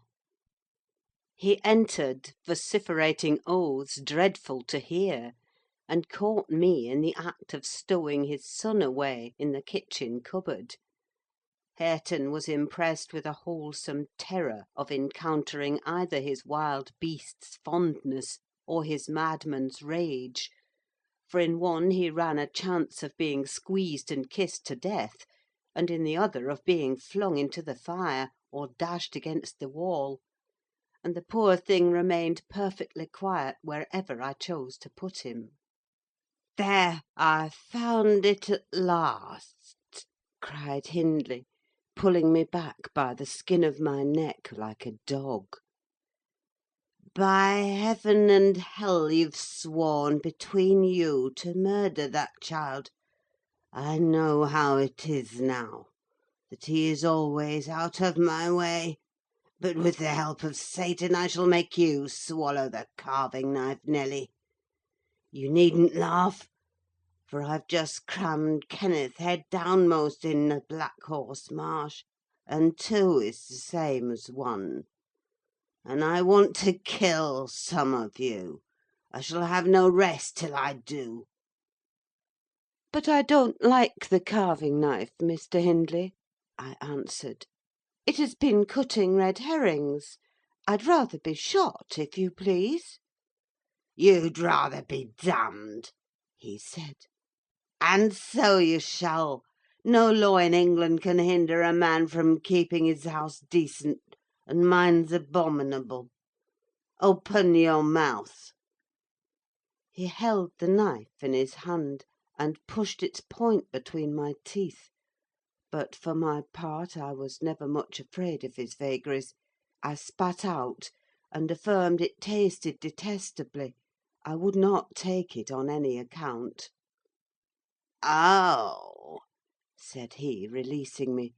"I see that hideous little villain is not Hareton. I beg your pardon, Nell. If it be, he deserves flaying alive for not running to welcome me, and for screaming as if I were a goblin. Unnatural cub, come hither! I'll teach thee to impose on a good-hearted, deluded father. Now, don't you think the lad would be handsomer cropped? It makes a dog fiercer, and I love something fierce. Get me a scissors. Something fierce and trim. Besides, it's infernal affectation.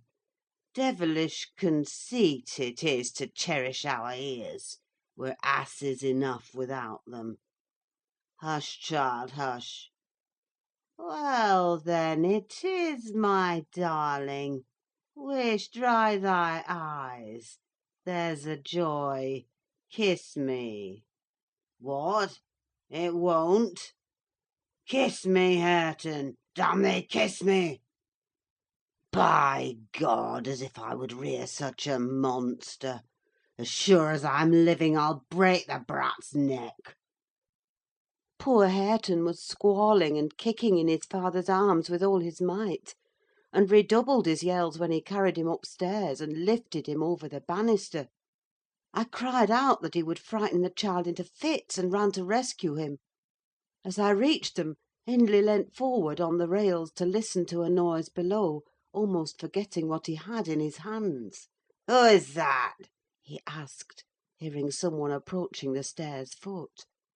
I leant forward also for the purpose of signing to Heathcliff, whose step I recognised, not to come further; and at the instant when my eye quitted Hareton, he gave a sudden spring, delivered himself from the careless grasp that held him, and fell. There was scarcely time to experience a thrill of horror before we saw that the little wretch was safe. Heathcliff arrived underneath just at the critical moment. By a natural impulse he arrested his descent, and, setting him on his feet, looked up to discover the author of the accident. A miser who has parted with a lucky lottery ticket for 5 shillings, and finds next day he has lost in the bargain £5,000, could not show a blanker countenance than he did on beholding the figure of Mr. Earnshaw above. It expressed, plainer than words could do, the intensest anguish at having made himself the instrument of thwarting his own revenge. Had it been dark, I daresay he would have tried to remedy the mistake by smashing Hareton's skull on the steps. But we witnessed his salvation, and I was presently below with my precious charge pressed to my heart. Hindley descended more leisurely, sobered and abashed. "It is your fault, Ellen," he said. "You should have kept him out of sight. You should have taken him from me. Is he injured anywhere?" "Injured!" I cried angrily. "If he is not killed, he'll be an idiot. Oh, I wonder his mother does not rise from her grave to see how you use him. You're worse than a heathen, treating your own flesh and blood in that manner." He attempted to touch the child, who, on finding himself with me, sobbed off his terror directly. At the first finger his father laid on him, however, he shrieked again, louder than before, and struggled as if he would go into convulsions. "You shall not meddle with him," I continued. "He hates you: they all hate you, that's the truth. A happy family you have, and a pretty state you've come to." "I shall come to a prettier yet, Nelly," laughed the misguided man, recovering his hardness. "At present, convey yourself and him away. And hark you, Heathcliff, clear you too, quite from my reach and hearing. I wouldn't murder you to-night, unless perhaps I set the house on fire; but that's as my fancy goes." While saying this, he took a pint bottle of brandy from the dresser and poured some into a tumbler. "Nay, don't!" I entreated. "Mr. Hindley, do take warning. Have mercy on this unfortunate boy, if you care nothing for yourself." "Any one will do better for him than I shall," he answered. "Have mercy on your own soul," I said, endeavouring to snatch the glass from his hand. "Not I! On the contrary, I shall have great pleasure in sending it to perdition to punish its maker," exclaimed the blasphemer. "Here's to its hearty damnation!" He drank the spirits, and impatiently bade us go, terminating his command with a sequel of horrid imprecations, too bad to repeat or remember. "It's a pity he cannot kill himself with drink," observed Heathcliff, muttering an echo of curses back when the door was shut. "He's doing his very utmost, but his constitution defies him. Mr. Kenneth says he would wager his mare that he'll outlive any man on this side Gimmerton, and go to the grave a hoary sinner, unless some happy chance out of the common course befall him." I went into the kitchen, and sat down to lull my little lamb to sleep. Heathcliff, as I thought, walked through to the barn. It turned out afterwards that he only got as far as the other side the settle, when he flung himself on a bench by the wall, removed from the fire, and remained silent. I was rocking Hareton on my knee, and humming a song that began: "It was far in the night, in the bairnies' grot, the mither beneath the mools heard that," when Miss Cathy, who had listened to the hubbub from her room, put her head in, and whispered, "Are you alone, Nelly?" "Yes, miss," I replied. She entered and approached the hearth. I, supposing she was going to say something, looked up. The expression of her face seemed disturbed and anxious. Her lips were half asunder, as if she meant to speak, and she drew a breath, but it escaped in a sigh instead of a sentence. I resumed my song, not having forgotten her recent behaviour. "Where's Heathcliff?" She said, interrupting me. "About his work in the stable," was my answer. He did not contradict me: perhaps he had fallen into a doze. There followed another long pause, during which I perceived a drop or two trickle from Catherine's cheek to the flags. Is she sorry for her shameful conduct? I asked myself. That will be a novelty. But she may come to the point. As she will, I shan't help her. No, she felt small trouble regarding any subject save her own concerns. "Oh, dear!" she cried at last. "I'm very unhappy." "A pity," observed I. "You're hard to please. So many friends, and so few cares, and can't make yourself content." "Nelly, will you keep a secret for me?" she pursued, kneeling down by me, and lifting her winsome eyes to my face, with that sort of look which turns off bad temper, even when one has all the right in the world to indulge it. "Is it worth keeping?" I inquired, less sulkily. "Yes, and it worries me, and I must let it out. I want to know what I should do. To–day Edgar Linton has asked me to marry him, and I've given him an answer. Now, before I tell you whether it was a consent or denial, you tell me which it ought to have been." "Really, Miss Catherine, how can I know?" I replied. "To be sure, considering the exhibition you performed in his presence this afternoon, I might say it would be wise to refuse him.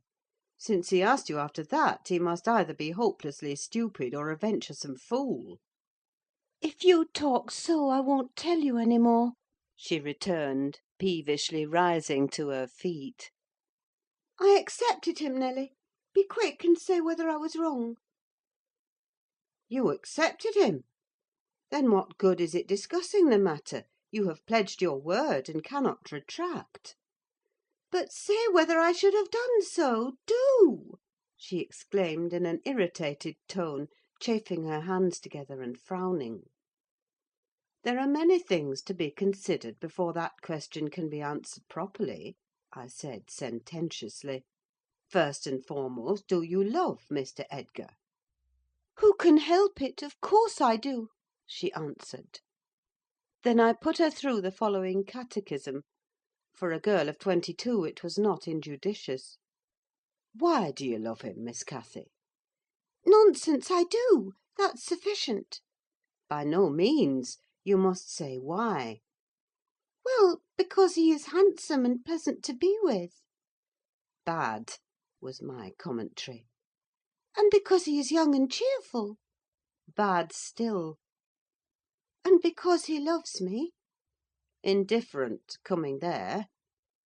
"And he will be rich, and I shall like to be the greatest woman of the neighbourhood, and I shall be proud of having such a husband." "Worst of all. And now say how you love him." "As everybody loves. You're silly, Nelly." "Not at all. Answer." "I love the ground under his feet, and the air over his head, and everything he touches, and every word he says. I love all his looks, and all his actions, and him entirely and altogether. There now." "And why?" "Nay, you're making a jest of it. It is exceedingly ill–natured. It's no jest to me," said the young lady, scowling, and turning her face to the fire. "I'm very far from jesting, Miss Catherine," I replied. You love Mr. Edgar because he is handsome, and young, and cheerful, and rich, and loves you. The last, however, goes for nothing. You would love him without that, probably; and with it you wouldn't unless he possessed the four former attractions. No, to be sure not. I should only pity him. Hate him, perhaps, if he were ugly and a clown. But there are several other handsome, rich young men in the world; handsomer, possibly, and richer than he is. What should hinder you from loving them? If there be any, they are out of my way. I've seen none like Edgar. You may see some, and he won't always be handsome and young, and may not always be rich. He is now, and I have only to do with the present. I wish you would speak rationally. Well, that settles it. If you have only to do with the present, marry Mr. Linton. I don't want your permission for that. I shall marry him, and yet you have not told me whether I'm right. Perfectly right, if people be right to marry only for the present. And now let us hear what you are unhappy about. Your brother will be pleased. The old lady and gentleman will not object, I think. You will escape from a disorderly, comfortless home into a wealthy, respectable one. And you love Edgar, and Edgar loves you. All seems smooth and easy. Where is the obstacle? Here and here, replied Catherine, striking one hand on her forehead and the other on her breast. in whichever place the soul lives. In my soul and in my heart, I'm convinced I'm wrong. That's very strange. I cannot make it out. It's my secret; but if you will not mock at me, I'll explain it. I can't do it distinctly, but I'll give you a feeling of how I feel. She seated herself by me again. Her countenance grew sadder and graver, and her clasped hands trembled. Nelly, do you never dream queer dreams? She said, suddenly, after some minutes' reflection. Yes, now and then, I answered.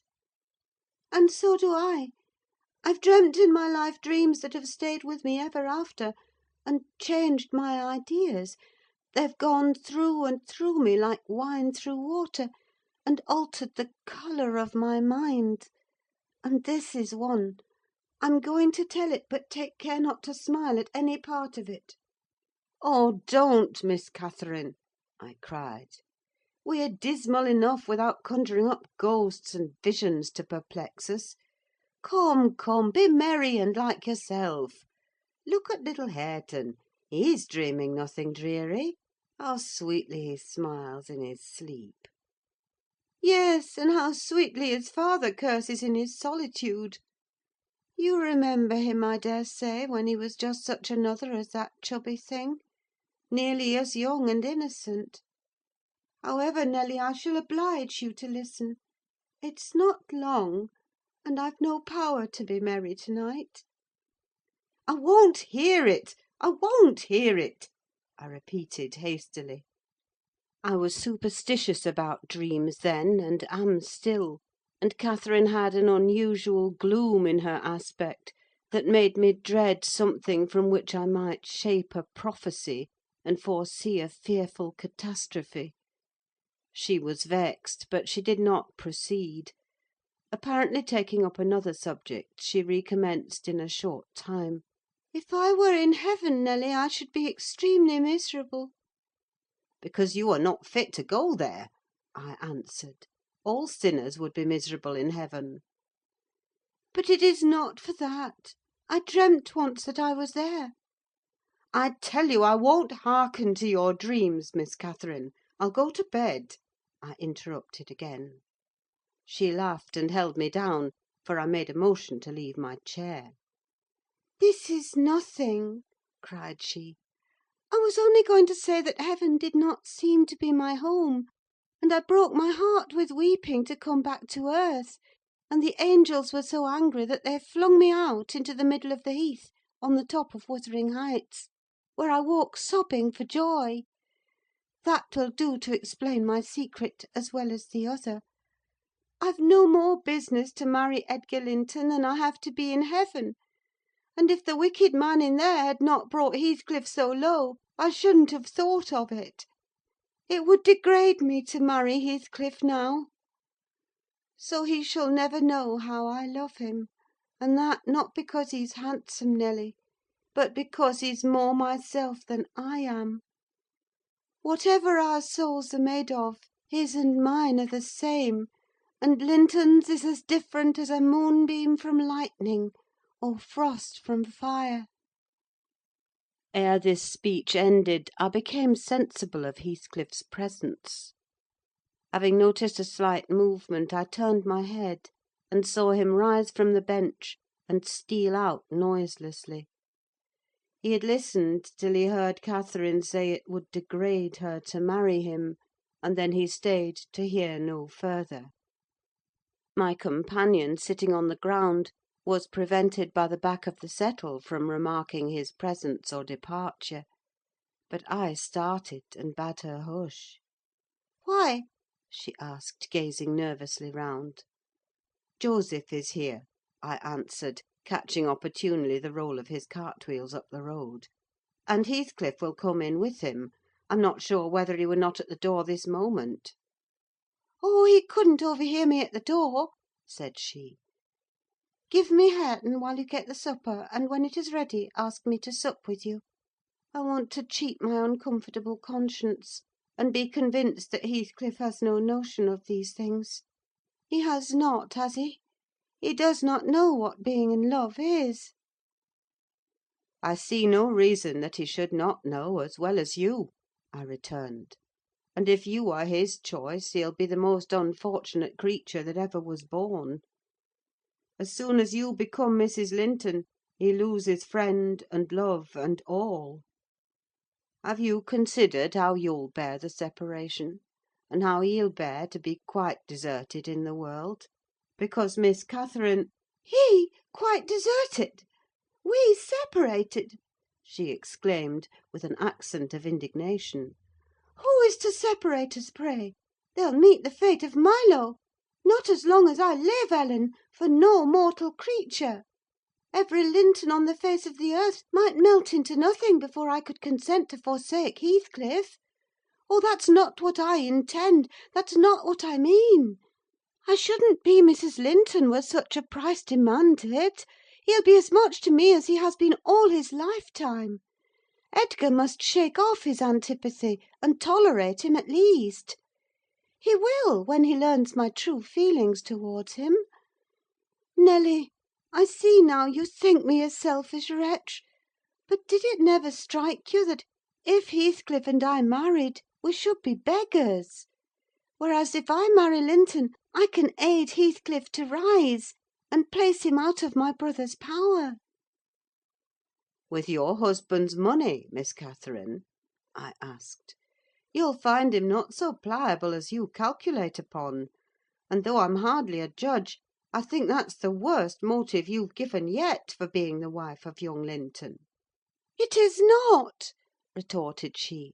"It is the best. The others were the satisfaction of my whims, and, for Edgar's sake, too, to satisfy him. This is for the sake of one who comprehends in his person my feelings to Edgar and myself.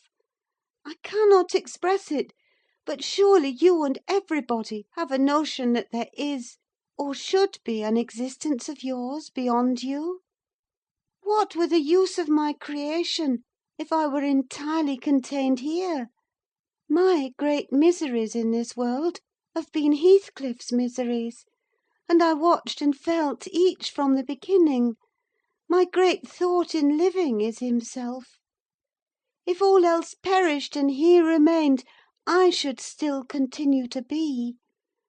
And if all else remained, and he were annihilated, the universe would turn to a mighty stranger. I should not seem a part of it. My love for Linton is like the foliage in the woods: time will change it, I'm well aware, as winter changes the trees. My love for Heathcliff resembles the eternal rocks beneath, a source of little visible delight, but necessary. Nelly, I am Heathcliff. He's always, always in my mind; not as a pleasure, any more than I am always a pleasure to myself, but as my own being. So don't talk of our separation again: it is impracticable, and—" She paused, and hid her face in the folds of my gown, but I jerked it forcibly away. I was out of patience with her folly. "If I can make any sense of your nonsense, miss," I said, "it only goes to convince me that you are ignorant of the duties you undertake in marrying, or else that you are a wicked, unprincipled girl. But trouble me with no more secrets: I'll not promise to keep them." "You'll keep that?" she asked eagerly. "No, I'll not promise," I repeated. She was about to insist, when the entrance of Joseph finished our conversation, and Catherine removed her seat to a corner, and nursed Hareton while I made the supper. After it was cooked, my fellow servant and I began to quarrel who should carry some to Mr. Hindley; and we didn't settle it till all was nearly cold. Then we came to the agreement that we would let him ask if he wanted any, for we feared particularly to go into his presence when he had been some time alone. "And how is it that nowt comed in from the field by this time? What's he about? Girt idle seat!" demanded the old man, looking round for Heathcliff. "I'll call him," I replied. "He's in the barn, I've no doubt." I went and called, but got no answer. On returning, I whispered to Catherine that he had heard a good part of what she said, I was sure, and told how I saw him quit the kitchen, just as she complained of her brother's conduct regarding him. She jumped up in a fine fright, flung Hareton on to the settle, and ran to seek for her friend herself, not taking leisure to consider why she was so flurried, or how her talk would have affected him. She was absent such a while that Joseph proposed we should wait no longer. He cunningly conjectured they were staying away in order to avoid hearing his protracted blessing.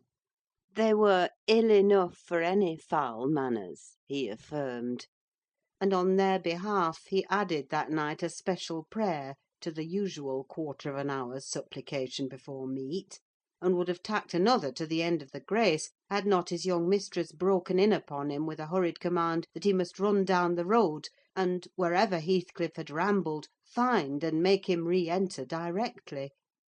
"I want to speak to him, and I must, before I go upstairs," she said.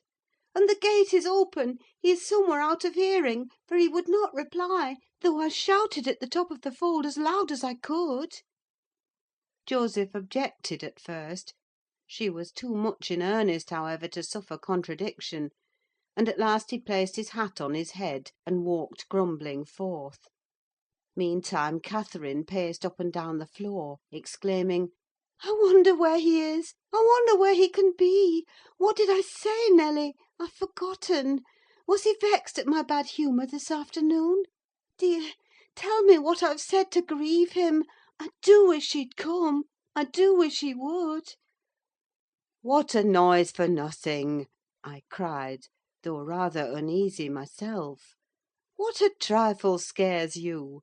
It's surely no great cause of alarm that Heathcliff should take a moonlight saunter on the moors, or even lie too sulky to speak to us in the hay-loft. I'll engage he's lurking there: see if I don't ferret him out." I departed to renew my search.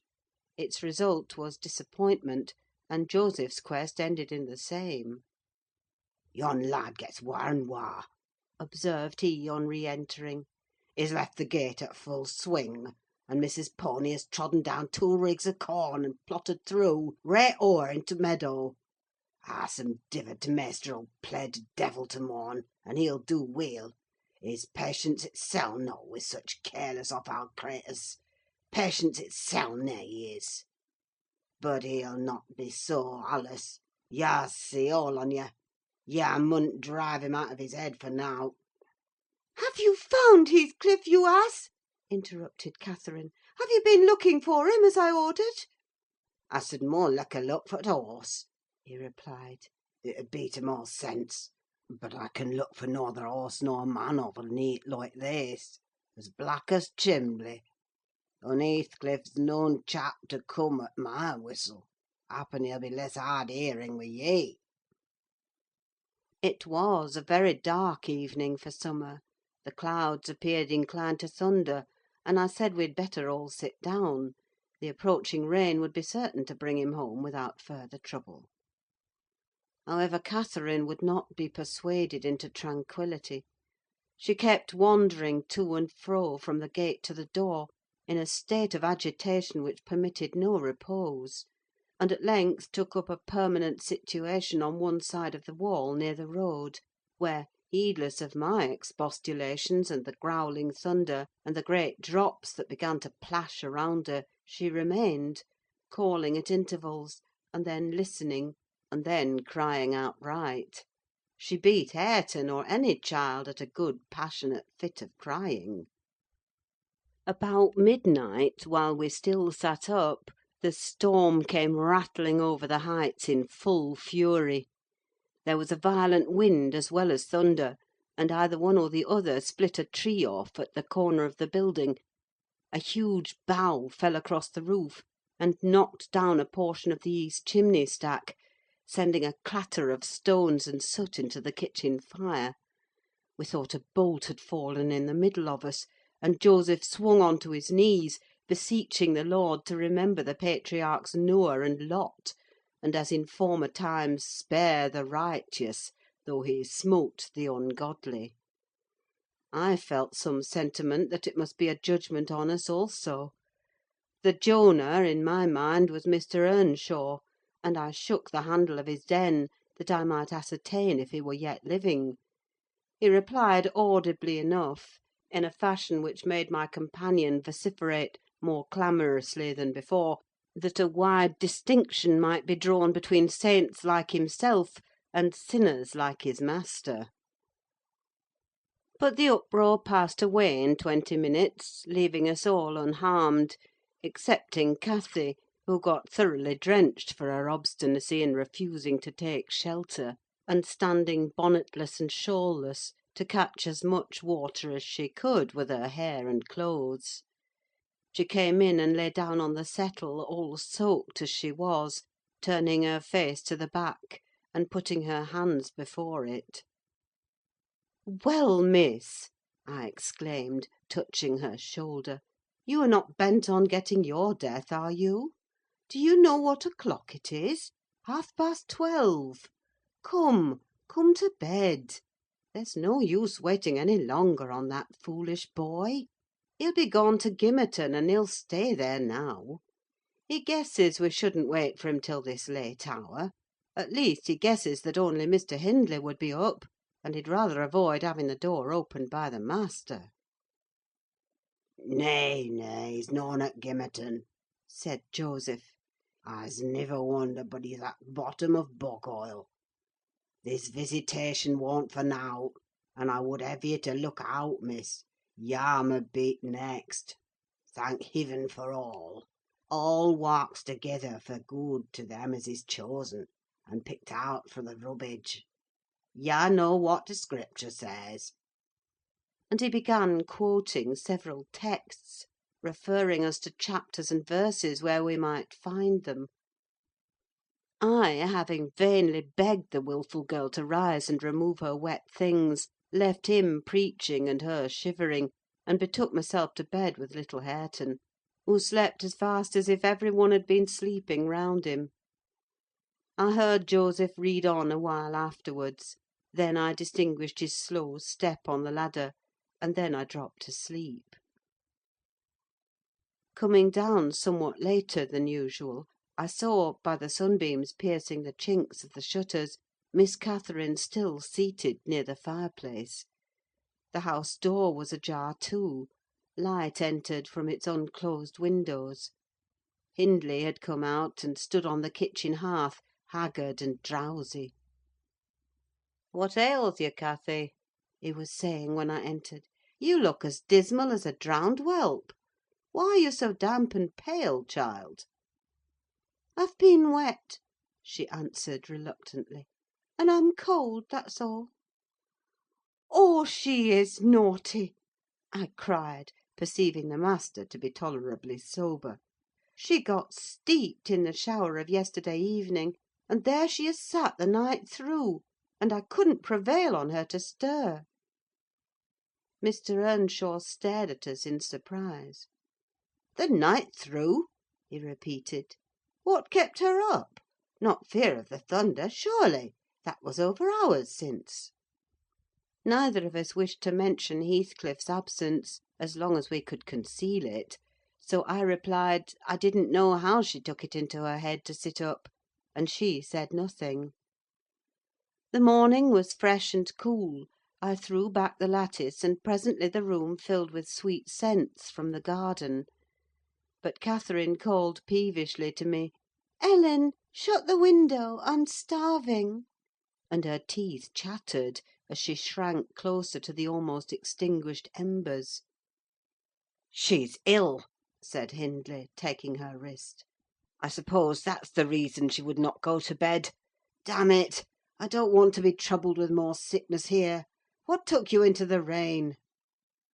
"Running after t' lads, as usual," croaked Joseph, catching an opportunity from our hesitation to thrust in his evil tongue. "If I were yah, master, I'd just slant the boards in their faces, all on 'em, gentle and simple. Never a day ut you're off, but yon Cat o' Linton comes sneaking hither; and Miss Nelly, shoo's a fine lass, shoo sits watching for ye in t' kitchen, and as you're in at one door, he's out at t'other; and then where grand lady goes a courting of her side. It's bonny behaviour, lurking among t' fields after 12 at night, with that foul, fleysome divil of a gipsy Heathcliff. They think I'm blind, but I'm noan. Nought of t' sort. I seed young Linton both coming and going. And I seed yah," directing his discourse to me, "yah good for nowt, slatternly witch, nip up and bolt into t' house, at t' minute yah had t' master's horse fit clatter up t' road." "Silence, eavesdropper!" cried Catherine. "None of your insolence before me. Edgar Linton came yesterday by chance, Hindley; and it was I who told him to be off, because I knew you would not like to have met him as you were." "You lie, Cathy, no doubt," answered her brother, "and you are a confounded simpleton. But never mind Linton at present. Tell me, were you not with Heathcliff last night? Speak the truth, now. You need not be afraid of harming him; though I hate him as much as ever he did me a good turn, a short time since, that will make my conscience tender of breaking his neck. To prevent it, I shall send him about his business this very morning; and after he's gone, I'd advise you all to look sharp. I shall only have the more humour for you." "I never saw Heathcliff last night," answered Catherine, beginning to sob bitterly. "and if you do turn him out of doors, I'll go with him. But perhaps you'll never have an opportunity: perhaps he's gone." Here she burst into uncontrollable grief, and the remainder of her words were inarticulate. Hindley lavished on her a torrent of scornful abuse, and bade her to get to her room immediately, or she shouldn't cry for nothing. I obliged her to obey, and I shall never forget what a scene she acted when we reached her chamber. It terrified me. I thought she was going mad, and I begged Joseph to run for the doctor. It proved the commencement of delirium. Mr. Kenneth, as soon as he saw her, pronounced her dangerously ill: she had a fever. He bled her, and he told me to let her live on whey and water gruel, and take care she did not throw herself downstairs or out of the window; and then he left, for he had enough to do in the parish, where 2 or 3 miles was the ordinary distance between cottage and cottage. Though I cannot say I made a gentle nurse, and Joseph and the master were no better; and though our patient was as wearisome and headstrong as a patient could be, she weathered it through. Old Mrs. Linton paid us several visits, to be sure, and set things to rights, and scolded and ordered us all; and when Catherine was convalescent, she insisted on conveying her to Thrushcross Grange, for which deliverance we were very grateful. But the poor dame had reason to repent of her kindness. She and her husband both took the fever, and died within a few days of each other. Our young lady returned to us saucier and more passionate, and haughtier than ever. Heathcliff had never been heard of since the evening of the thunderstorm, and one day I had the misfortune, when she had provoked me exceedingly, to lay the blame of his disappearance on her, where indeed it belonged, as she well knew.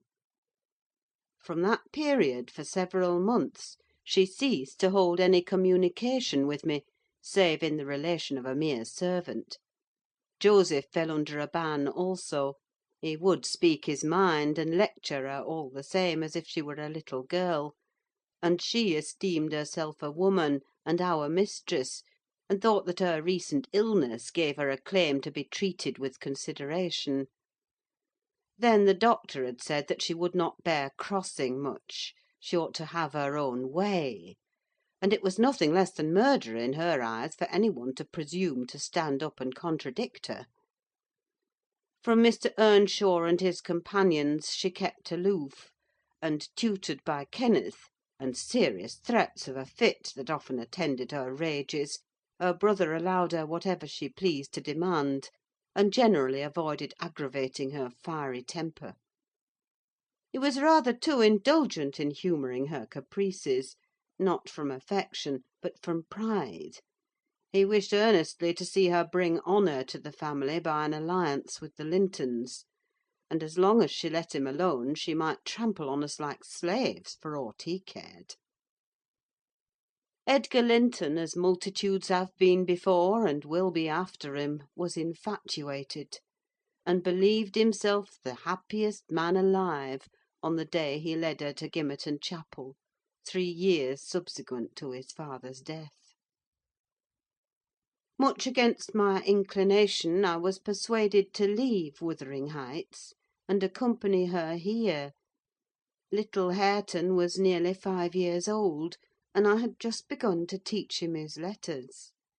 We made a sad parting; but Catherine's tears were more powerful than ours. When I refused to go, and when she found her entreaties did not move me, she went lamenting to her husband and brother. The former offered me munificent wages; the latter ordered me to pack up: he wanted no women in the house, he said, now that there was no mistress; and as to Hareton, the curate should take him in hand by and by. And so I had but one choice left: to do as I was ordered. I told the master he got rid of all decent people only to run to ruin a little faster. I kissed Hareton, said good–bye; and since then he has been a stranger. And it's very queer to think it, but I've no doubt he has completely forgotten all about Ellen Dean, and that he was ever more than all the world to her, and she to him. At this point of the housekeeper's story, she chanced to glance towards the timepiece over the chimney, and was in amazement on seeing the minute hand measure 1:30. She would not hear of staying a second longer. In truth, I felt rather disposed to defer the sequel of her narrative myself; and now that she has vanished to her rest, and I have meditated for another hour or two, I shall summon courage to go also, in spite of aching laziness of head and limbs. End of Chapter 9. Chapter 10. A charming introduction to a hermit's life! 4 weeks' torture, tossing, and sickness! Oh, these bleak winds and bitter northern skies, and impassable roads, and dilatory country surgeons! And oh, this dearth of the human physiognomy! And worse than all, the terrible intimation of Kenneth that I need not expect to be out of doors till spring. Mr. Heathcliff has just honoured me with a call.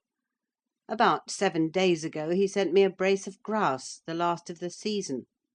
Scoundrel!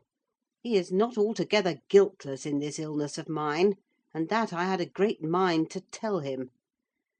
But, alas! how could I offend a man who was charitable enough to sit at my bedside a good hour, and talk on some other subject than pills and draughts, blisters and leeches? This is quite an easy interval. I am too weak to read, yet I feel as if I could enjoy something interesting. Why not have up Mrs. Dean to finish her tale? I can recollect its chief incidents, as far as she had gone. Yes, I remember her hero had run off and never been heard of for 3 years, and the heroine was married. I'll ring. She'll be delighted to find me capable of talking cheerfully. Mrs. Dean came. "It wants 20 minutes, sir, to taking the medicine," she commenced. "Away, away with it!" I replied. "I desire to have—" "The doctor says you must drop the powders." "With all my heart. Don't interrupt me. Come and take your seat here. Keep your fingers from that bitter phalanx of vials. Draw your knitting out of your pocket. That will do. Now continue the history of Mr. Heathcliff, from where you left off, to the present day. Did he finish his education on the Continent, and come back a gentleman? Or did he get a sizar's place at college, or escape to America, and earn honours by drawing blood from his foster country, or make a fortune more promptly on the English highways?" "He may have done a little in all these vocations, Mr. Lockwood, but I couldn't give my word for any. I stated before that I didn't know how he gained his money; neither am I aware of the means he took to raise his mind from the savage ignorance into which it was sunk. But, with your leave, I'll proceed in my own fashion, if you think it will amuse and not weary you. Are you feeling better this morning?" "Much." "That's good news." I got Miss Catherine and myself to Thrushcross Grange, and, to my agreeable disappointment, she behaved infinitely better than I dared to expect. She seemed almost over fond of Mr. Linton, and even to his sister she showed plenty of affection. They were both very attentive to her comfort, certainly. It was not the thorn bending to the honeysuckles, but the honeysuckles embracing the thorn. There were no mutual concessions: one stood erect, and the others yielded.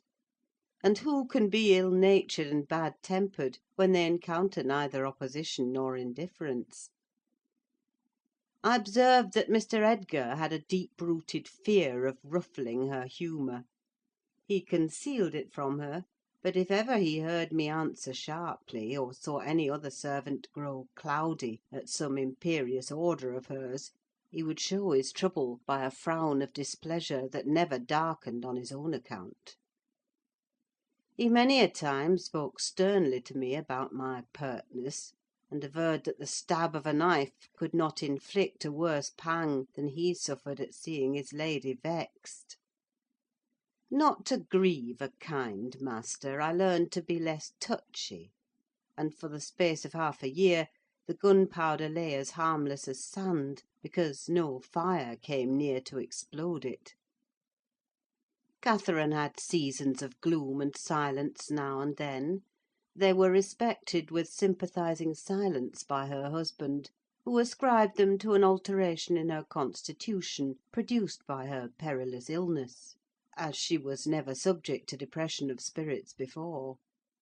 The return of sunshine was welcomed by answering sunshine from him, I believe I may assert that they were really in possession of deep and growing happiness. It ended.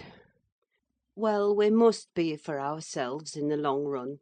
The mild and generous are only more justly selfish than the domineering. And it ended when circumstances caused each to feel that the one's interest was not the chief consideration in the other's thoughts. On a mellow evening in September, I was coming from the garden with a heavy basket of apples which I had been gathering. It had got dusk, and the moon looked over the high wall of the court, causing undefined shadows to lurk in the corners of the numerous projecting portions of the building. I set my burden on the house steps by the kitchen door, and lingered to rest, and drew in a few more breaths of the soft, sweet air. My eyes were on the moon, and my back to the entrance, when I heard a voice behind me say, "Nelly, is that you?" It was a deep voice, and foreign in tone, yet there was something in the manner of pronouncing my name which made it sound familiar. I turned about to discover who spoke, fearfully, for the doors were shut, and I had seen nobody on approaching the steps. Something stirred in the porch, and moving nearer, I distinguished a tall man, dressed in dark clothes, with dark face and hair. He leant against the side, and held his fingers on the latch, as if intending to open for himself. Who can it be? I thought. Mr. Earnshaw? Oh, no! The voice has no resemblance to his. "I have waited here an hour," He resumed, while I continued staring. "and the whole of that time all round has been as still as death. I dared not enter.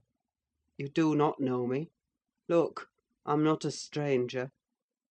A ray fell on his features. The cheeks were sallow and half covered with black whiskers, the brows lowering, the eyes deep set and singular. I remembered the eyes. "What?" I cried, uncertain whether to regard him as a worldly visitor, and I raised my hands in amazement. "What! You come back? Is it really you? Is it?"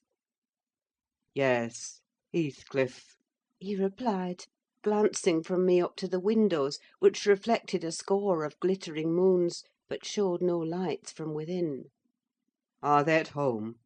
Where is she? Nelly, you're not glad. You needn't be so disturbed. Is she here? Speak! I want to have one word with her, your mistress. Go and say some person from Gimmerton desires to see her."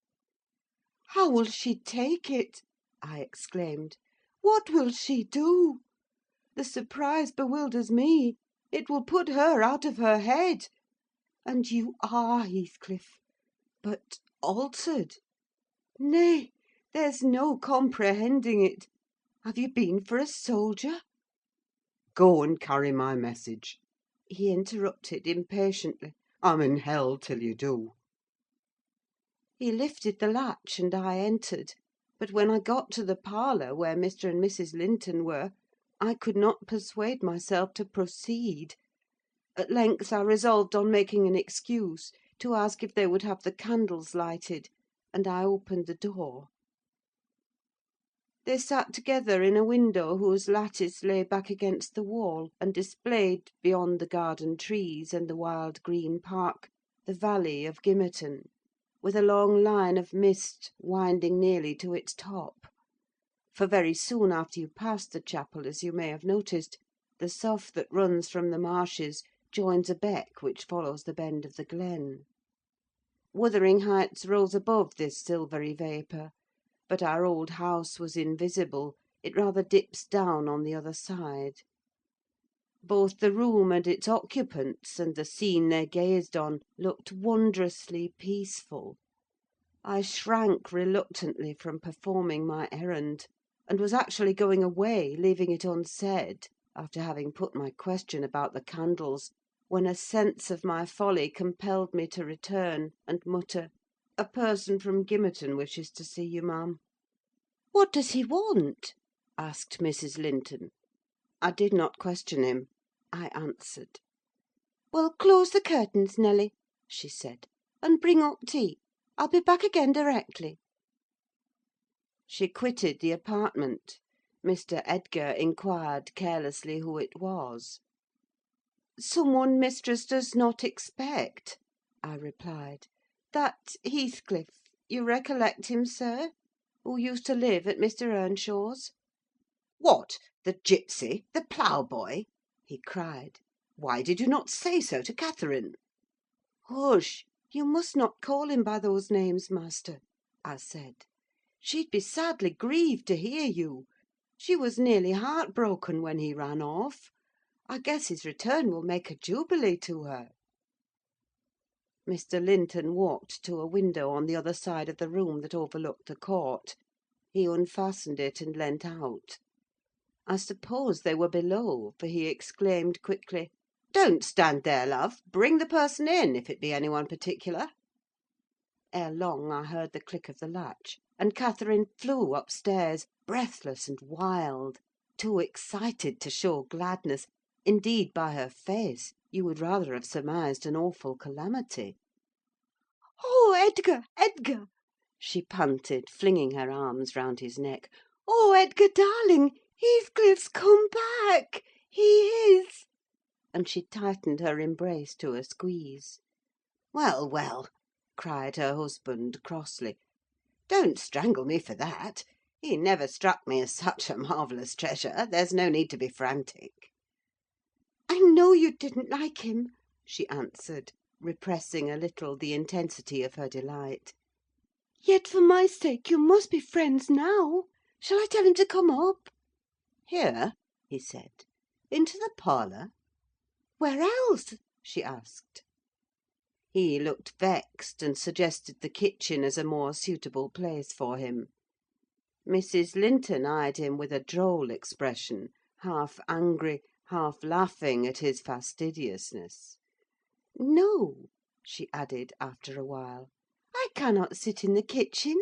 Set 2 tables here, Ellen: one for your master and Miss Isabella, being gentry; the other for Heathcliff and myself, being of the lower orders. Will that please you, dear? Or must I have a fire lighted elsewhere? If so, give directions. I'll run down and secure my guest. I'm afraid the joy is too great to be real."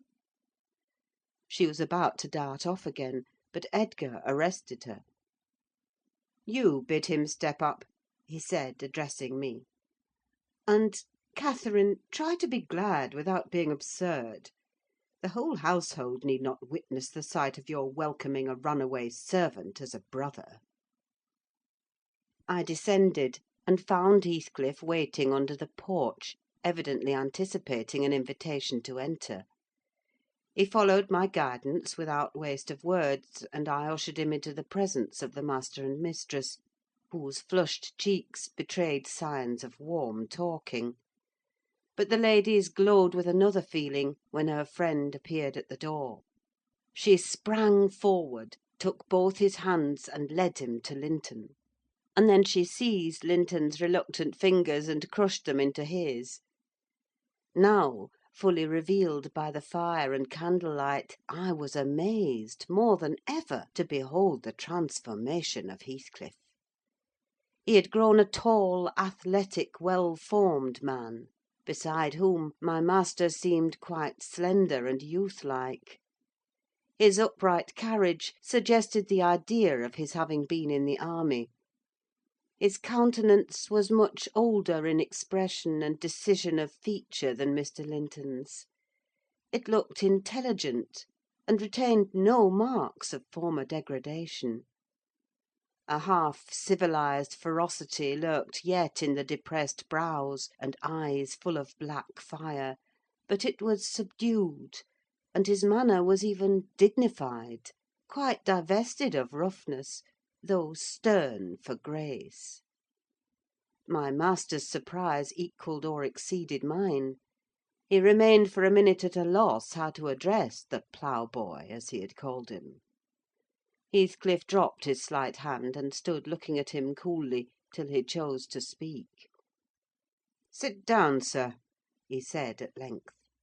"Mrs. Linton, recalling old times, would have me give you a cordial reception, and of course I am gratified when anything occurs to please her." "And I also," answered Heathcliff, "especially if it be anything in which I have a part. I shall stay an hour or two willingly." He took a seat opposite Catherine, who kept her gaze fixed on him, as if she feared he would vanish were she to remove it. He did not raise his to her often: a quick glance now and then sufficed; but it flashed back, each time more confidently, the undisguised delight he drank from hers. They were too much absorbed in their mutual joy to suffer embarrassment. Not so Mr. Edgar. He grew pale with pure annoyance, a feeling that reached its climax when his lady rose, and, stepping across the rug, seized Heathcliff's hands again, and laughed like one beside herself. "I shall think it a dream to-morrow," she cried. "I shall not be able to believe that I have seen and touched and spoken to you once more. And yet, cruel Heathcliff, you don't deserve this welcome. To be absent and silent for 3 years, and never to think of me!" "A little more than you have thought of me," he murmured. "I heard of your marriage, Cathy, not long since; and while waiting in the yard below, I meditated this plan: just to have one glimpse of your face, a stare of surprise, perhaps, and pretended pleasure; afterwards settle my score with Hindley, and then prevent the law by doing execution on myself. Your welcome has put these ideas out of my mind; but beware of meeting me with another aspect next time. Nay, you'll not drive me off again. You were really sorry for me, were you? Well, there was cause.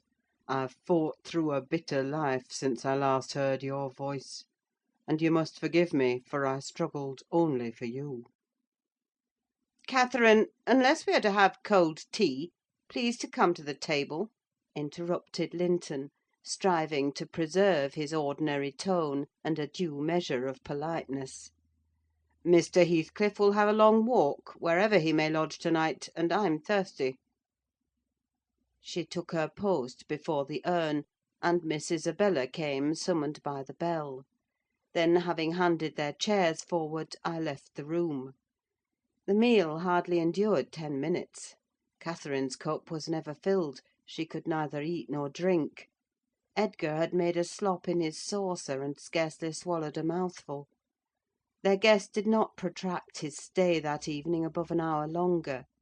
I asked, as he departed, if he went to Gimmerton. "No, to Wuthering Heights," he answered. "Mr. Earnshaw invited me when I called this morning." Mr. Earnshaw invited him! And he called on Mr. Earnshaw! I pondered this sentence painfully after he was gone. Is he turning out a bit of a hypocrite, and coming into the country to work mischief under a cloak? I mused. I had a presentiment in the bottom of my heart that he had better have remained away. About the middle of the night, I was wakened from my first nap by Mrs. Linton gliding into my chamber, taking a seat on my bedside, and pulling me by the hair to rouse me. "I cannot rest, Ellen," she said, by way of apology, "and I want some living creature to keep me company in my happiness. Edgar is sulky because I am glad of a thing that does not interest him. He refuses to open his mouth, except to utter pettish, silly speeches; and he affirmed I was cruel and selfish for wishing to talk when he was so sick and sleepy. He always contrives to be sick at the least cross. I gave a few sentences of commendation to Heathcliff, and he, either for a headache or a pang of envy, began to cry; so I got up and left him." "What use is it praising Heathcliff to him?" I answered. "As lads they had an aversion to each other, And Heathcliff would hate just as much to hear him praised. It's human nature.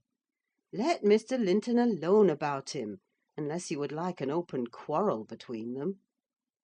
"But does it not show great weakness?" pursued she. "I'm not envious. I never feel hurt at the brightness of Isabella's yellow hair, and the whiteness of her skin, at her dainty elegance, and the fondness all the family exhibit for her. Even you, Nelly, if we have a dispute sometimes, you back Isabella at once, and I yield like a foolish mother. I call her a darling, and flatter her into a good temper. It pleases her brother to see us cordial, and that pleases me. But they are very much alike. They are spoiled children, and fancy the world was made for their accommodation. And though I humour both, I think a smart chastisement might improve them all the same." "You're mistaken, Mrs. Linton," said I. "They humour you. I know what there would be to do if they did not. You can well afford to indulge their passing whims, as long as their business is to anticipate all your desires. You may, however, fall out at last over something of equal consequence to both sides; and then those you term weak are very capable of being as obstinate as you." "And then we shall fight to the death, shan't we, Nelly?" she returned, laughing. "No, I tell you, I have such faith in Linton's love, that I believe I might kill him, and he wouldn't wish to retaliate." I advised her to value him the more for his affection. "I do," she answered. "But he needn't resort to whining for trifles. It is childish. And instead of melting into tears because I said that Heathcliff was now worthy of any one's regard, and it would honour the first gentleman in the country to be his friend, he ought to have said it for me, and been delighted from sympathy. He must get accustomed to him, and he may as well like him. Considering how Heathcliff has reason to object to him, I'm sure he behaved excellently." "What do you think of his going to Wuthering Heights?" I inquired. "He is reformed in every respect, apparently: quite a Christian, offering the right hand of fellowship to his enemies all around." "He explained it," she replied. "I wonder as much as you. He said he called to gather information concerning me from you, supposing you resided there still; and Joseph told Hindley, who came out and fell to questioning him of what he had been doing, and how he had been living, and finally desired him to walk in. There were some persons sitting at cards: Heathcliff joined them. My brother lost some money to him, and, finding him plentifully supplied, he requested that he would come again in the evening, to which he consented.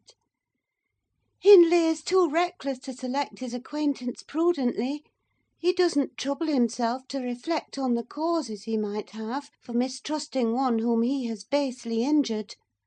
But Heathcliff affirms his principal reason for resuming a connection with his ancient persecutor is a wish to instal himself in quarters at walking distance from the Grange, and an attachment to the house where we live together; and likewise a hope that I shall have more opportunities of seeing him there than I could have if he settled in Gimmerton.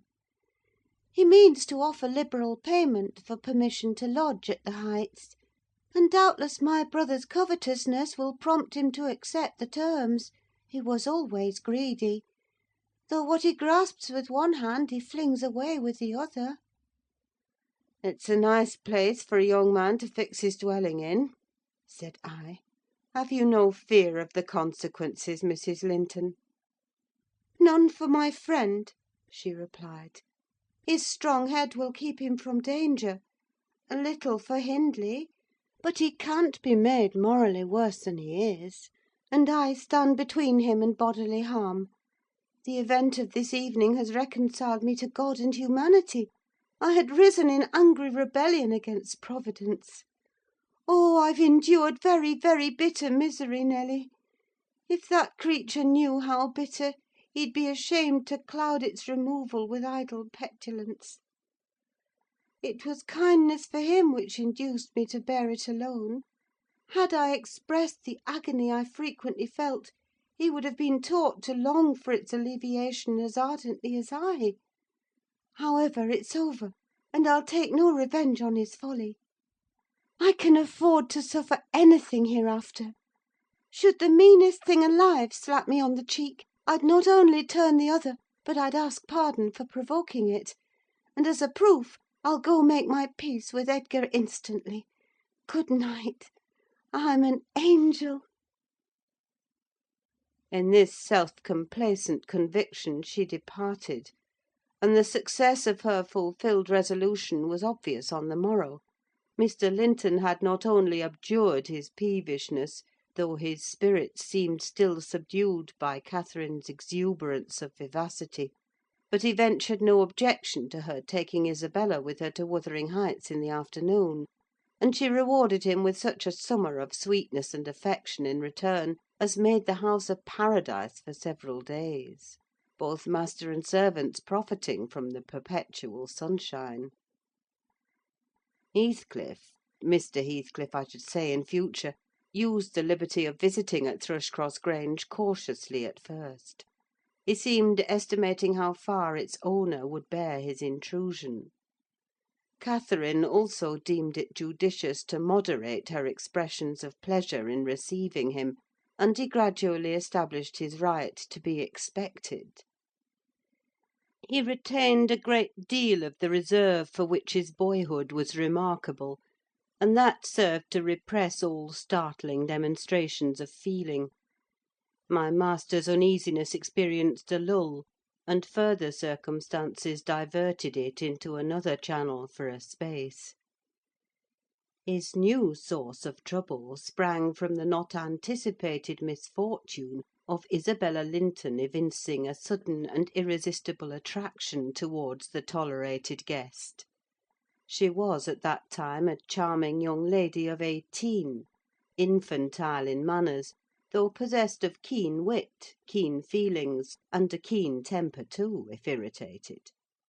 Her brother, who loved her tenderly, was appalled at this fantastic preference.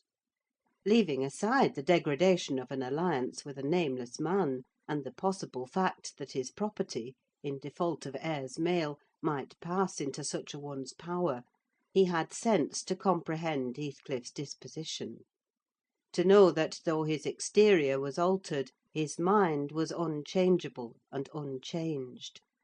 And he dreaded that mind: it revolted him; he shrank forebodingly from the idea of committing Isabella to its keeping. He would have recoiled still more had he been aware that her attachment rose unsolicited, and was bestowed where it awakened no reciprocation of sentiment; for the minute he discovered its existence he laid the blame on Heathcliff's deliberate designing. We had all remarked during some time that Miss Linton fretted and pined over something. She grew cross and wearisome, snapping at and teasing Catherine continually, at the imminent risk of exhausting her limited patience. We excused her to a certain extent on the plea of ill health: she was dwindling and fading before our eyes. But one day, when she had been peculiarly wayward, rejecting her breakfast, complaining that the servants did not do what she told them, that the mistress would allow her to be nothing in the house, and Edgar neglected her, that she had caught a cold with the doors being left open, and we let the parlour fire go out on purpose to vex her, with 100 yet more frivolous accusations, Mrs. Linton peremptorily insisted that she should get to bed, and having scolded her heartily, threatened to send for the doctor. Mention of Kenneth caused her to exclaim instantly that her health was perfect, and it was only Catherine's harshness which made her unhappy. "How can you say I'm harsh, you naughty fondling?" cried the mistress, amazed at the unreasonable assertion.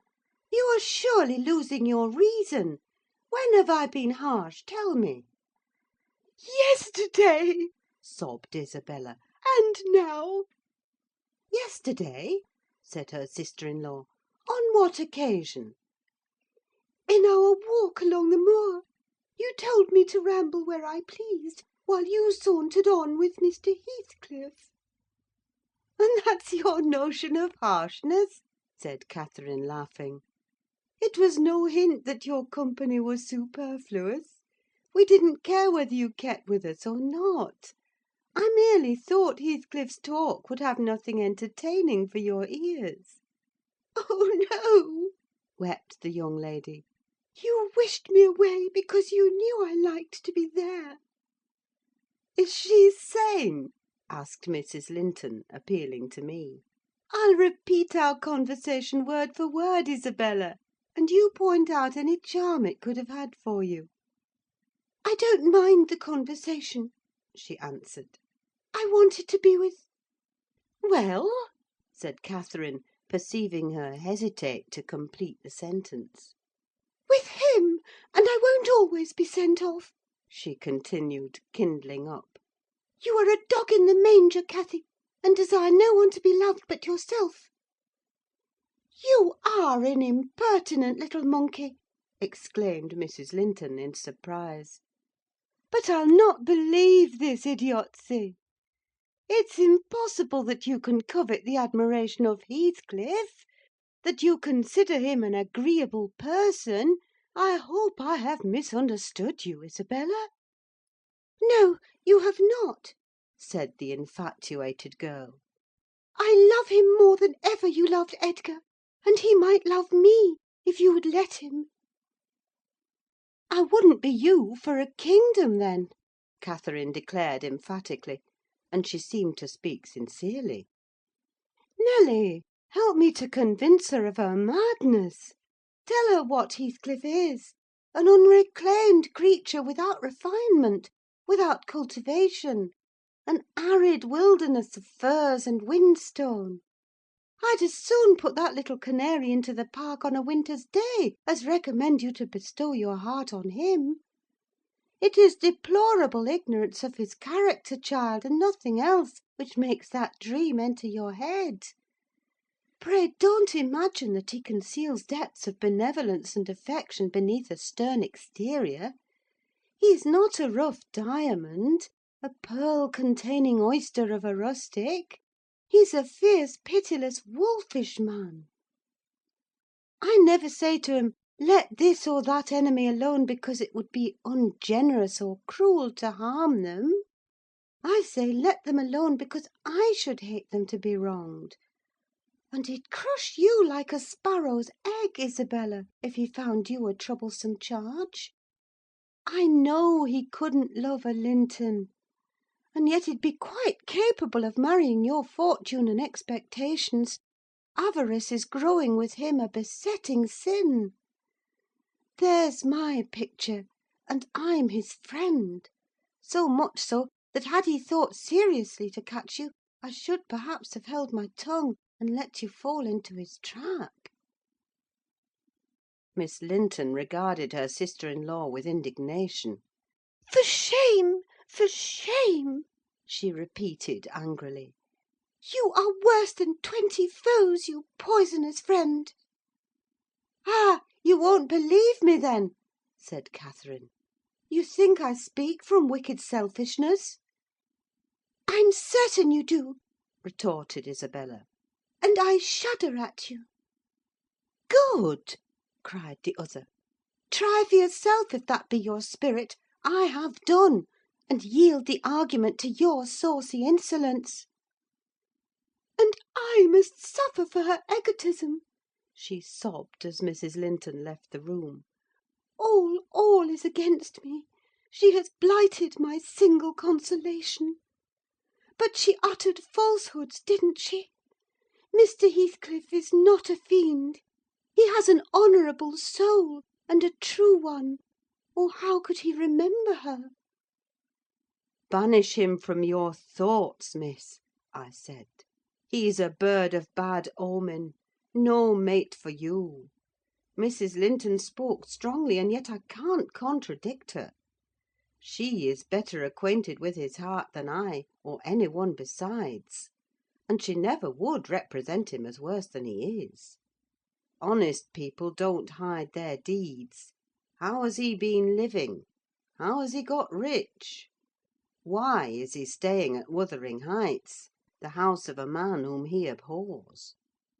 They say Mr. Earnshaw is worse and worse since he came.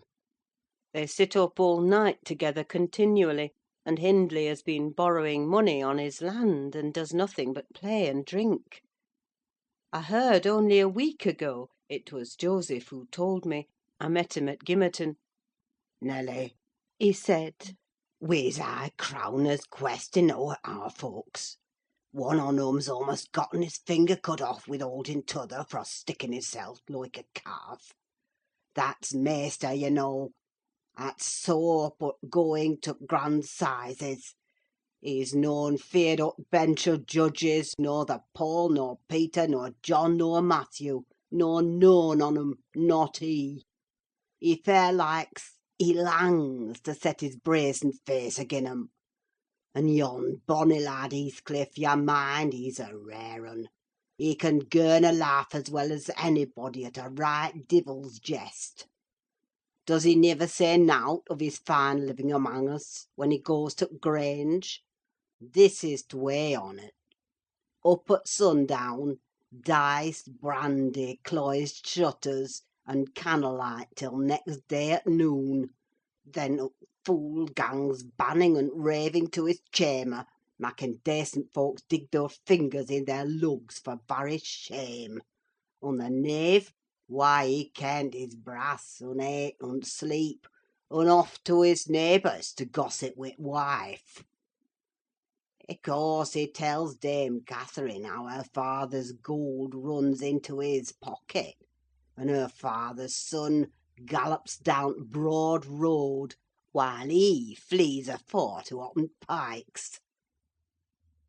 Now, Miss Linton, Joseph is an old rascal, but no liar; and if his account of Heathcliff's conduct be true, you would never think of desiring such a husband, would you? "You are leagued with the rest, Ellen," she replied. "I'll not listen to your slanders.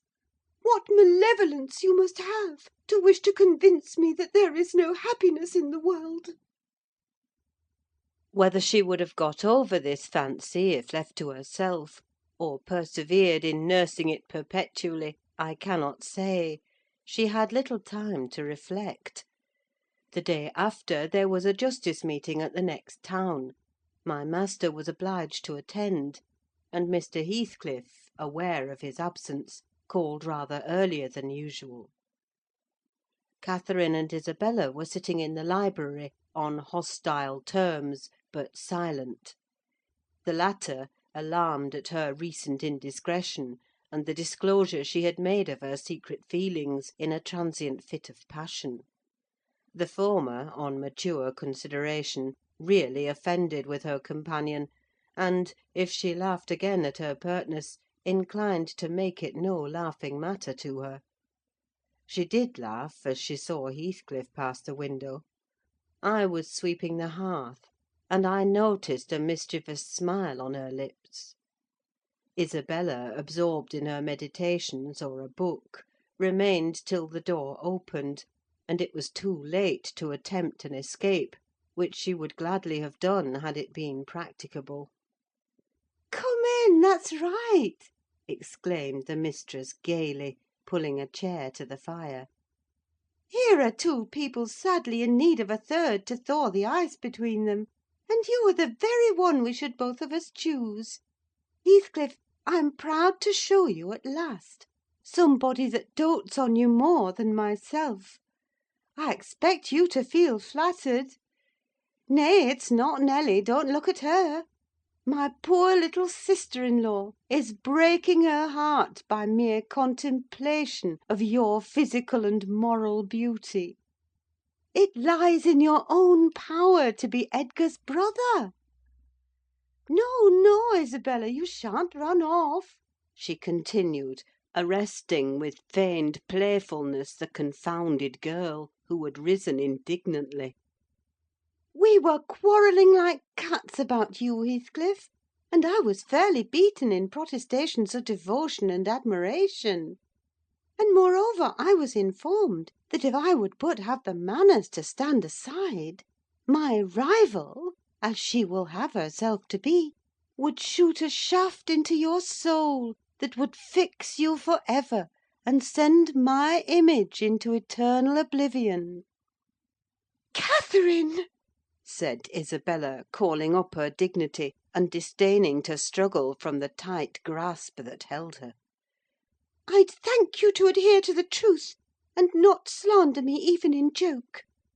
Mr. Heathcliff, be kind enough to bid this friend of yours release me. She forgets that you and I are not intimate acquaintances, and what amuses her is painful to me beyond expression."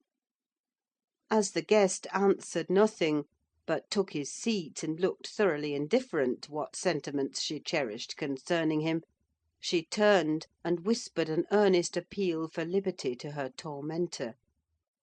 "By no means!" cried Mrs. Linton in answer. "I won't be named a dog in the manger again. You shall stay. Now then, Heathcliff, why don't you evince satisfaction at my pleasant news? Isabella swears that the love Edgar has for me is nothing to that she entertains for you. I'm sure she made some speech of the kind, did she not, Ellen? And she has fasted ever since the day before yesterday's walk, from sorrow and rage that I dispatched her out of your society, under the idea of its being unacceptable." "I think you belie her," said Heathcliff, twisting his chair to face them. "She wishes to be out of my society now, at any rate." And he stared hard at the object of discourse, as one might do at a strange, repulsive animal: a centipede from the Indies, for instance, which curiosity leads one to examine in spite of the aversion it raises. The poor thing couldn't bear that.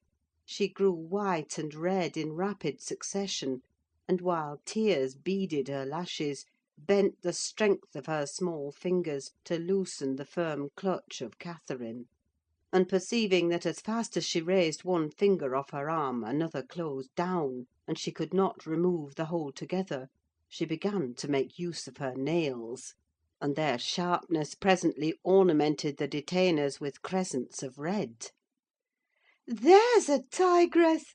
exclaimed Mrs. Linton, setting her free, and shaking her hand with pain. "Begone, for God's sake, and hide your vixen face! How foolish to reveal those talons to him!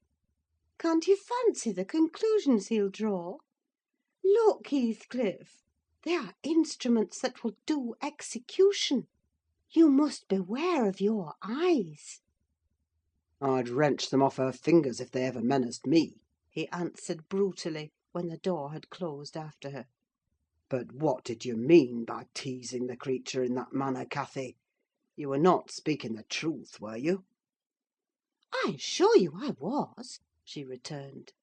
"She has been dying for your sake several weeks, and raving about you this morning, and pouring forth a deluge of abuse, because I represented your failings in a plain light, for the purpose of mitigating her adoration. But don't notice it further. I wish to punish her sauciness, that's all. I like her too well, my dear Heathcliff, to let you absolutely seize and devour her up." "And I like her too ill to attempt it," said he. "except in a very ghoulish fashion. You'd hear of odd things if I lived alone with that mawkish waxen face. The most ordinary would be painting on its white the colours of the rainbow, and turning the blue eyes black every day or two. They detestably resemble Linton's." "Delectably," observed Catherine. "They are dove's eyes, angels." "She's her brother's heir, is she not?" he asked, after a brief silence. "I should be sorry to think so," returned his companion. "Half a dozen nephews shall erase her title, please Heaven. Abstract your mind from the subject at present. You are too prone to covet your neighbour's goods. Remember, this neighbour's goods are mine," If they were mine, they would be none the less that. said Heathcliff. But though Isabella Linton may be silly, she is scarcely mad; and, in short, will dismiss the matter as you advise. From their tongues they did dismiss it, and Catherine probably from her thoughts. The other, I felt certain, recalled it often in the course of the evening. I saw him smile to himself, grin rather, and lapse into ominous musing whenever Mrs. Linton had occasion to be absent from the apartment. I determined to watch his movements. My heart invariably cleaved to the master's in preference to Catherine's side: with reason, I imagined, for he was kind and trustful and honourable, and she could not be called opposite, yet she seemed to allow herself such wide latitude that I had little faith in her principles, and still less sympathy for her feelings. I wanted something to happen which might have the effect of freeing both Wuthering Heights and the Grange of Mr. Heathcliff quietly, leaving us as we had been prior to his advent. His visits were a continual nightmare to me, and, I suspected, to my master also. His abode at the Heights was an oppression past explaining. I felt that God had forsaken the stray sheep there to its own wicked wanderings, and an evil beast prowled between it and the fold, waiting his time to spring and destroy. End of chapter 10. Chapter 11. Sometimes, while meditating on these things in solitude, I've got up in a sudden terror, and put on my bonnet to go see how all was at the farm.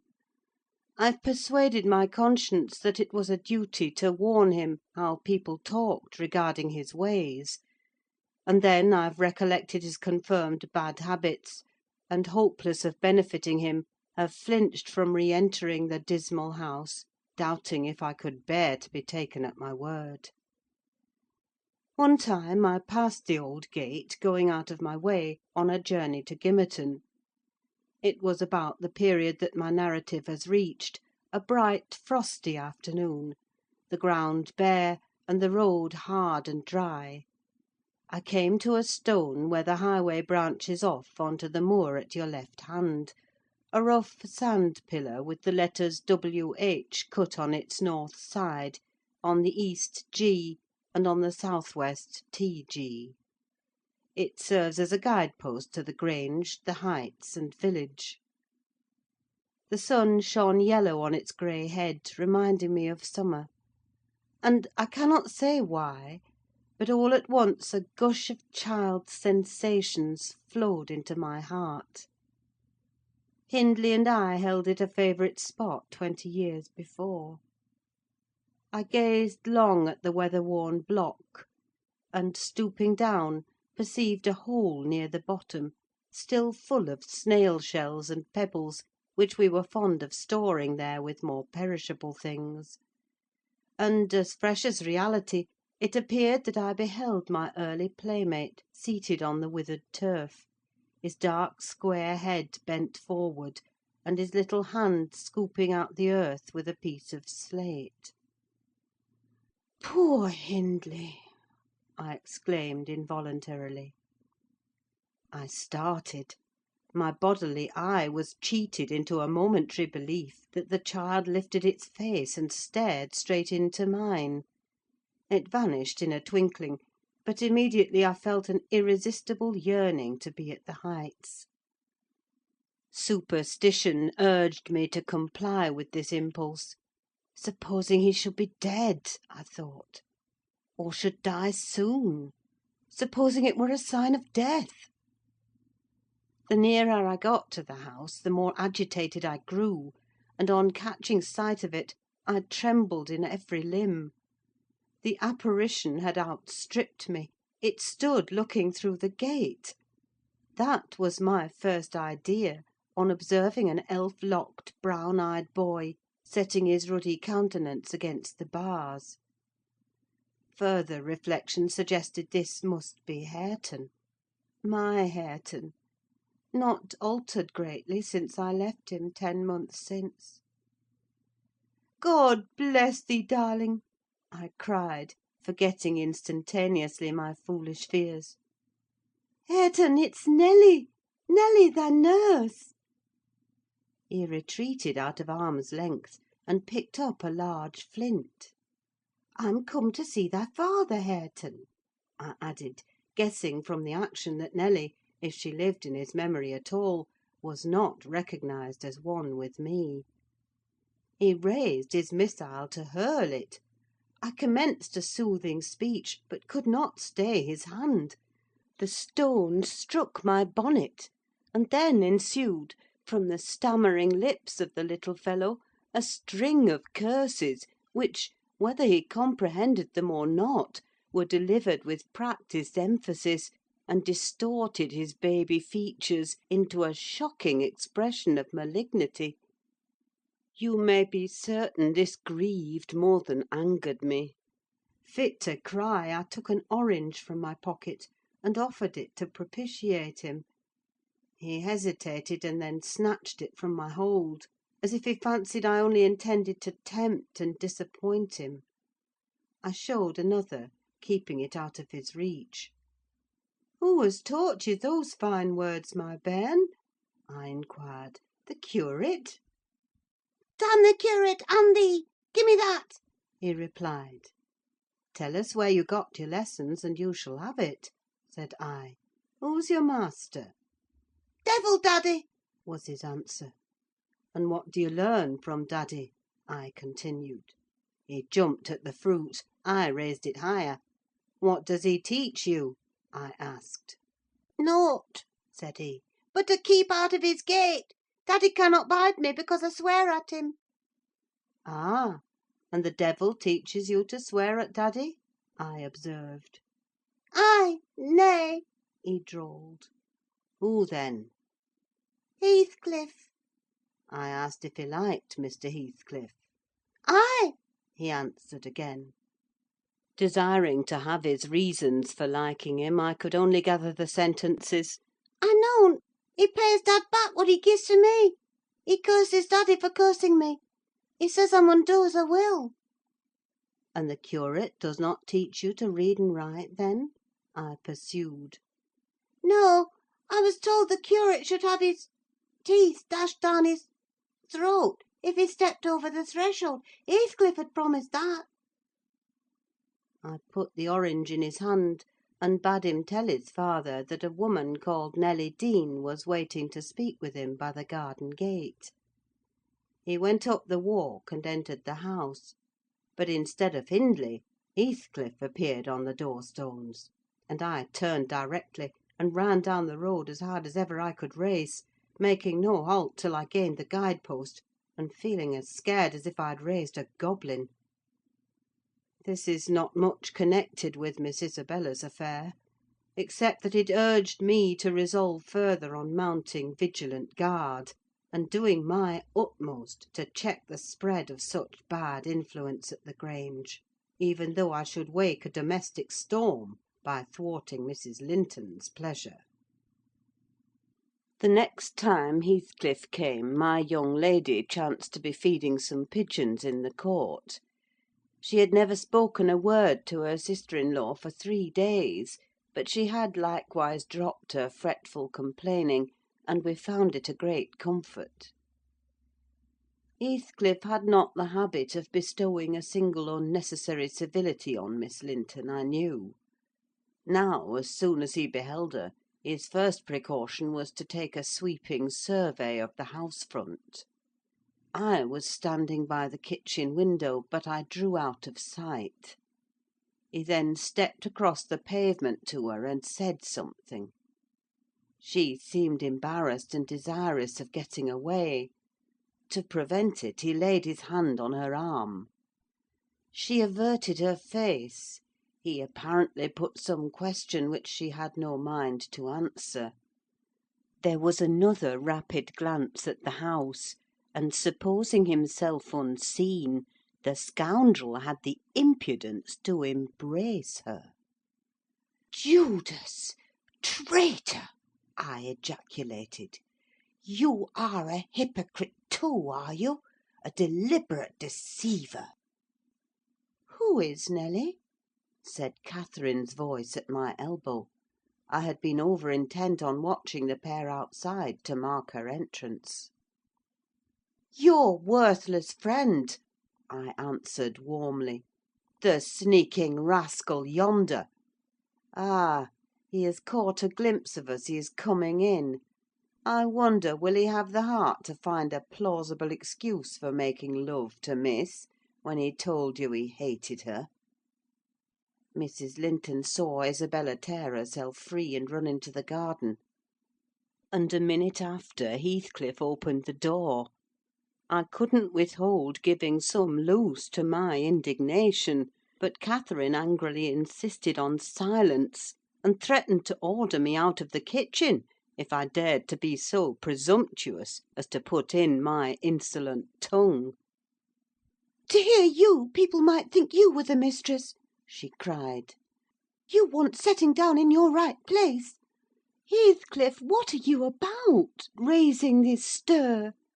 I said you must let Isabella alone.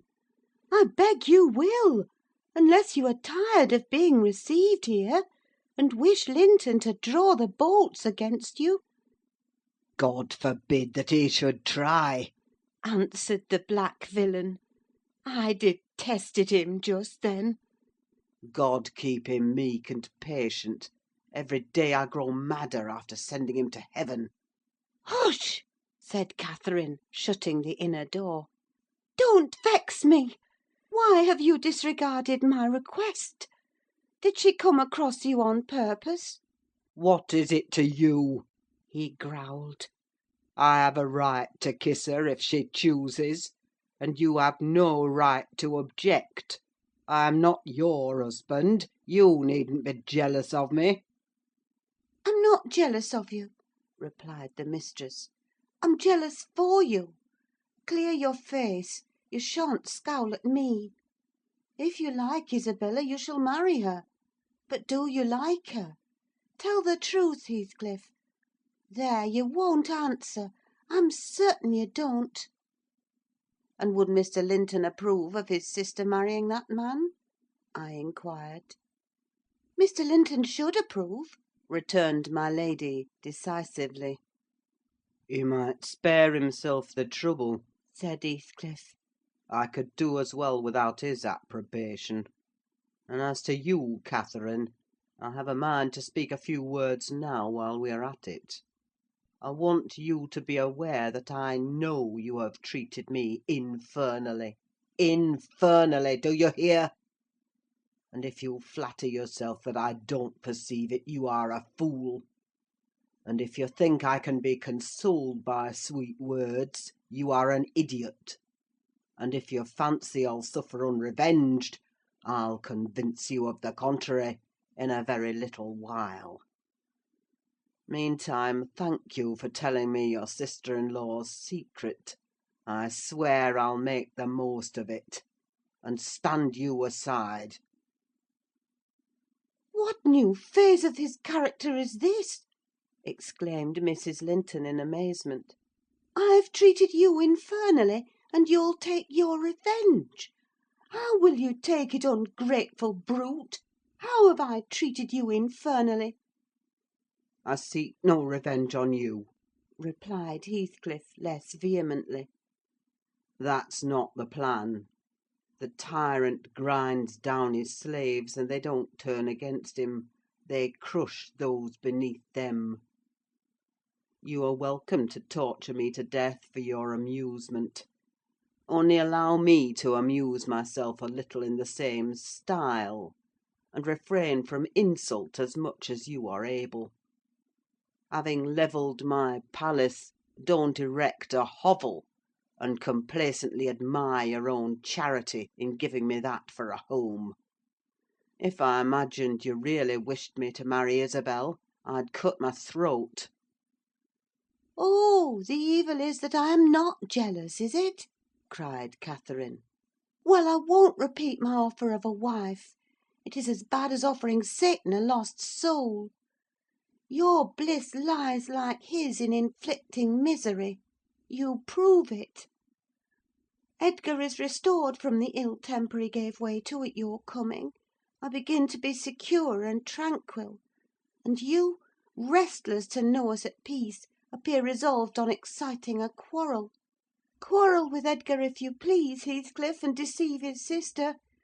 You'll hit on exactly the most efficient method of revenging yourself on me." The conversation ceased. Mrs. Linton sat down by the fire, flushed and gloomy.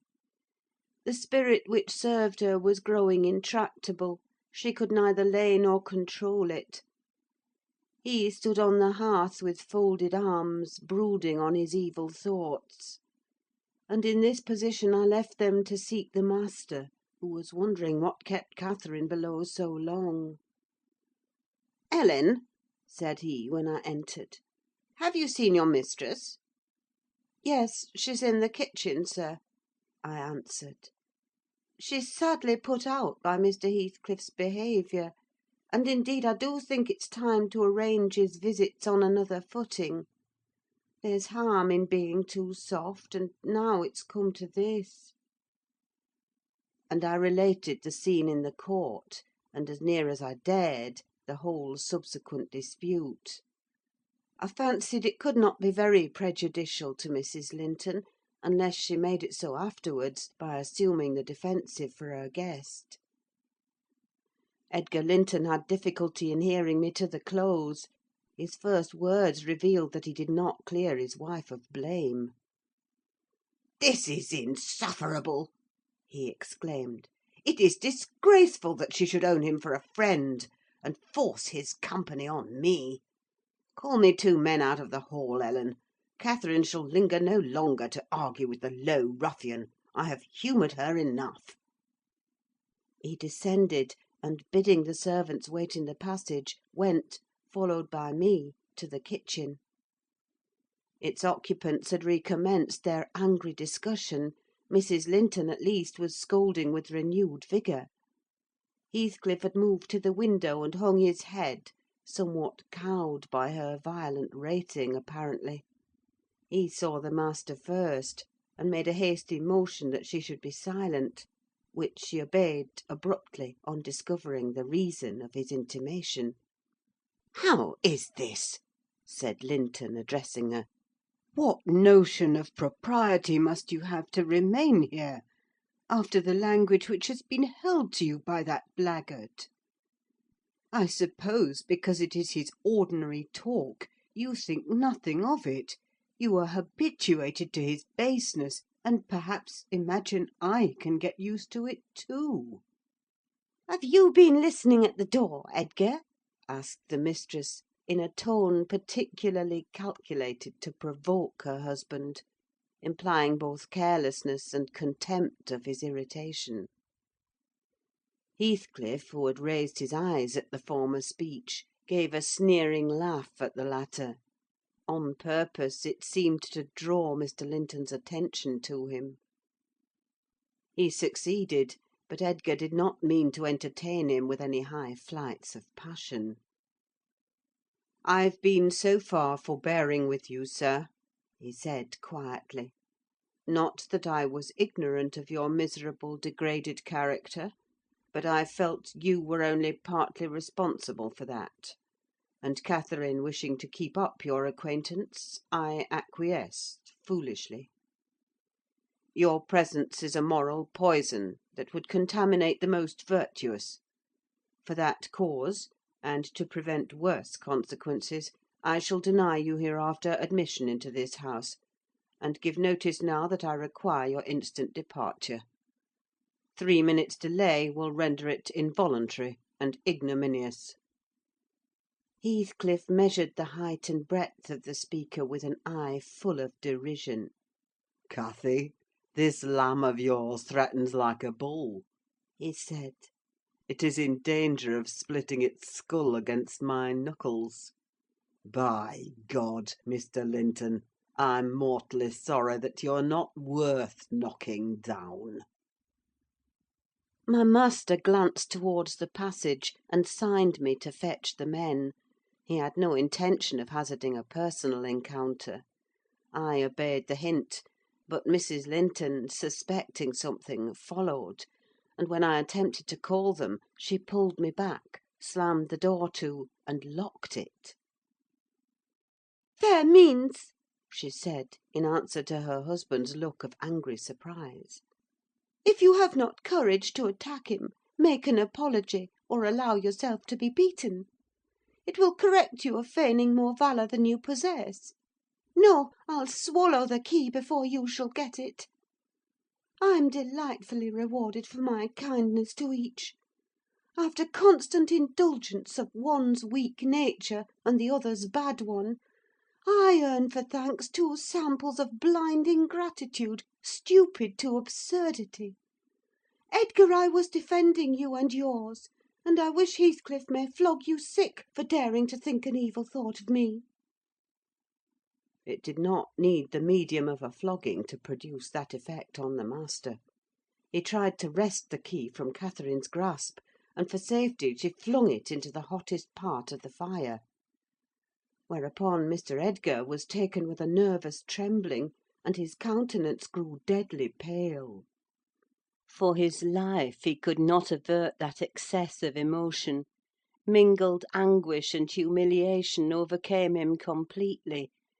He leant on the back of a chair and covered his face. "Oh, heavens! In old days this would win you knighthood!" exclaimed Mrs. Linton. "We are vanquished! We are vanquished! Heathcliff would as soon lift a finger at you as the king would march his army against a colony of mice. Cheer up! You shan't be hurt. Your type is not a lamb: it is a sucking leveret." I wish you joy of the milk-blooded coward, Cathy, said her friend.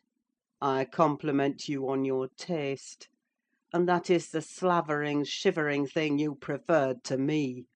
I would not strike him with my fist, but I'd kick him with my foot, and experience considerable satisfaction. Is he weeping, or is he going to faint for fear? The fellow approached and gave the chair on which Linton rested a push. He'd better have kept his distance. My master quickly sprang erect and struck him full on the throat a blow that would have levelled a slighter man. It took his breath for a minute, and while he choked, Mr. Linton walked out by the back door into the yard, and from thence to the front entrance. "There, you've done with coming here!" cried Catherine. "Get away now! He'll return with a brace of pistols and 6 assistants. If he did overhear us, of course he'd never forgive you.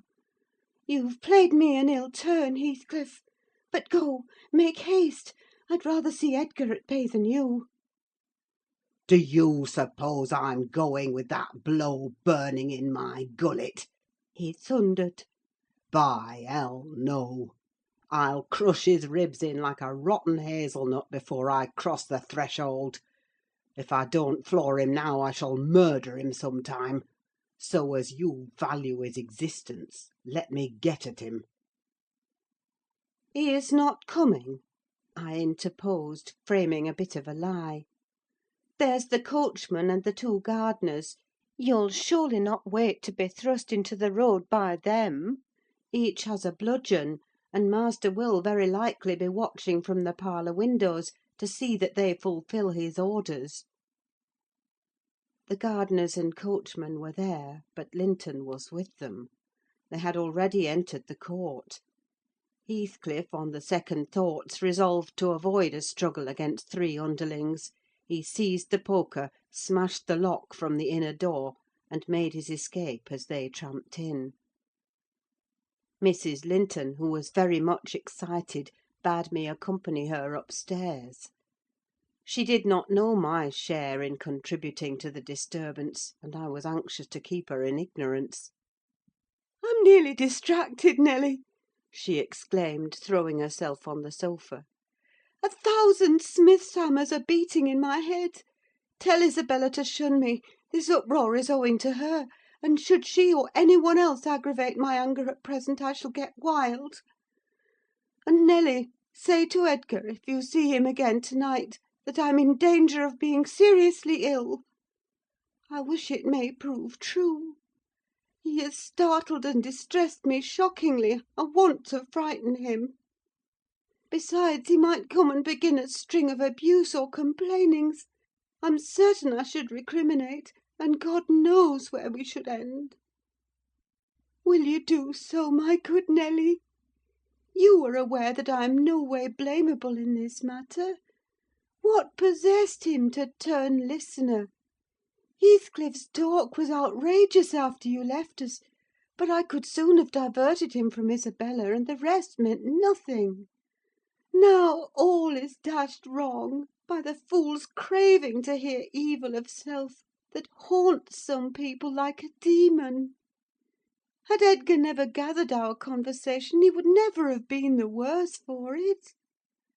Really, when he opened on me in that unreasonable tone of displeasure, after I had scolded Heathcliff till I was hoarse for him, I did not care hardly what they did to each other; especially as I felt that, however the scene closed, we should all be driven asunder for nobody knows how long.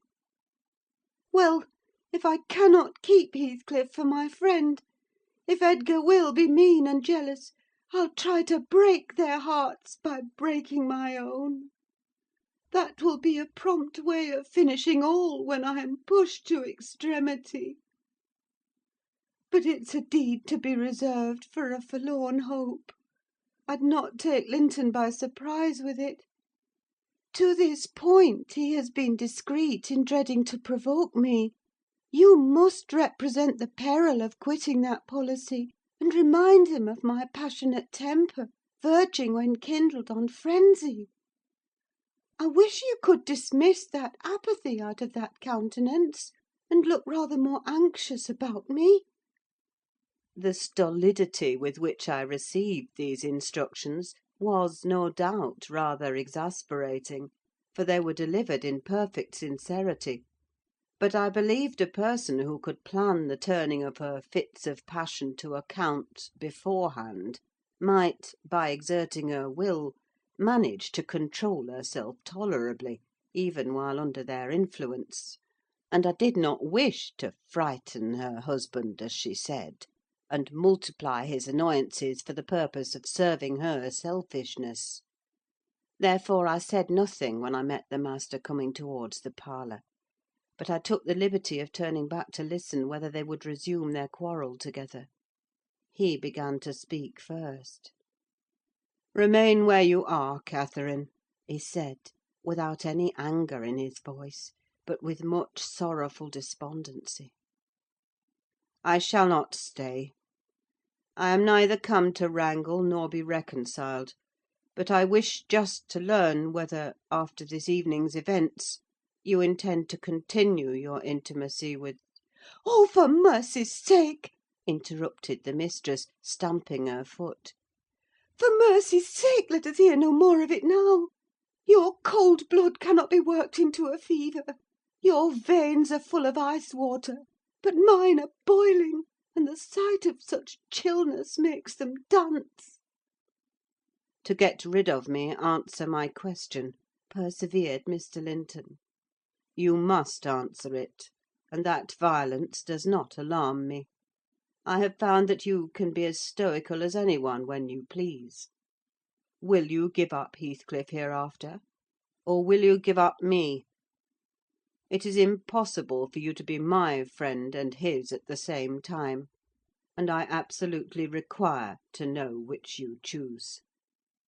"I require to be let alone!" exclaimed Catherine furiously.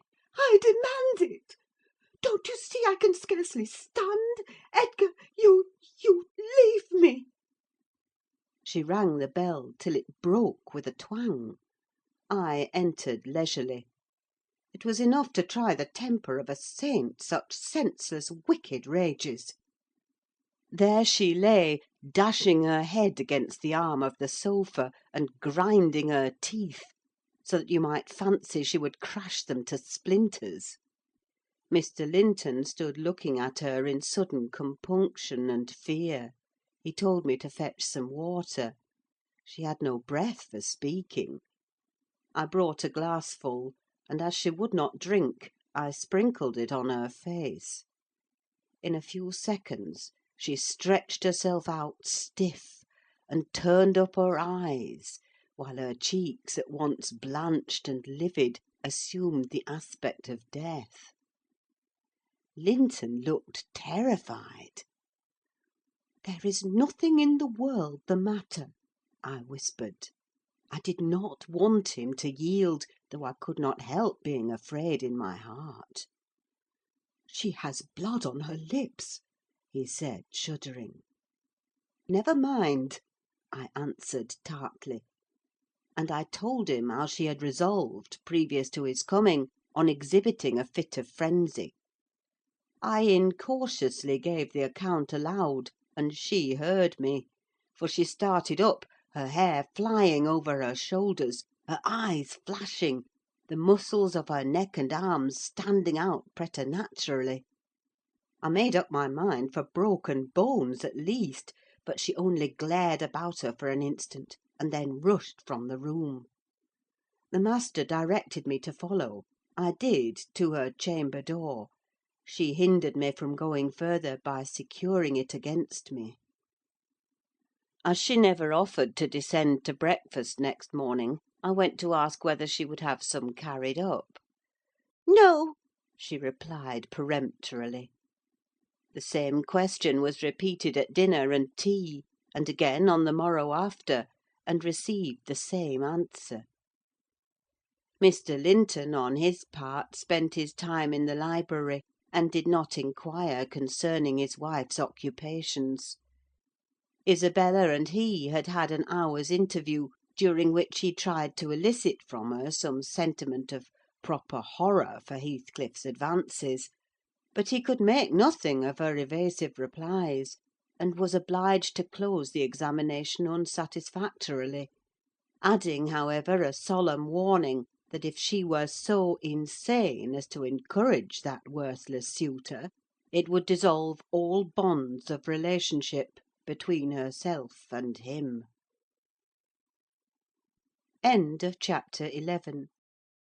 Chapter 12.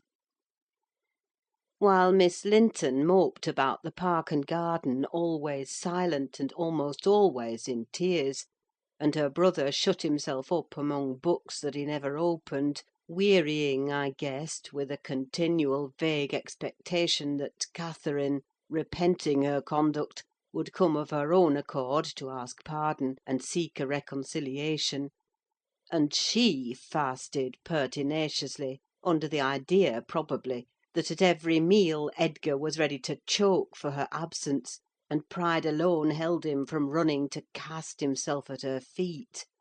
I went about my household duties, convinced that the Grange had but one sensible soul in its walls, and that lodged in my body.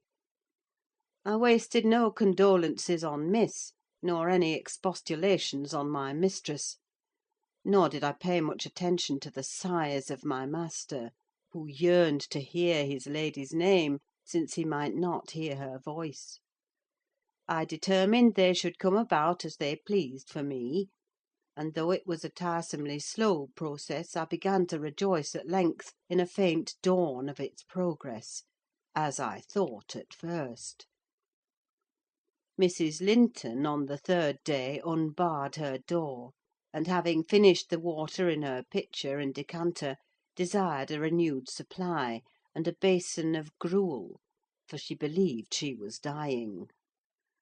That I set down as a speech meant for Edgar's ears. I believed no such thing, so I kept it to myself, and brought her some tea and dry toast. She ate and drank eagerly, and sank back on her pillow again, clenching her hands and groaning. "Oh, I will die!" she exclaimed, "since no one cares anything about me. I wish I had not taken that." Then, a good while after, I heard her murmur, "No, I'll not die. He'd be glad. He does not love me at all. He would never miss me." "Did you want anything, ma'am?"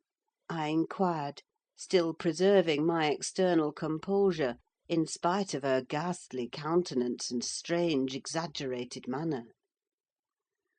"What is that apathetic being doing?" she demanded, pushing the thick, entangled locks from her wasted face. "Has he fallen into a lethargy, or is he dead?" "Neither," replied I, "if you mean Mr. Linton. He's tolerably well, I think, though his studies occupy him rather more than they ought. He is continually among his books, since he has no other society." I should not have spoken so if I had known her true condition; but I could not get rid of the notion that she acted a part of her disorder. "Among his books!" she cried, confounded. "And I dying! I on the brink of the grave! My God! Does he know how I'm altered?" continued she, staring at her reflection in a mirror hanging against the opposite wall. "Is that Catherine Linton? He imagines me in a pet, in play, perhaps. Cannot you inform him that it is frightful earnest? Nelly, if it be not too late. As soon as I learn how he feels, I'll choose between these two: either to starve at once, that would be no punishment unless he had a heart, or to recover and leave the country. Are you speaking the truth about him now? Take care. Is he actually so utterly indifferent for my life?" "Why, ma'am," I answered, "the master has no idea of your being deranged; and, of course, he does not fear that you will let yourself die of hunger." "You think not? Cannot you tell him I will?" she returned. "Persuade him! Speak of your own mind! Say you are certain I will!" "No, you forget, Mrs. Linton," I suggested, "that you have eaten some food with a relish this evening, and to-morrow you will perceive its good effects." "If I were only sure it would kill him," she interrupted, "I'd kill myself directly. These 3 awful nights I've never closed my lids; and oh, I've been tormented! I've been haunted, Nelly! But I begin to fancy you don't like me. How strange! I thought, though everybody hated and despised each other, they could not avoid loving me. And they have all turned to enemies in a few hours.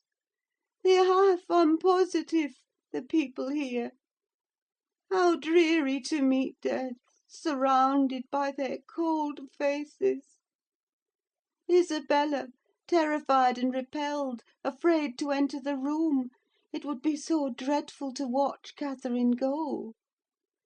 And Edgar standing solemnly by to see it over, then offering prayers of thanks to God for restoring peace to his house, and going back to his books!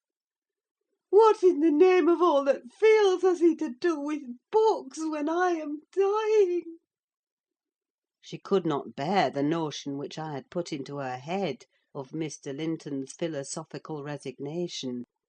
Tossing about, she increased her feverish bewilderment to madness, and tore the pillow with her teeth; then, raising herself up, all burning, desired that I would open the window. We were in the middle of winter; the wind blew strong from the north–east, and I objected. Both the expressions flitting over her face, and the changes of her moods, began to alarm me terribly, and brought to my recollection her former illness, and the doctor's injunction that she should not be crossed. A minute previously she was violent; now, supported on one arm, and not noticing my refusal to obey her, she seemed to find childish diversion in pulling the feathers from the rents she had just made. and ranging them on the sheet according to their different species. Her mind had strayed to other associations. "That's a turkey's," she murmured to herself, "and this is a wild duck's, and this is a pigeon's. Ah, they put pigeons' feathers in the pillows: no wonder I couldn't die. Let me take care to throw it on the floor when I lie down. And here is a moorcock's, and this, I should know it among 1,000, it's a lapwing's. Bonny bird, wheeling over our heads in the middle of the moor. It wanted to get to its nest, for the clouds had touched the swells, and it felt rain coming. This feather was picked up from the heath. The bird was not shot. We saw its nest in the winter, full of little skeletons. Heathcliff set a trap over it, and the old ones dared not come. I made him promise he'd never shoot a lapwing after that, and he didn't. Yes, here are more. Did he shoot my lapwings, Nelly? Are they red, any of them? Let me look." "Give over with that baby work," I interrupted, dragging the pillow away, and turning the holes towards the mattress, for she was removing its contents by handfuls. "Lie down and shut your eyes: you're wandering. There's a mess! The down is flying about like snow." I went here and there collecting it. "I see in you, Nelly," she continued dreamily, "an aged woman. You have grey hair and bent shoulders. This bed is the fairy cave under Penistone Crags, and you're gathering elf bolts to hurt our heifers, pretending while I'm near that they're only locks of wool. That's what you'll come to 50 years hence. I know you are not so now. I am not wandering. You are mistaken, or else I should believe you really were that withered hag, and I should think I was under Penistone Crags. And I'm conscious it's night, and there are 2 candles on the table, making the black press shine like jet." "The black press? Where is that?" I asked. "You are talking in your sleep." "It's against the wall, as it always is," she replied. "It does appear odd. I see a face in it." "There's no press in the room, and never was," said I, resuming my seat, and looping up the curtain that I might watch her. "Don't you see that face?" she inquired, gazing earnestly at the mirror; and say what I could, I was incapable of making her comprehend it to be her own, so I rose and covered it with a shawl.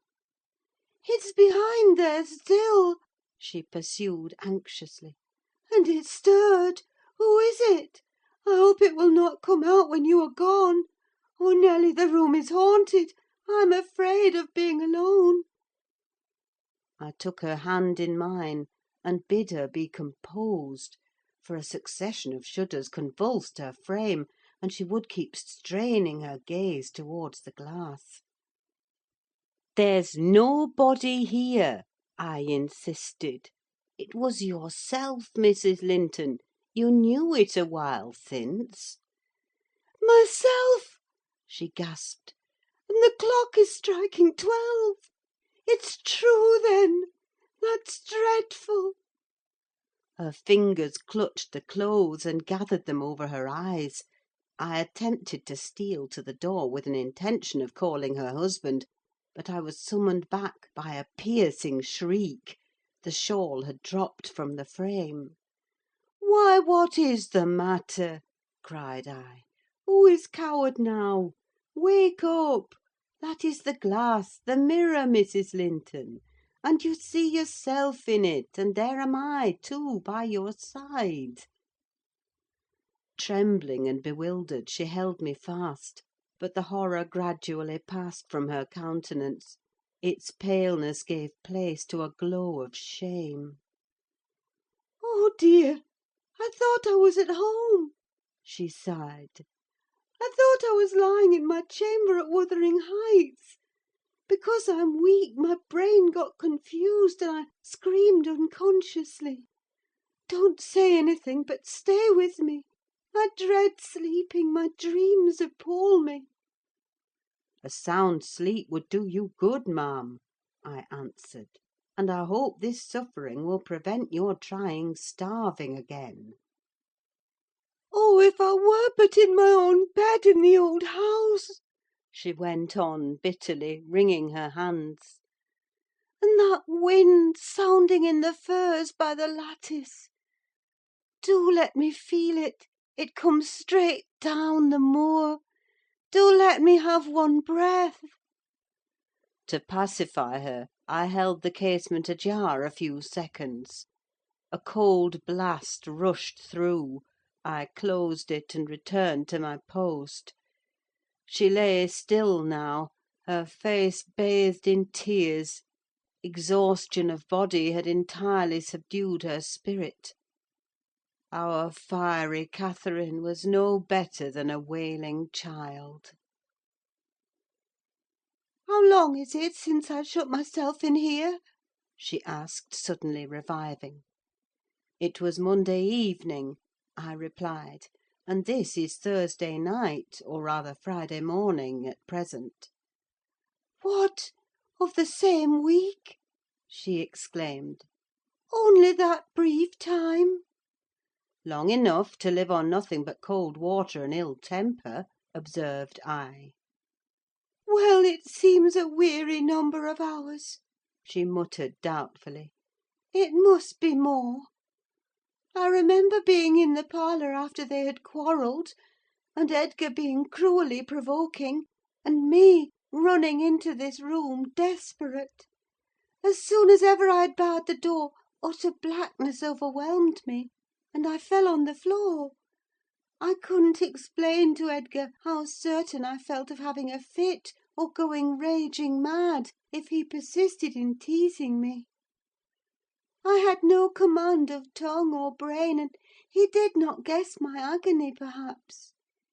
It barely left me sense to try to escape from him and his voice. Before I recovered sufficiently to see and hear, it began to be dawn; and, Nelly, I'll tell you what I thought, and what has kept recurring and recurring, till I feared for my reason. I thought, as I lay there, with my head against that table leg, and my eyes dimly discerning the grey square of the window, that I was enclosed in the oak-panelled bed at home, and my heart ached with some great grief, which, just waking, I could not recollect.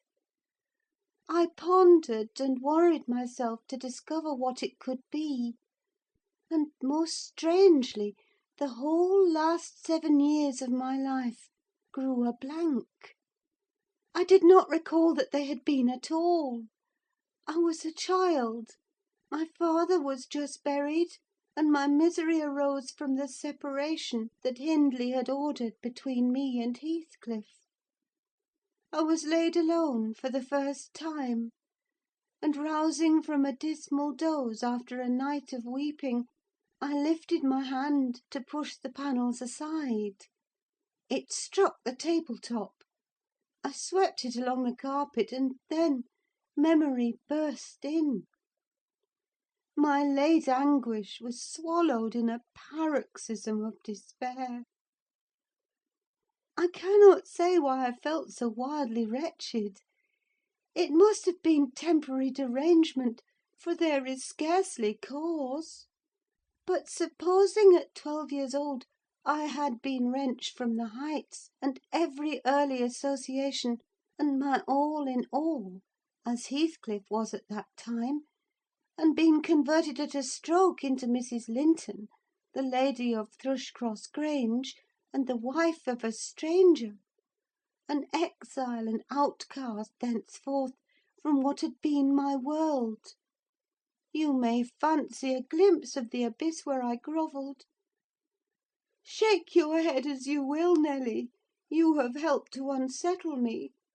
You should have spoken to Edgar, indeed you should, and compelled him to leave me quiet. Oh, I'm burning!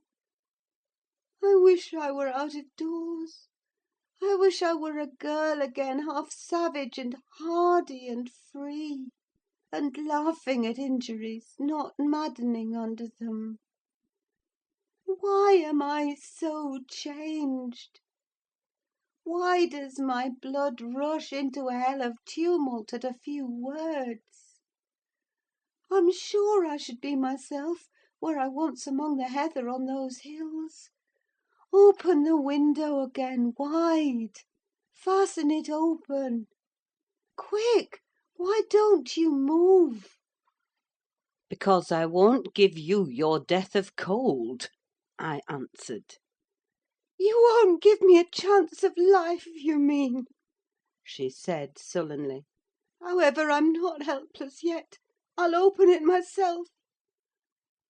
And sliding from the bed before I could hinder her, she crossed the room, walking very uncertainly, threw it back, and bent out, careless of the frosty air that cut about her shoulders as keen as a knife. I entreated, and finally attempted to force her to retire. But I soon found her delirious strength much surpassed mine. She was delirious, and became convinced by her subsequent actions and ravings. There was no moon, and everything beneath lay in misty darkness. Not a light gleamed from any house; far or near, all had been extinguished long ago, and those at Wuthering Heights were never visible. Still, she asserted she caught their shining. Look! She cried eagerly. That's my room with the candle in it, and the trees swaying before it, and the other candle is in Joseph's garret. Joseph sits up late, doesn't he? He's waiting till I come home, that he may lock the gate. Well, he'll wait a while yet. It's a rough journey, and a sad heart to travel it, and we must pass by Gimmerton Kirk to go that journey. We've braved its ghosts often together, and dared each other to stand among the graves and ask them to come. But, Heathcliff, if I dare you now, will you venture? If you do, I'll keep you. I'll not lie there by myself. They may bury me 12 feet deep, and throw the church down over me, but I won't rest till you are with me. I never will. She paused, and resumed with a strange smile. He's considering. He'd rather I'd come to him. Find a way, then, not through that kirkyard. You are slow. Be content, you always followed me.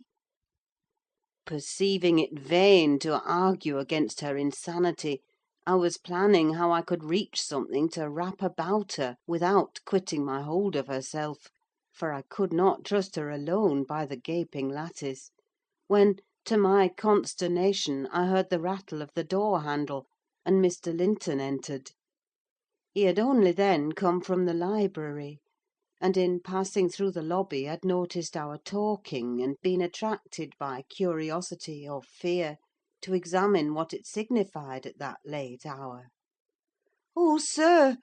I cried, checking the exclamation risen to his lips at the sight which met him, and the bleak atmosphere of the chamber. My poor mistress is ill, and she quite masters me. I cannot manage her at all. Pray, come and persuade her to go to bed. Forget your anger, for she's hard to guide any way but her own. "Catherine ill?" he said, hastening to us. "Shut the window, Ellen. Catherine, why—" He was silent.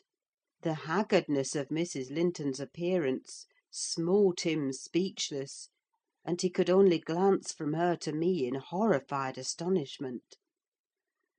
"She's been fretting here," I continued, and eating scarcely anything, and never complaining.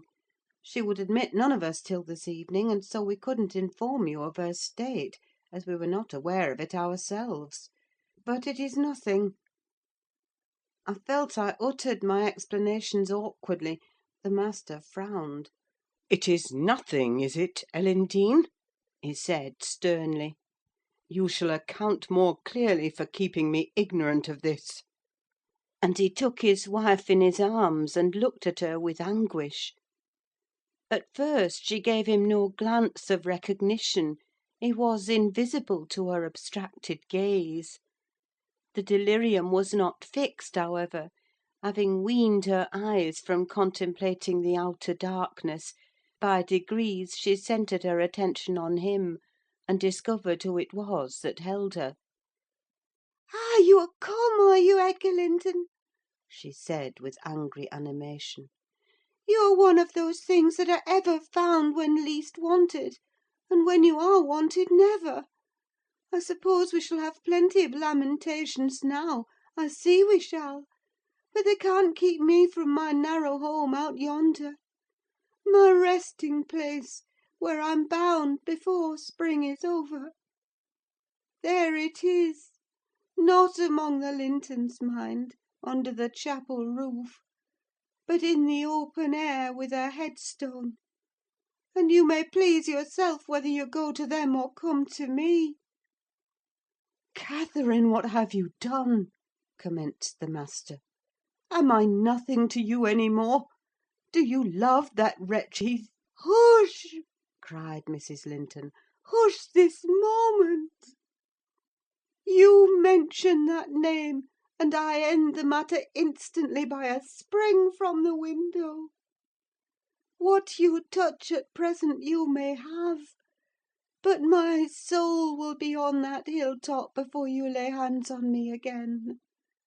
I don't want you, Edgar: I am past wanting you. Return to your books. I'm glad you possess a consolation, for all you had in me is gone." "Her mind wanders, sir," I interposed.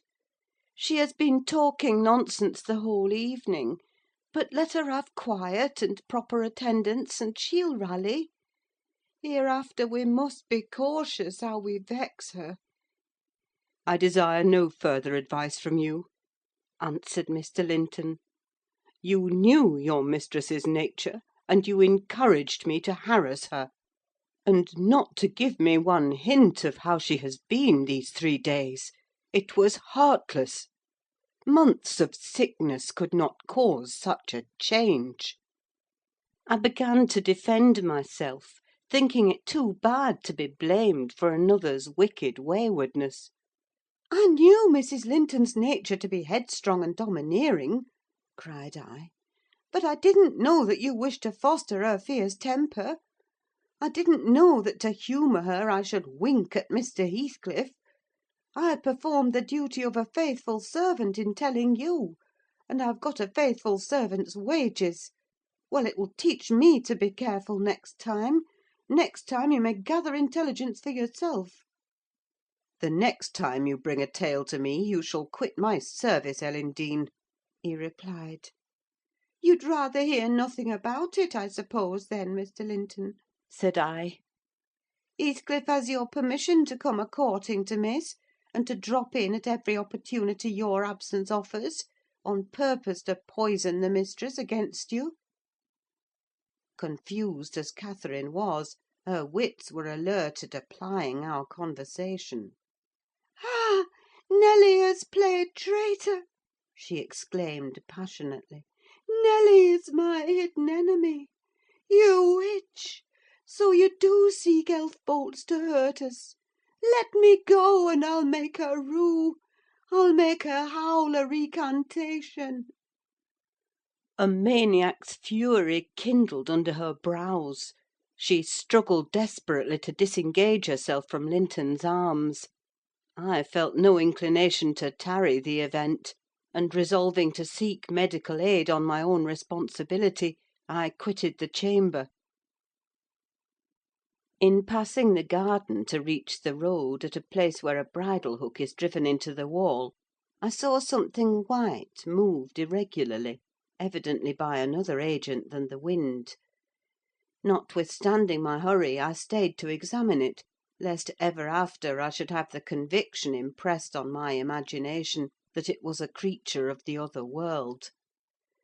My surprise and perplexity were great on discovering, by touch more than vision, Miss Isabella's Springer, Fanny, suspended by a handkerchief, and nearly at its last gasp. I quickly released the animal and lifted it into the garden. I had seen it follow its mistress upstairs when she went to bed, and wondered much how it could have got out there, and what mischievous person had treated it so. While untying the knot round the hook, it seemed to me that I repeatedly caught the beat of horses' feet galloping at some distance. But there was such a number of things to occupy my reflections that I hardly gave the circumstance a thought, though it was a strange sound in that place at 2 o'clock in the morning. Mr. Kenneth was fortunately just issuing from his house to see a patient in the village, as I came up the street, and my account of Catherine Linton's malady induced him to accompany me back immediately. He was a plain, rough man, and he made no scruple to speak his doubts of her surviving this second attack, unless she were more submissive to his directions than she had shown herself before. "Nelly Dean," said he, "I can't help fancying there's an extra cause for this. What has there been to do at the Grange? We've odd reports up here. A stout-hearty lass like Catherine does not fall ill for a trifle, and that sort of people should not, either. It's hard work bringing them through fevers and such things. How did it begin?" "The master will inform you," I answered; "but you were acquainted with the Earnshaws' violent dispositions, and Mrs. Linton caps them all. I may say this: it commenced in a quarrel. She was struck during a tempest of passion with a kind of fit.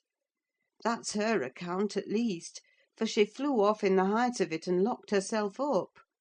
Afterwards she refused to eat, and now she alternately raves and remains in a half-dream, knowing those about her, but having her mind filled with all sorts of strange ideas and illusions." "Mr. Linton will be sorry?" observed Kenneth, interrogatively. "Sorry? He'll break his heart should anything happen," I replied. "Don't alarm him more than necessary." "Well, I told him to beware," said my companion, "and he must bide the consequences of neglecting my warning. Hasn't he been intimate with Mr. Heathcliff lately?" "Heathcliff frequently visits at the Grange," answered I, "though more on the strength of the mistress having known him when a boy, than because the master likes his company. At present he's discharged from the trouble of calling, owing to some presumptuous aspirations after Miss Linton, which he manifested.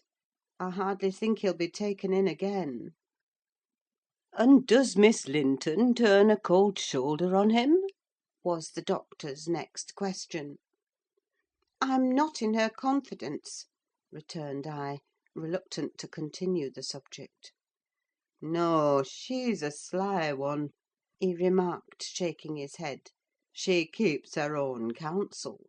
But she's a real little fool. I have it from good authority that last night, and a pretty night it was, she and Heathcliff were walking in the plantation at the back of your house above 2 hours, and he pressed her not to go in again, but just mount his horse and away with him. My informant said she could only put him off by pledging her word of honour to be prepared on their first meeting after that. When it was to be, he didn't hear, but you urged Mr. Linton to look sharp." This news filled me with fresh fears.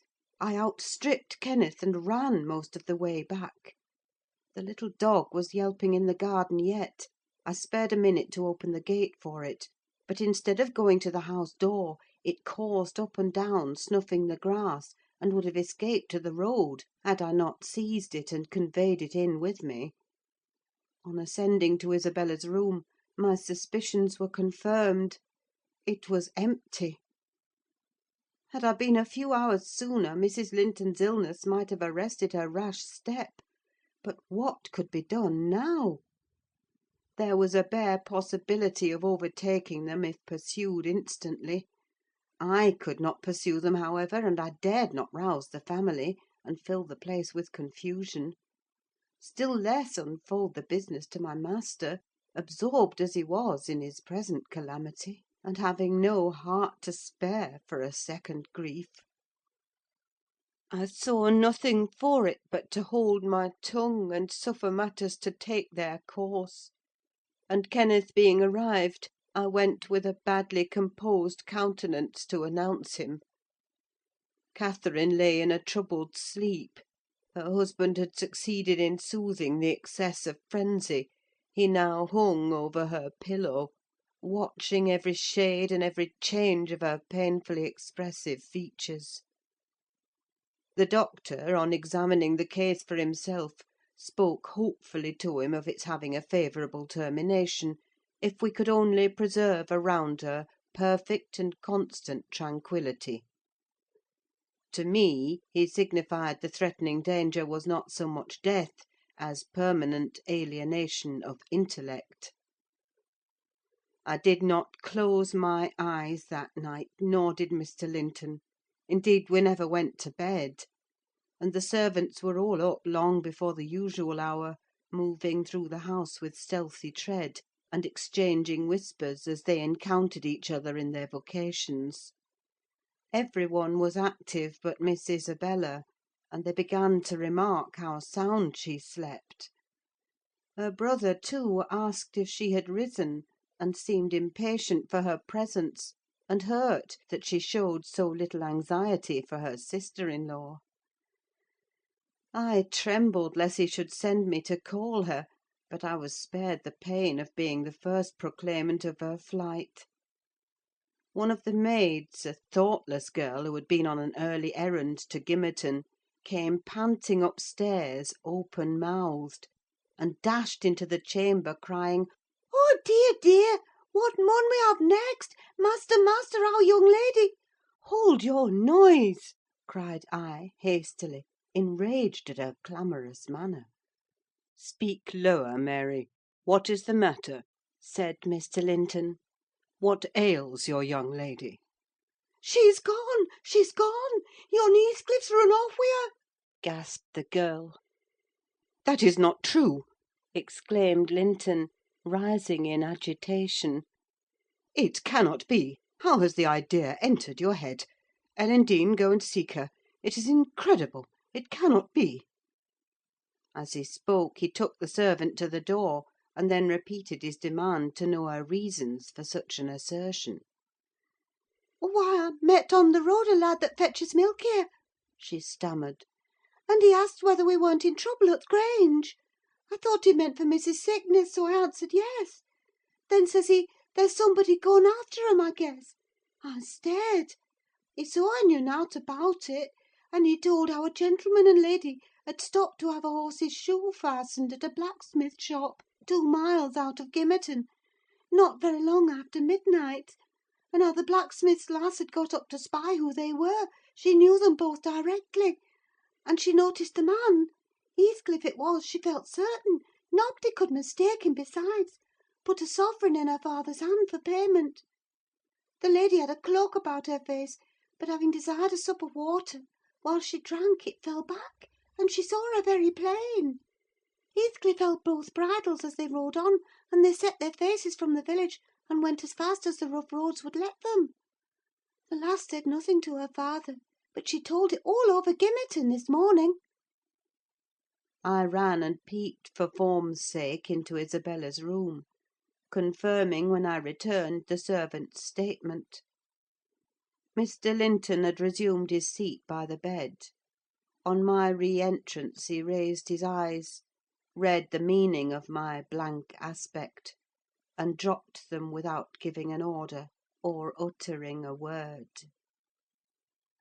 "Are we to try any measures for overtaking and bringing her back?" I inquired. "How should we do?"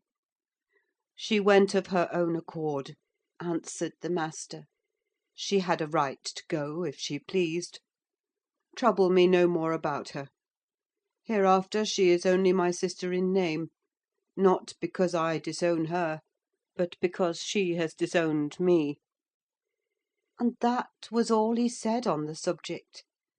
He did not make single inquiry further, or mention her in any way, except directing me to send what property she had in the house to her fresh home, wherever it was, when I knew it.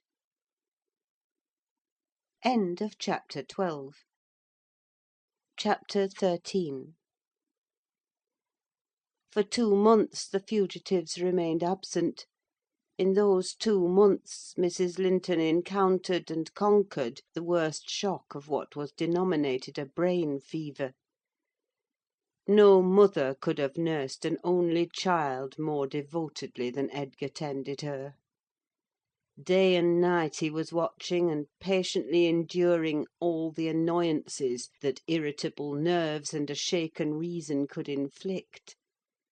And though Kenneth remarked that what he saved from the grave would only recompense his care by forming the source of constant future anxiety, in fact, that his health and strength were being sacrificed to preserve a mere ruin of humanity, he knew no limits in gratitude and joy when Catherine's life was declared out of danger; and hour after hour he would sit beside her, tracing the gradual return to bodily health, and flattering his too sanguine hopes with the illusion that her mind would settle back to its right balance also, and she would soon be entirely her former self.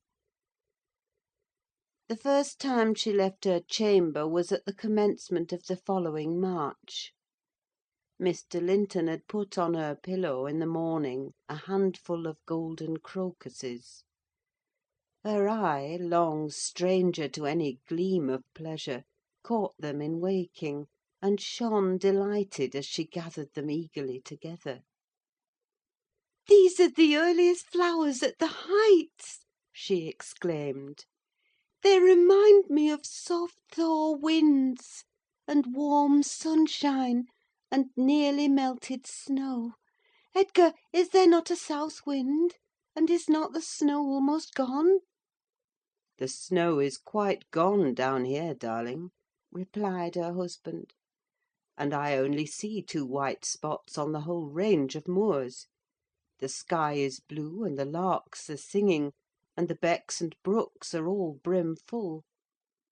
Catherine, last spring at this time I was longing to have you under this roof. Now I wish you were a mile or 2 up those hills: the air blows so sweetly, I feel that it would cure you." "I shall never be there but once more," said the invalid; "and then you'll leave me, and I shall remain for ever. Next spring you'll long again to have me under this roof, and you'll look back and think you were happy to day." Linton lavished on her the kindest caresses, and tried to cheer her by the fondest words; but, vaguely regarding the flowers, she let the tears collect on her lashes and stream down her cheeks unheeding. We knew she was really better, and therefore decided that long confinement to a single place produced much of this despondency, and it might be partially removed by a change of scene. The master told me to light a fire in the many weeks deserted parlour, and to set an easy chair in the sunshine by the window; and then he brought her down, and she sat a long while enjoying the genial heat, and, as we expected, revived by the objects round her, which, though familiar, were free from the dreary associations investing her hated sick chamber. By evening she seemed greatly exhausted, Yet no arguments could persuade her to return to that apartment, and I had to arrange the parlour sofa for her bed till another room could be prepared. To obviate the fatigue of mounting and descending the stairs, we fitted up this where you lie at present, on the same floor with the parlour, and she was soon strong enough to move from one to the other, leaning on Edgar's arm. Ah, I thought myself, she might recover, so waited on as she was; and there was double cause to desire it, for on her existence depended that of another. We cherished the hope that in a little while Mr. Linton's heart would be gladdened, and his lands secured from a stranger's grip by the birth of an heir. I should mention that Isabella sent to her brother, some 6 weeks from her departure, a short note, announcing her marriage with Heathcliff. It appeared dry and cold, but at the bottom was dotted in with pencil an obscure apology, and an entreaty for kind remembrance and reconciliation, if her proceeding had offended him; asserting that she could not help it then, and, being done, she had now no power to repeal it. Linton did not reply to this, I believe; and in a fortnight more I got a long letter, which I considered odd, coming from the pen of a bride just out of the honeymoon. I'll read it, for I keep it yet. Any relic of the dead is precious, if they were valued living. "Dear Ellen," it begins, "I came last night to Wuthering Heights, and heard for the first time that Catherine has been, and is yet, very ill. I must not write to her, I suppose, and my brother is either too angry or too distressed to answer what I sent him. Still, I must write to somebody, and the only choice left me is you. Inform Edgar that I'd give the world to see his face again; that my heart returned to Thrushcross Grange in 24 hours after I left it, and is there at this moment, full of warm feelings for him and Catherine. I can't follow it, though." These words are underlined. "They need not expect me, and they may draw what conclusions they please; taking care, however, to lay nothing at the door of my weak will or deficient affection. The remainder of the letter is for yourself alone. I want to ask you 2 questions. The first is, how did you contrive to preserve the common sympathies of human nature when you resided here? I cannot recognise any sentiment which those around share with me. The second question I have great interest in. It is this: is Mr. Heathcliff a man? If so, is he mad? And if not, is he a devil? I shan't tell you my reasons for making this inquiry, but I beseech you to explain, if you can, what I have married. That is, when you call to see me. And you must call, Ellen, very soon. Don't write, but come, and bring me something from Edgar. Now you shall hear how I have been received in my new home, as I am led to imagine the Heights will be. It is to amuse myself that I dwell on such subjects as the lack of external comforts. They never occupy my thoughts, except at the moment when I miss them. I should laugh and dance for joy if I found their absence was the total of my miseries, and the rest was an unnatural dream. The sun set behind the Grange as we turned on to the moors. By that I judged it to be 6 o'clock, and my companion halted half an hour to inspect the park and the gardens, and probably the place itself, as well as he could. So it was dark when we dismounted in the paved yard of the farmhouse, and your old fellow servant, Joseph, issued out to receive us by the light of a dip candle. He did it with a courtesy that redounded to his credit. His first act was to elevate his torch to a level with my face, squint malignantly, project his underlip, and turn away. Then he took the 2 horses and led them into the stables, reappearing for the purpose of locking the outer gate, as if we lived in an ancient castle. Heathcliff stayed to speak to him, and I entered the kitchen, a dingy, untidy hole. I daresay you would not know it, it is so changed since it was in your charge. By the fire stood a ruffianly child, strong in limb and dirty in garb, with a look of Catherine in his eyes and about his mouth. This is Edgar's legal nephew, I reflected, mine in a manner. I must shake hands, and, yes, I must kiss him. It is right to establish a good understanding at the beginning. I approached, and attempting to take his chubby fist, said, "How do you do, my dear?" He replied in a jargon I did not comprehend. "Shall you and I be friends, Hareton?" was my next essay at conversation. An oath, and a threat to set throttle on me if I did not "frame off," rewarded my perseverance. "Hey, Throttler, lad!" whispered the little wretch, rousing a half-bred bulldog from its lair in a corner. "Now wilt thou be ganging?"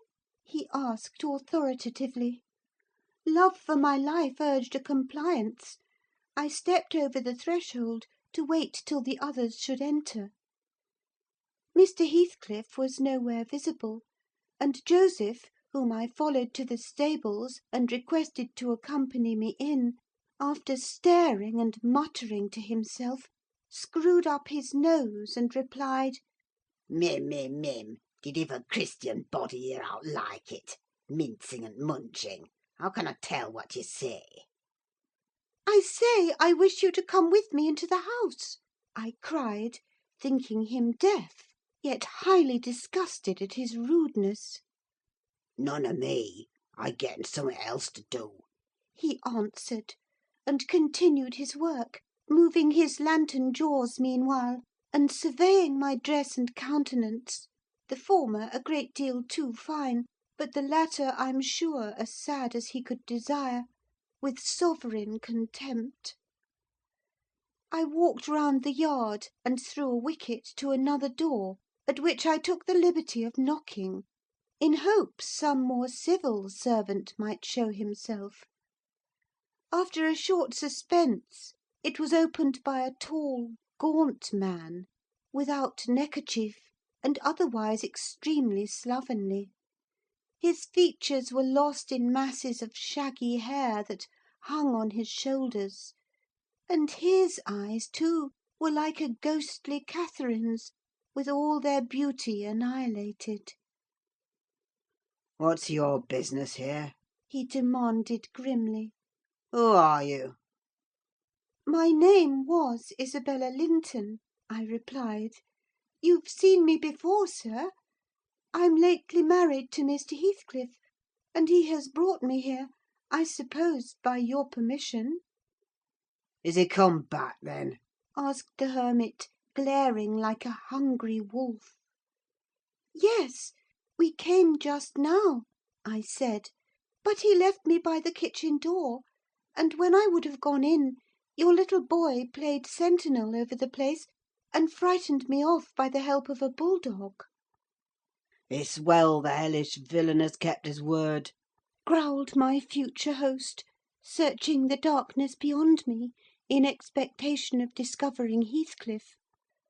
And then he indulged in a soliloquy of execrations, and threats of what he would have done had the fiend deceived him. I repented having tried this second entrance, and was almost inclined to slip away before he finished cursing; but ere I could execute that intention, he ordered me in, and shut and refastened the door. There was a great fire, and that was all the light in the huge apartment, whose floor had grown a uniform grey, and the once brilliant pewter dishes, which used to attract my gaze when I was a girl, partook of a similar obscurity, created by tarnish and dust. I inquired whether I might call the maid, and be conducted to a bedroom. Mr. Earnshaw vouchsafed no answer. He walked up and down with his hands in his pockets, apparently quite forgetting my presence; and his abstraction was evidently so deep, and his whole aspect so misanthropical, that I shrank from disturbing him again. You'll not be surprised, Ellen, at my feeling particularly cheerless, seated in worse than solitude on that inhospitable hearth, and remembering that 4 miles distant lay my delightful home, containing the only people I loved on earth. And there might as well be the Atlantic to part us, instead of those 4 miles. I could not overpass them. I questioned with myself, where must I turn for comfort? And, mind you don't tell Edgar or Catherine. Above every sorrow beside, this rose pre-eminent: despair at finding nobody who could or would be my ally against Heathcliff. I had sought shelter at Wuthering Heights almost gladly, because I was secured by that arrangement from living alone with him. But he knew the people we were coming amongst, and he did not fear their intermeddling. I sat and thought a doleful time. The clock struck 8 and 9, and still my companion paced to and fro, his head bent on his breast, and perfectly silent, unless a groan or a bitter ejaculation forced itself out at intervals. I listened to detect a woman's voice in the house, and filled the interim with wild regrets and dismal anticipations, which at last spoke audibly in irrepressible sighing and weeping. I was not aware how openly I grieved till Earnshaw halted opposite in his measured walk, and gave me a stare of newly awakened surprise. Taking advantage of his recovered attention, I exclaimed, "I'm tired with my journey, and I want to go to bed. Where is the maid-servant? Direct me to her, as she won't come to me." We have none, he answered. You must wait on yourself. "Where must I sleep, then?" I sobbed. I was beyond regarding self-respect, weighed down by fatigue and wretchedness. Joseph will show you Heathcliff's chamber, said he.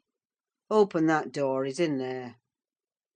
I was going to obey, but he suddenly arrested me, and added in the strangest tone, Be so good as to turn your lock and draw your bolt.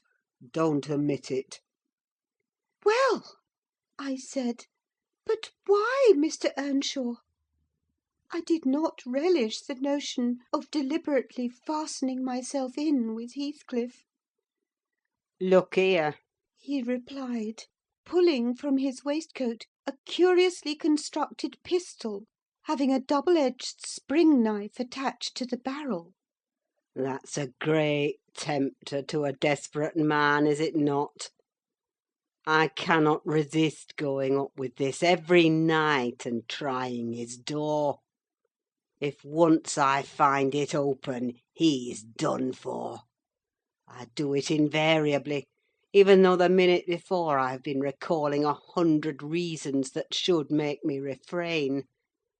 It is some devil that urges me to thwart my own schemes by killing him. You fight against that devil for love as long as you may. When the time comes, not all the angels in heaven shall save him. I surveyed the weapon inquisitively. A hideous notion struck me. How powerful I should be, possessing such an instrument! I took it from his hand, and touched the blade. He looked astonished at the expression my face assumed during a brief second. It was not horror, it was covetousness. He snatched the pistol back jealously, shut the knife, and returned it to its concealment. "I don't care if you tell him," said he. "Put him on his guard, and watch for him. You know the terms we're on, I see. His danger does not shock you." "What has Heathcliff done to you?" I asked. "In what has he wronged you, to warrant this appalling hatred? Wouldn't it be wiser to bid him quit the house?" No! thundered Earnshaw. Should he offer to leave me, he's a dead man. Persuade him to attempt it, and you are a murderess. Am I to lose all without a chance of retrieval? Is Hareton to be a beggar? Oh, damnation! I will have it back, and I'll have his gold too, and then his blood, and hell shall have his soul. It will be 10 times blacker with that guest than ever it was before." "You've acquainted me, Ellen, with your old master's habits. He is clearly on the verge of madness: he was so last night, at least." I shuddered to be near him, and thought on the servant's ill-bred moroseness as comparatively agreeable. He now recommenced his moody walk, and I raised the latch and escaped into the kitchen. Joseph was bending over the fire, peering into a large pan that swung above it, and a wooden bowl of oatmeal stood on the settle close by. The contents of the pan began to boil, and he turned to plunge his hand into the bowl. I conjectured that this preparation was probably for our supper, and, being hungry, I resolved it should be eatable; so, crying out sharply, "I'll make the porridge!" I removed the vessel out of his reach, and proceeded to take off my hat and riding habit. "Mr. Earnshaw," I continued, "directs me to wait on myself. I will. I'm not going to act the lady among you, for fear I should starve." "Good Lord!" he muttered, sitting down and stroking his ribbed stockings from the knee to the ankle. "If there's to be fresh ortherings, just when I'm getting used to two maisters, if I mun have a mistress set over me head, it's like time to be flitting. I never did think to see it day that I would leave the old place, but I doubt it's nigh at hand." This lamentation drew no notice from me.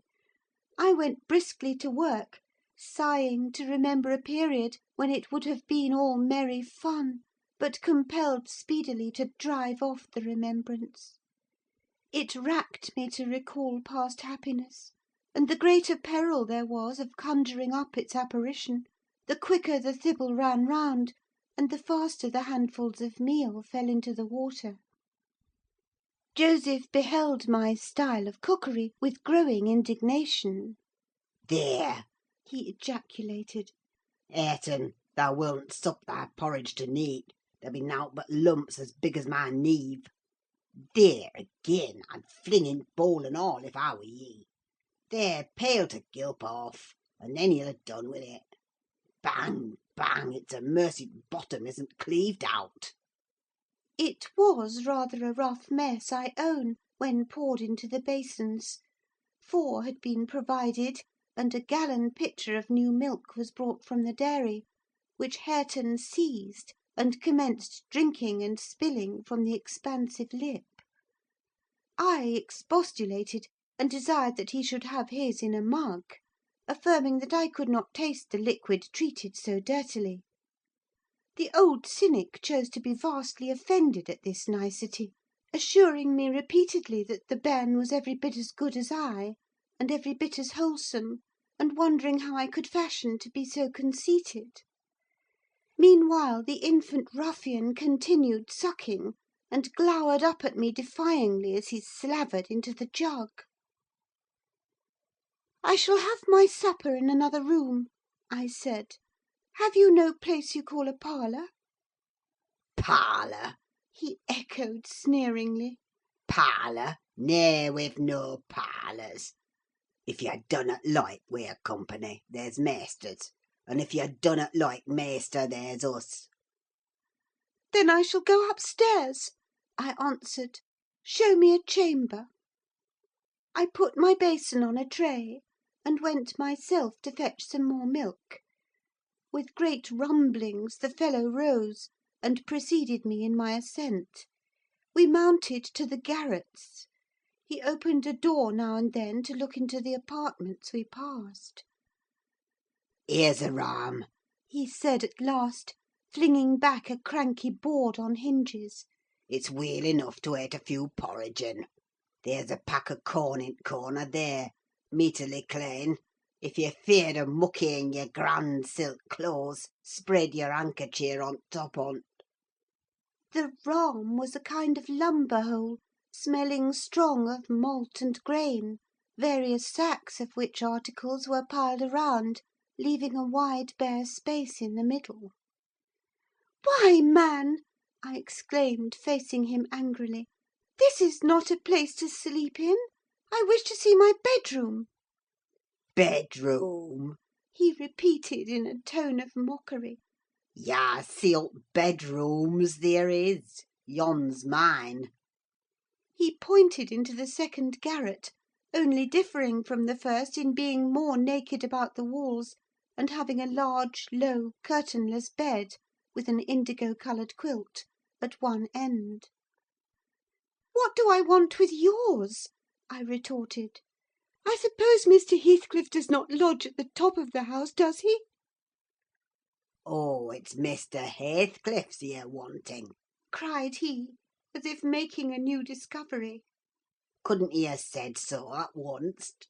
And then I mud ha' telled ye, about all this wark, that that's just one ye cannot see. He allus keeps it locked, and nob'dy iver mells on't but hisseln.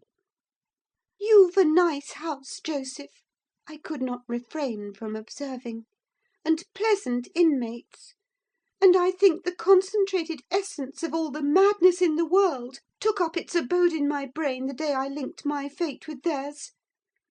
However, that is not to the present purpose. There are other rooms. For heaven's sake, be quick, and let me settle somewhere." He made no reply to this adjuration, only plodding doggedly down the wooden steps, and halting before an apartment which, from that halt and the superior quality of its furniture, I conjectured to be the best one. There was a carpet, a good one, but the pattern was obliterated by dust; a fireplace hung with cut paper, dropping to pieces; a handsome oak bedstead, with ample crimson curtains of rather expensive material and modern make, but they had evidently experienced rough usage. The valances hung in festoons, wrenched from their rings, and the iron rod supporting them was bent in an arc on one side, causing the drapery to trail upon the floor. The chairs were also damaged, many of them severely, and deep indentations deformed the panels of the walls. I was endeavouring to gather resolution for entering and taking possession, when my fool of a guide announced, This here's t' maister's. my supper by this time was cold, my appetite gone, and my patience exhausted. I insisted on being provided instantly with a place of refuge and means of repose. Where the divil? Began the religious elder. The Lord bless us, the Lord forgie us! Where the hell would ye gang, ye mad, wearisome nowt? Ye've seen all but Hareton's bit of a shamer. There's not another aisle to lig down in t' house. I was so vexed I flung my tray and its contents on the ground, and then seated myself at the stairs' head, hid my face in my hands, and cried. Ech, ech! Exclaimed Joseph. Weel done, Miss Cathy! Weel done, Miss Cathy! Howsiver, t' maisters'll just tumble o'er them broken pots, and then we's hear summat. We's hear how it's to be. Good for nowt maddling! You deserve pining for this to Christmas, flinging t' precious gifts of God under foot in your flaysome rages. But I mistain if you show your sperrit lang. Will Heathcliff bide sich bonny ways, think ye? I nobbut wish he may catch ye, that plisky. I nobbut wish he may." And so he went on scolding to his den beneath, taking the candle with him, and I remained in the dark. The period of reflection succeeding this silly action compelled me to admit the necessity of smothering my pride and choking my wrath, and bestirring myself to remove its effects. An unexpected aid presently appeared in the shape of Throttler, whom I now recognised as a son of our old skulker. It had spent its whelphood at the Grange, and was given by my father to Mr. Hindley. I fancy it knew me: it pushed its nose against mine by way of salute, and then hastened to devour the porridge, while I groped from step to step, collecting the shattered earthenware, and drying the spatters of milk from the banister with my pocket handkerchief. Our labours were scarcely over when I heard Earnshaw's tread in the passage. My assistant tucked in his tail and pressed to the wall. I stole into the nearest doorway. The dog's endeavour to avoid him was unsuccessful, as I guessed by a scutter downstairs and a prolonged, piteous yelping.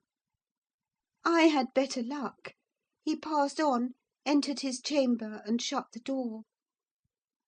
Directly after, Joseph came up with Hareton to put him to bed.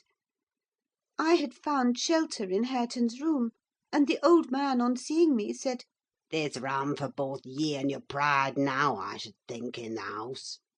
It's empty: ye may have it all to yourseln, and him as Alice Max a third is sich ill company." Gladly did I take advantage of this intimation, and the minute I flung myself into a chair by the fire, I nodded and slept. My slumber was deep and sweet, though over far too soon. Mr. Heathcliff awoke me.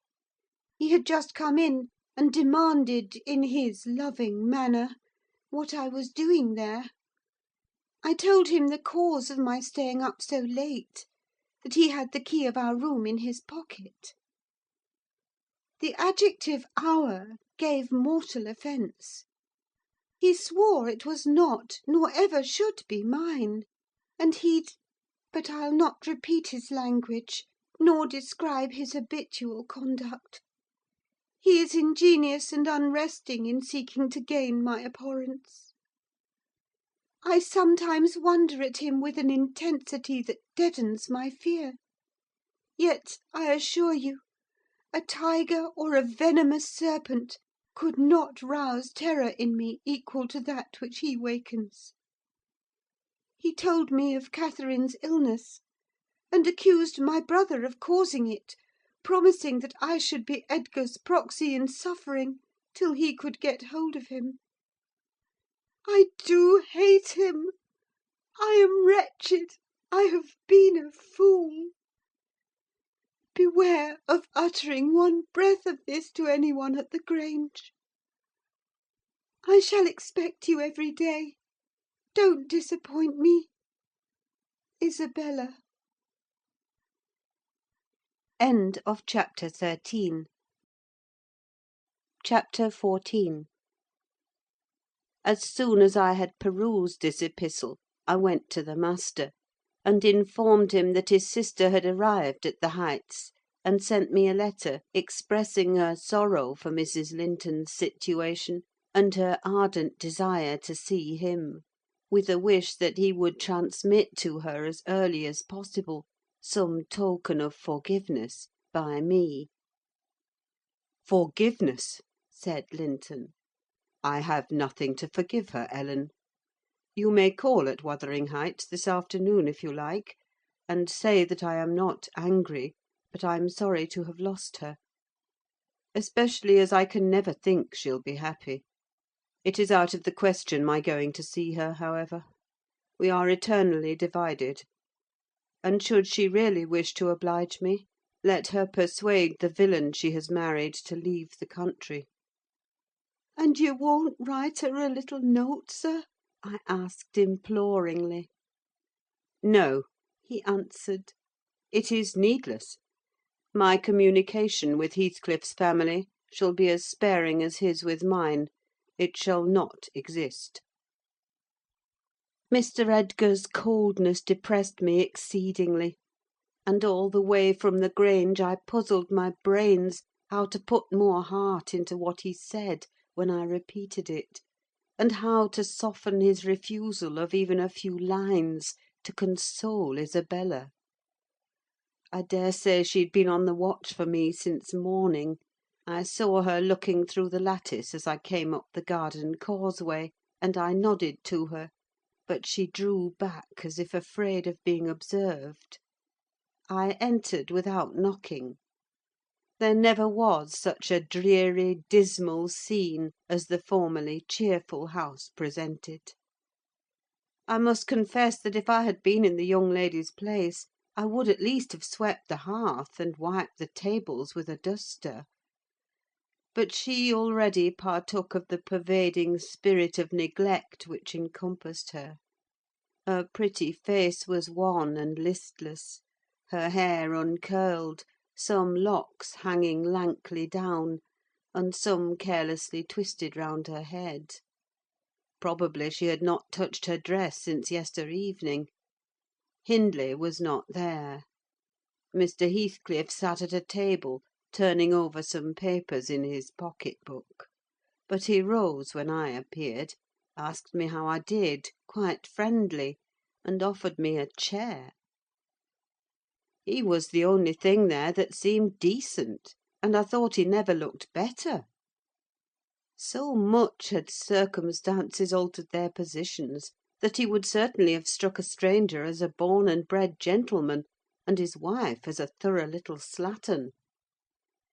She came forward eagerly to greet me, and held out one hand to take the expected letter. I shook my head. She wouldn't understand the hint, but followed me to a sideboard, where I went to lay my bonnet, and importuned me in a whisper to give her directly what I had brought. Heathcliff guessed the meaning of her manoeuvres, and said, If you have got anything for Isabella, as no doubt you have, Nelly, give it to her.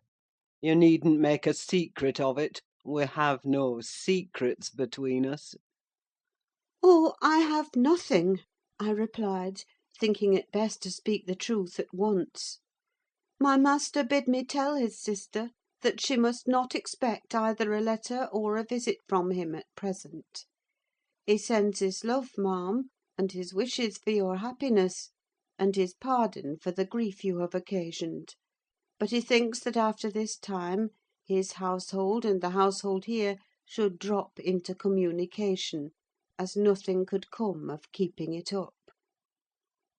Mrs. Heathcliff's lip quivered slightly, and she returned to her seat in the window.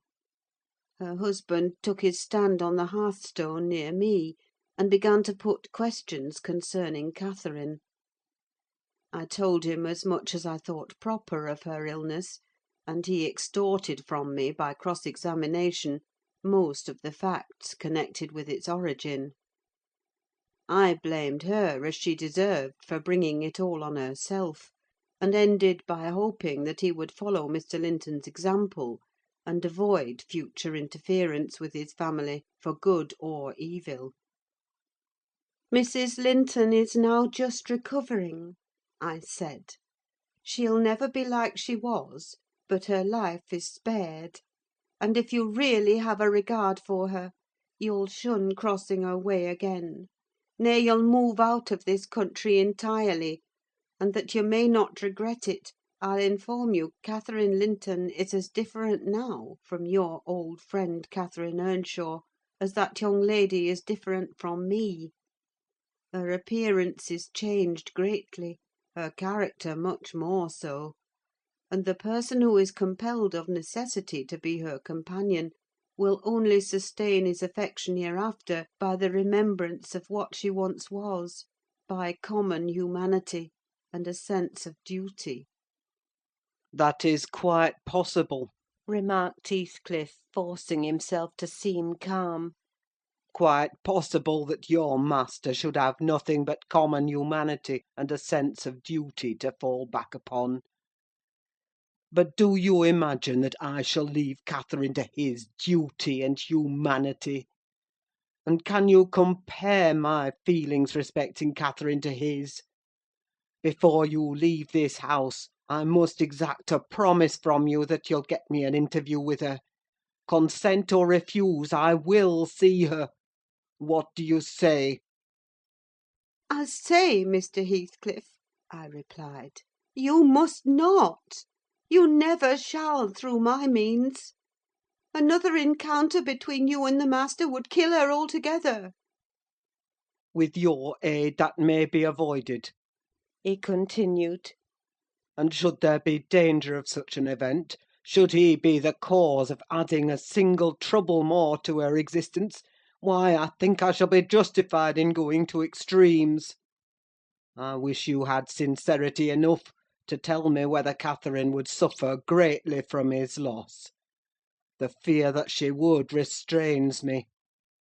And there you see the distinction between our feelings.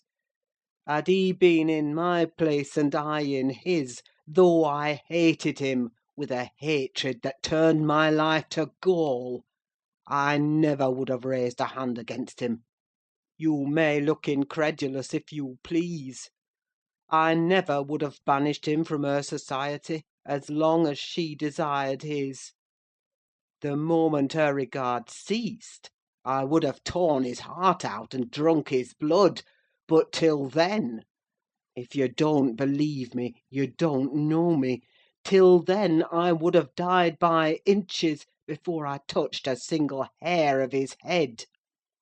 "And yet," I interrupted, "you have no scruples in completely ruining all hopes of her perfect restoration, by thrusting yourself into a remembrance now, when she has nearly forgotten you, and involving her in a new tumult of discord and distress."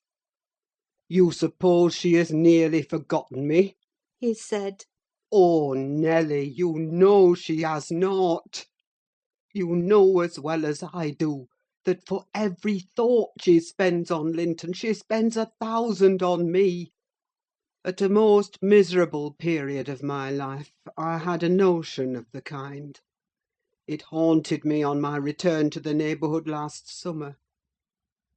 But only her own assurance could make me admit the horrible idea again. And then Linton would be nothing, nor Hindley, nor all the dreams that ever I dreamt. 2 words would comprehend my future: death and hell. Existence after losing her would be hell. Yet I was a fool to fancy for a moment that she valued Edgar Linton's attachment more than mine. If he loved with all the powers of his puny being, he couldn't love as much in 80 years as I could in a day. And Catherine has a heart as deep as I have. The sea could be as readily contained in that horse trough as her whole affection be monopolised by him. To her she is scarcely a degree dearer to her than a dog or a horse. It is not in him to be loved like me. How can she love in him what he has not? "Catherine and Edgar are as fond of each other as any 2 people can be," cried Isabella, with sudden vivacity. "No one has a right to talk in that manner, and I won't hear my brother depreciated in silence." "Your brother is wondrous fond of you, too, isn't he?" observed Heathcliff scornfully. "He turns you adrift on the world with surprising alacrity." "He is not aware of what I suffer," she replied. "I didn't tell him that." "You have been telling him something, then? You have written, have you?" "To say that I was married, I did write. You saw the note." "And nothing since?" "No." "My young lady's looking sadly the worse for her change of condition," I remarked. Somebody's love comes short in her case, obviously. Whose, I may guess, but perhaps I shouldn't say. I should guess it was her own," said Heathcliff. "She degenerates into a mere slut. She is tired of trying to please me uncommonly early. You'd hardly credit it, but the very morrow of our wedding she was weeping to go home. However, she'll suit this house so much the better for not being over nice, and I'll take care she does not disgrace me by rambling abroad." Well, sir, returned I hope you'll consider that Mrs. Heathcliff is accustomed to be looked after and waited on, and that she's been brought up like an only daughter, whom every one was ready to serve. You must let her have a maid to keep things tidy about her, and you must treat her kindly. Whatever be your notion of Mr. Edgar, you cannot doubt that she has a capacity for strong attachments, or she wouldn't have abandoned the elegancies and comforts and friends of her former home to fix contentedly in such a wilderness as this with you. "She abandoned them under a delusion," he answered, "picturing in me a hero of romance, and expecting unlimited indulgences from my chivalrous devotion. I can hardly regard her in the light of a rational creature, so obstinately has she persisted in forming a fabulous notion of my character, and acting on the false impressions she cherished.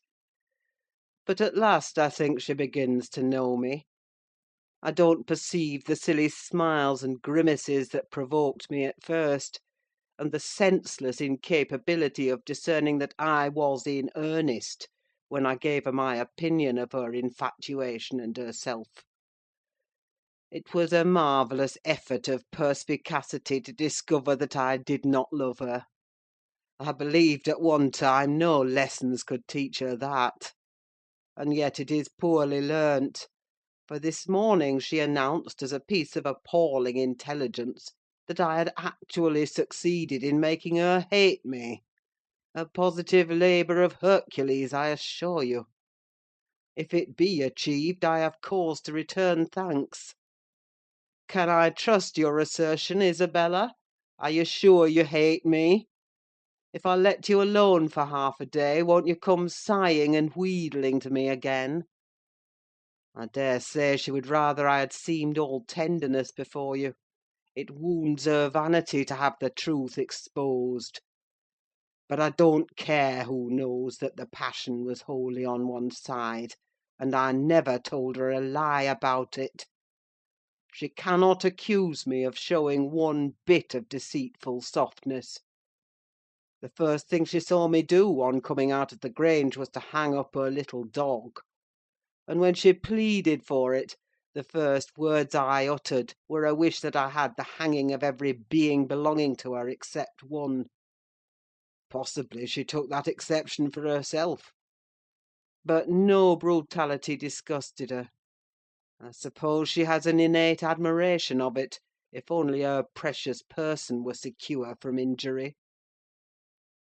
Now, was it not the depth of absurdity, of genuine idiocy, for that pitiful, slavish, mean-minded brat to dream that I could love her? Tell your master, Nelly, that I never in all my life met with such an abject thing as she is. She even disgraces the name of Linton; and I've sometimes relented, from pure lack of invention, in my experiments on what she could endure, and still creep shamefully cringing back. But tell him also, to set his fraternal and magisterial heart at ease, that I keep strictly within the limits of the law. I have avoided up to this period giving her the slightest right to claim a separation; and what's more, she'd thank nobody for dividing us. If she desired to go, she might. The nuisance of her presence, outweighs the gratification to be derived from tormenting her. "Mr. Heathcliff," said I, "this is the talk of a madman. Your wife most likely is convinced you are mad, and for that reason she has borne with you hitherto; but now that you say she may go, she'll doubtless avail herself of the permission. You are not so bewitched, ma'am, are you, as to remain with him of your own accord?" "Take care, Ellen," answered Isabella, her eyes sparkling irefully. There was no misdoubting by their expression the full success of her partner's endeavours to make himself detested. "Don't put faith in a single word he speaks. He's a lying fiend, a monster, and not a human being.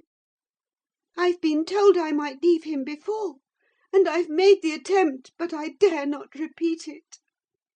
Only, Ellen, promise you'll not mention a syllable of his infamous conversation to my brother or Catherine. Whatever he may pretend, he wishes to provoke Edgar to desperation. He says he has married me on purpose to obtain power over him, and he shan't obtain it. I'll die first. I just hope, I pray, that he may forget his diabolical prudence and kill me. The single pleasure I can imagine is to die, or to see him dead." There, that will do for the present. said Heathcliff. If you are called upon in a court of law, you'll remember her language, Nelly; and take a good look at that countenance: she's near the point which would suit me. No, you're not fit to be your own guardian, Isabella, now; and I, being your legal protector, must retain you in my custody, however distasteful the obligation may be. Go upstairs. I have something to say to Ellen Dean in private. That's not the way. Upstairs, I tell you. Why, this is the road upstairs, child." He seized and thrust her from the room, and returned muttering, I have no pity. I have no pity. The more the worms writhe, the more I yearn to crush out their entrails. It is a moral teething, and I grind with greater energy in proportion to the increase of pain. "Do you understand what the word pity means?" I said, hastening to resume my bonnet. "Did you ever feel a touch of it in your life?" Put that down, he interrupted, perceiving my intention to depart. you are not going yet. Come here now, Nelly. I must either persuade or compel you to aid me in fulfilling my determination to see Catherine, and that without delay. I swear that I meditate no harm. I don't desire to cause any disturbance, or to exasperate or insult Mr. Linton. I only wish to hear from herself how she is, and why she has been ill, and to ask if anything that I could do would be of use to her. Last night I was in the Grange garden 6 hours, and I'll return there to-night, and every night I'll haunt the place, and every day, till I find an opportunity of entering. If Edgar Linton meets me, I shall not hesitate to knock him down, and give him enough to ensure his quiescence while I stay. If his servants oppose me, I shall threaten them off with these pistols. But wouldn't it be better to prevent my coming in contact with them or their master? And you could do it so easily. I'd warn you when I came, and then you might let me in unobserved, as soon as she was alone, and watch till I departed, your conscience quite calm. You would be hindering mischief. I protested against playing that treacherous part in my employer's house; and besides, I urged the cruelty and selfishness of his destroying Mrs. Linton's tranquillity for his satisfaction. The commonest occurrence startles her painfully," I said. "She's all nerves, and she couldn't bear the surprise, I'm positive. Don't persist, sir, or else I shall be obliged to inform my master of your designs, and he'll take measures to secure his house and its inmates from any such unwarrantable intrusions." In that case, I'll take measures to secure you, woman!" exclaimed Heathcliff. "You shall not leave Wuthering Heights till to-morrow morning. It is a foolish story to assert that Catherine could not bear to see me; and as to surprising her, I don't desire it. You must prepare her. Ask her if I may come. You say she never mentions my name, and that I'm never mentioned to her. To whom should she mention me, if I'm a forbidden topic in the house? She thinks you are all spies for her husband. Oh, I've no doubt she's in hell among you. I guess by her silence as much as anything what she feels. You say she is often restless and anxious-looking. Is that a proof of tranquillity? You talk of her mind being unsettled. How the devil could it be otherwise in her frightful isolation? And that insipid, paltry creature attending her from duty and humanity, from pity and charity! He might as well plant an oak in a flower-pot and expect it to thrive, as imagine he can restore her to vigour in the soil of his shallow cares. Let us settle it at once. Will you stay here, and am I to fight my way to Catherine over Linton and his footman? Or will you be my friend, as you have been hitherto, and do what I request? Decide, because there is no reason for my lingering another minute, if you persist in your stubborn ill nature." "Well, Mr. Lockwood, I argued and complained, and flatly refused him 50 times; but in the long run he forced me to an agreement. I engaged to carry a letter from him to my mistress, and should she consent, I promised to let him have intelligence of Linton's next absence from home, when he might come and get in as he was able. I wouldn't be there, and my fellow servants should be equally out of the way. Was it right or wrong? I fear it was wrong, though expedient.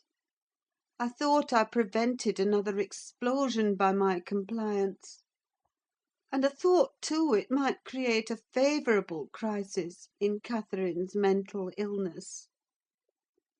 And then I remembered Mr. Edgar's stern rebuke of my carrying tales, and I tried to smooth away all disquietude on the subject by affirming with frequent iteration that that betrayal of trust, if it merited so harsh an appellation, should be the last.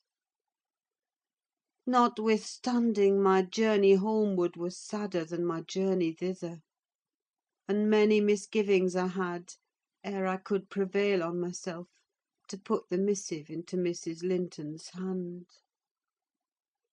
But here is Kenneth. I'll go down and tell him how much better you are. My history is dree, as we say, and will serve to while away another morning. Dree and dreary, I reflected, as the good woman descended to receive the doctor, and not exactly of the kind which I should have chosen to amuse me. But never mind, I'll extract wholesome medicines from Mrs. Dean's bitter herbs; and firstly, let me beware of the fascination that lurks in Catherine Heathcliff's brilliant eyes. I should be in a curious taking if I surrendered my heart to that young person, and the daughter turned out a second edition of the mother.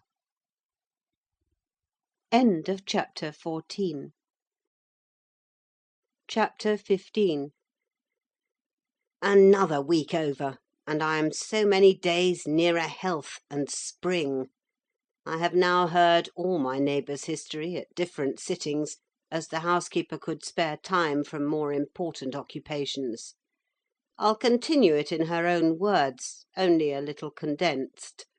She is, on the whole, a very fair narrator, and I don't think I could improve her style. "In the evening," she said, "the evening of my visit to the Heights, I knew, as well as if I saw him, that Mr. Heathcliff was about the place, and I shunned going out, because I still carried his letter in my pocket, and didn't want to be threatened or teased any more. I had made up my mind not to give it till my master went out somewhere, as I could not guess how its receipt would affect Catherine. The consequence was that it did not reach her before the lapse of 3 days. The 4th was Sunday, and I brought it into her room after the family were gone to church. There was a manservant left to keep the house with me, and we generally made a practice of locking the doors during the hours of service; but on that occasion the weather was so warm and pleasant that I set them wide open, and to fulfil my engagement, as I knew who would be coming, I told my companion that the mistress wished very much for some oranges, and he must run over to the village and get a few, to be paid for on the morrow. He departed, and I went upstairs. Mrs. Linton sat in a loose white dress, with a light shawl over her shoulders, in the recess of the open window, as usual. Her thick, long hair had been partly removed at the beginning of her illness, and now she wore it simply combed in its natural tresses over her temples and neck. Her appearance was altered, as I had told Heathcliff; but when she was calm, there seemed unearthly beauty in the change. The flash of her eyes had been succeeded by a dreamy and melancholy softness. They no longer gave the impression of looking at the objects around her: they appeared always to gaze beyond, and far beyond: you would have said, out of this world.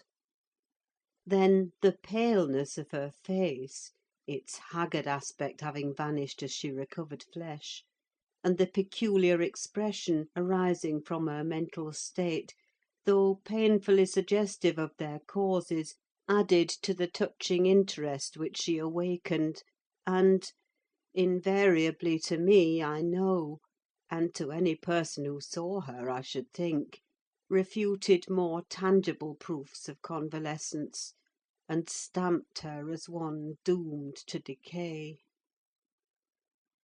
A book lay spread on the sill before her, and the scarcely perceptible wind fluttered its leaves at intervals. I believe Linton had laid it there, for she never endeavoured to divert herself with reading, or occupation of any kind, and he would spend many an hour in trying to entice her attention to some subject which had formerly been her amusement. She was conscious of his aim, and in her better moods endured his efforts placidly, only showing their uselessness by now and then suppressing a wearied sigh, and checking him at last with the saddest of smiles and kisses.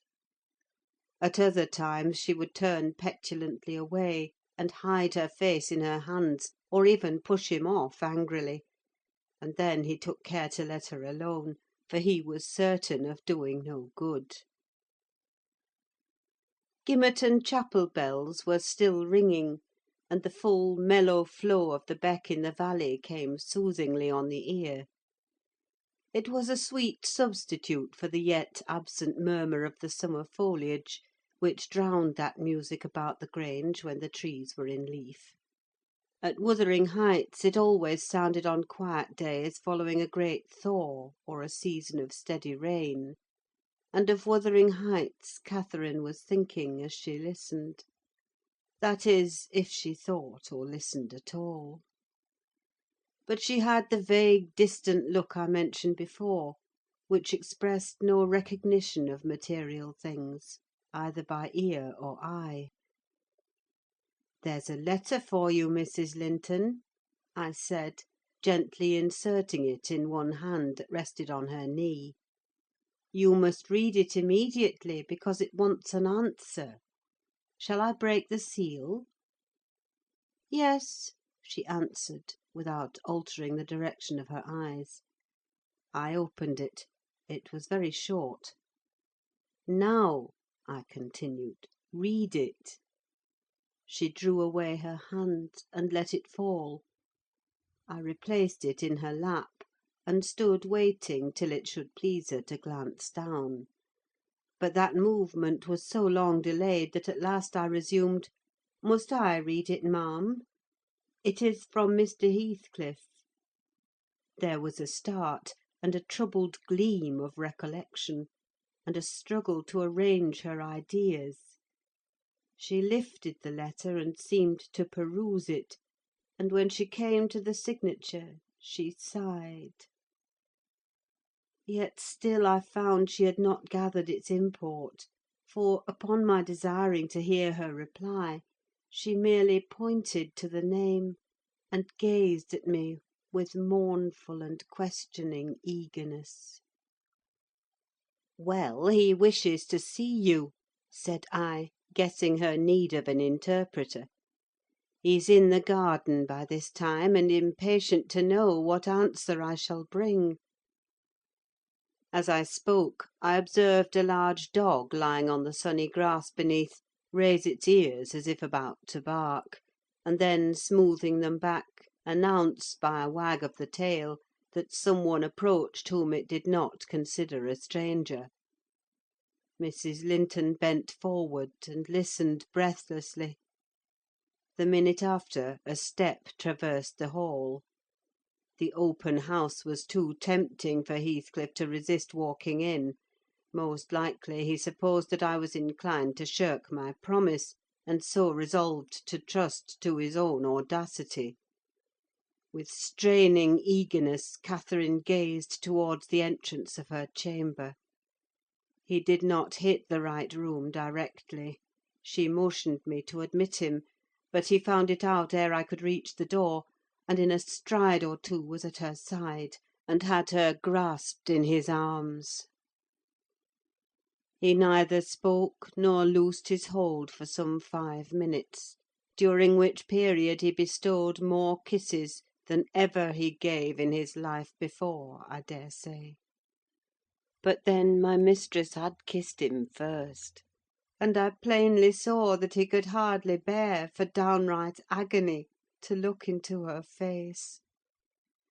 The same conviction had stricken him as me from the instant he beheld her: that there was no prospect of ultimate recovery there. She was fated, sure to die. "Oh, Cathy! Oh, my life! How can I bear it?" Was the first sentence he uttered, in a tone that did not seek to disguise his despair.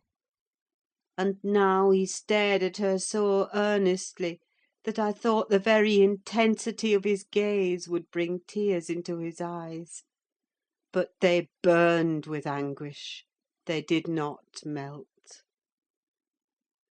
"What now?"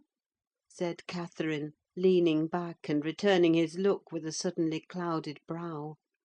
Her humour was a mere vein for constantly varying caprices. "You and Edgar have broken my heart, Heathcliff; and you both come to bewail the deed to me, as if you were the people to be pitied. I shall not pity you, not I! You have killed me, and thriven on it, I think. How strong you are! How many years do you mean to live after I am gone?" Heathcliff had knelt on one knee to embrace her. He attempted to rise, but she seized his hair and kept him down. "I wish I could hold you," she continued bitterly, "till we were both dead. I shouldn't care what you suffered. I care nothing for your sufferings. Why shouldn't you suffer? I do. Will you forget me? Will you be happy when I'm in the earth? Will you say 20 years hence, that's the grave of Catherine Earnshaw? I loved her long ago, and was wretched to lose her; but it is past. I've loved many others since. My children are dearer to me than she was; and at death I shall not rejoice that I'm going to her. I shall be sorry that I must leave them. Will you say so, Heathcliff?" Don't torture me till I'm as mad as yourself. cried he, wrenching his head free, and grinding his teeth. The two, to a cool spectator, made a strange and fearful picture. Well might Catherine deem that heaven would be a land of exile to her, unless with her mortal body she cast away her moral character also. Her present countenance had a wild vindictiveness in its white cheek, and a bloodless lip and scintillating eye; and she retained in her closed fingers a portion of the locks she had been grasping. As to her companion, while raising himself with one hand, he had taken her arm with the other, and so inadequate was his stock of gentleness to the requirements of her condition, that on his letting go I saw 4 distinct impressions, left blue in the colourless skin. Are you possessed with a devil? He pursued savagely. To talk in that manner to me when you are dying? Do you reflect that all those words will be branded in my memory, and eating deeper eternally after you have left me? You know you lie to say I have killed you; and, Catherine, you know that I could as soon forget you as my existence. Is it not sufficient for your infernal selfishness that while you are at peace I shall writhe in the torments of hell? "I shall not be at peace," moaned Catherine, recalled to a sense of physical weakness by the violent, unequal throbbing of her heart, which beat visibly and audibly under this excess of agitation. She said nothing further till the paroxysm was over. Then she continued, more kindly— "I'm not wishing you greater torment than I have, Heathcliff. I only wish us never to be parted. And should a word of mine distress you hereafter, think I feel the same distress underground, and for my own sake forgive me. Come here and kneel down again. You never harmed me in your life. Nay, if you nurse anger, that will be worse to remember than my harsh words. Won't you come here again? Do!" Heathcliff went to the back of her chair and leant over, but not so far as to let her see his face, which was livid with emotion. She bent round to look at him: he would not permit it. Turning abruptly, he walked to the fireplace, where he stood, silent, with his back towards us. Mrs. Linton's glance followed him suspiciously: every movement woke a new sentiment in her. After a pause and a prolonged gaze, she resumed, addressing me in accents of indignant disappointment. "Oh, you see, Nelly, he would not relent a moment to keep me out of the grave. That is how I'm loved. Well, never mind. That is not my Heathcliff. I shall love mine yet, and take him with me. He's in my soul. And," added she, musingly, "the thing that irks me most is this shattered prison, after all. I'm tired of being enclosed here. I'm wearying to escape into that glorious world, and to be always there; not seeing it dimly through tears, and yearning for it through the walls of an aching heart, but really with it and in it. Nelly, You think you are better and more fortunate than I. In full health and strength. You are sorry for me. Very soon that will be altered. I shall be sorry for you. I shall be incomparably beyond and above you all. I wonder he won't be near me," she went on to herself. "I thought he wished it. Heathcliff, dear, you should not be sullen now. Do come to me, Heathcliff." In her eagerness, she rose and supported herself on the arm of the chair. At that earnest appeal he turned to her, looking absolutely desperate. His eyes, wide and wet, at last flashed fiercely on her. His breast heaved convulsively. An instant they held asunder, and then, how they met I hardly saw; but Catherine made a spring, and he caught her, and they were locked in an embrace from which I thought my mistress would never be released alive. In fact, to my eyes, she seemed directly insensible. He flung himself into the nearest seat, and on my approaching hurriedly to ascertain if she had fainted, he gnashed at me and foamed like a mad dog, and gathered her to him with greedy jealousy. I did not feel as if I were in the company of a creature of my own species. It appeared that he would not understand though I spoke to him, so I stood off and held my tongue, in great perplexity. A movement of Catherine's relieved me a little presently.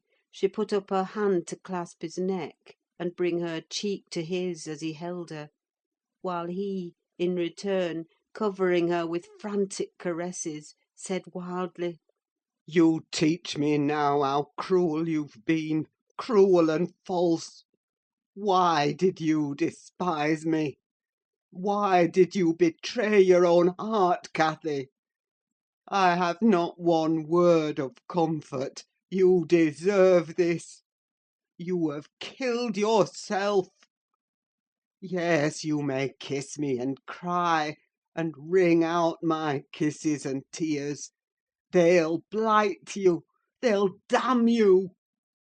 You loved me. Then what right had you to leave me? What right? Answer me, for the poor fancy you felt for Linton.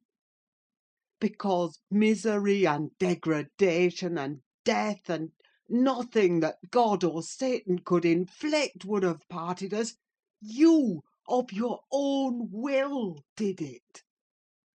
I have not broken your heart. You have broken it, and in breaking it you have broken mine. So much the worse for me that I am strong. Do I want to live? What kind of living will it be when you... Oh, God! Would you like to live with your soul in the grave? "Let me alone! Let me alone!" sobbed Catherine. "If I've done wrong, I'm dying for it. It is enough. You left me too, but I won't upbraid you. I forgive you. Forgive me." It is hard to forgive, and to look at those eyes and feel those wasted hands, he answered. Kiss me again, and don't let me see your eyes. I forgive what you have done to me. I love my murderer, but yours! How can I? They were silent, their faces hid against each other, and washed by each other's tears.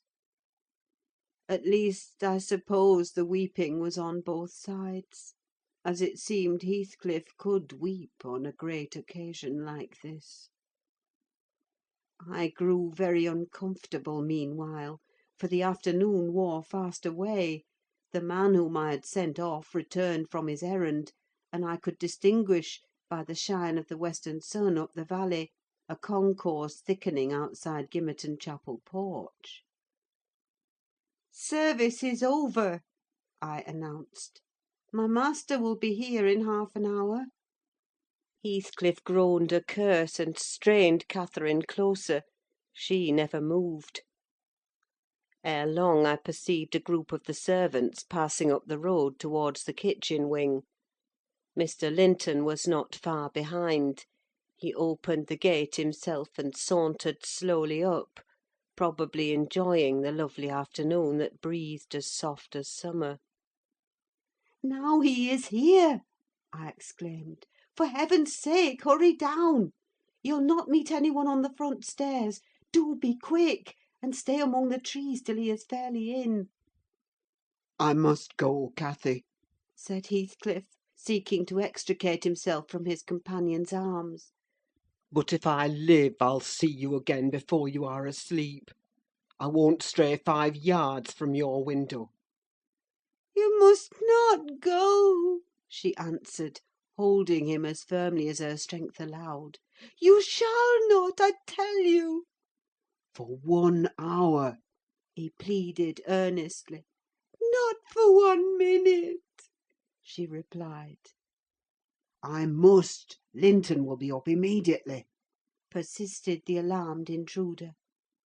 He would have risen and unfixed her fingers by the act. She clung fast, gasping. There was mad resolution in her face. "No!" she shrieked. "Oh, don't go! It is the last time. Edgar will not hurt us. Heathcliff, I shall die! I shall die!" Damn the fool! There he is! cried Heathcliff, sinking back into his seat. Hush, my darling! Hush, hush, Catherine! I'll stay. If he shot me so, I'd expire with a blessing on my lips. And there they were, fast again. I heard my master mounting the stairs. The cold sweat ran from my forehead. I was horrified.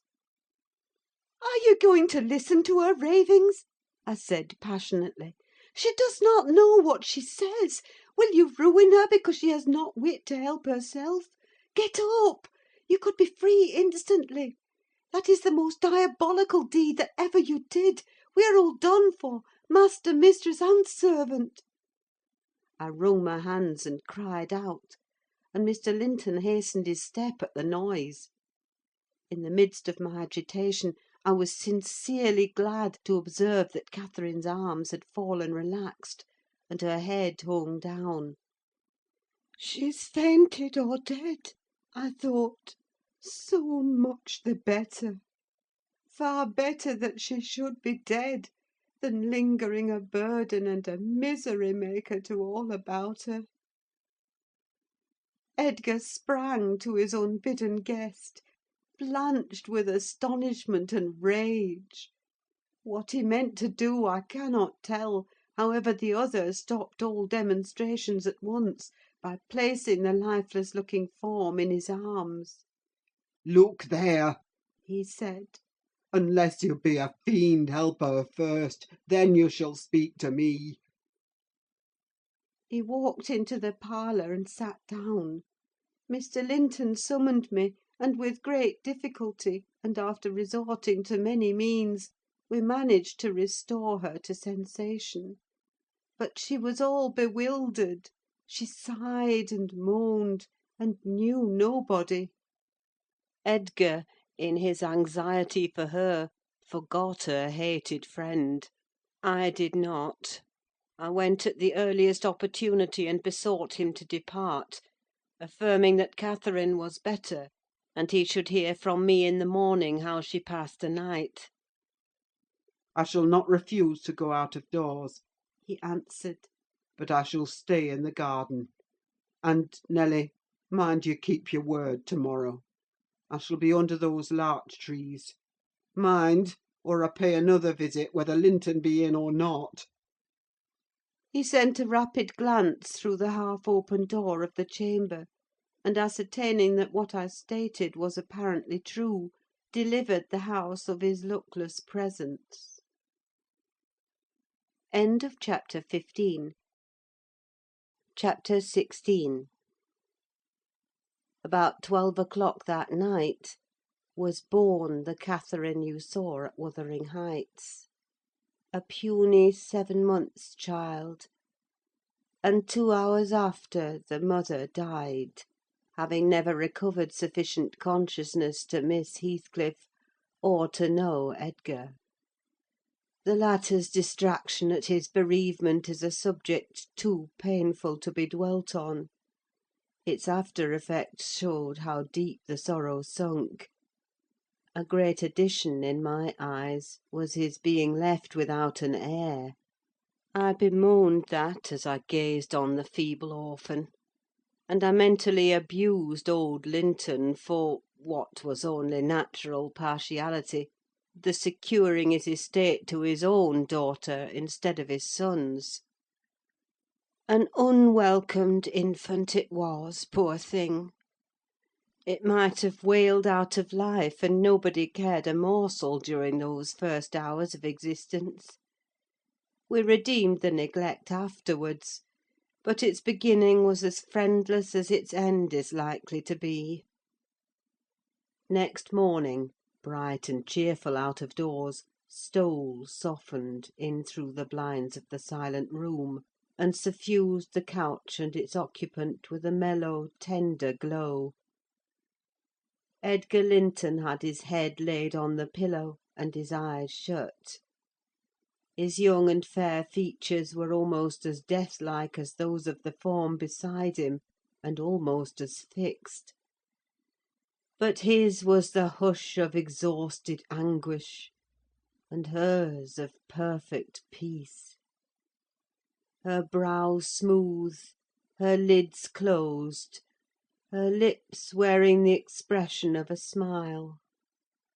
No angel in heaven could be more beautiful than she appeared; and I partook of the infinite calm in which she lay. My mind was never in a holier frame than while I gazed on that untroubled image of divine rest. I instinctively echoed the words she had uttered a few hours before: incomparably beyond and above us all. Whether still on earth or now in heaven, her spirit is at home with God. I don't know if it be a peculiarity in me, but I am seldom otherwise than happy while watching in the chamber of death, should no frenzied or despairing mourner share the duty with me.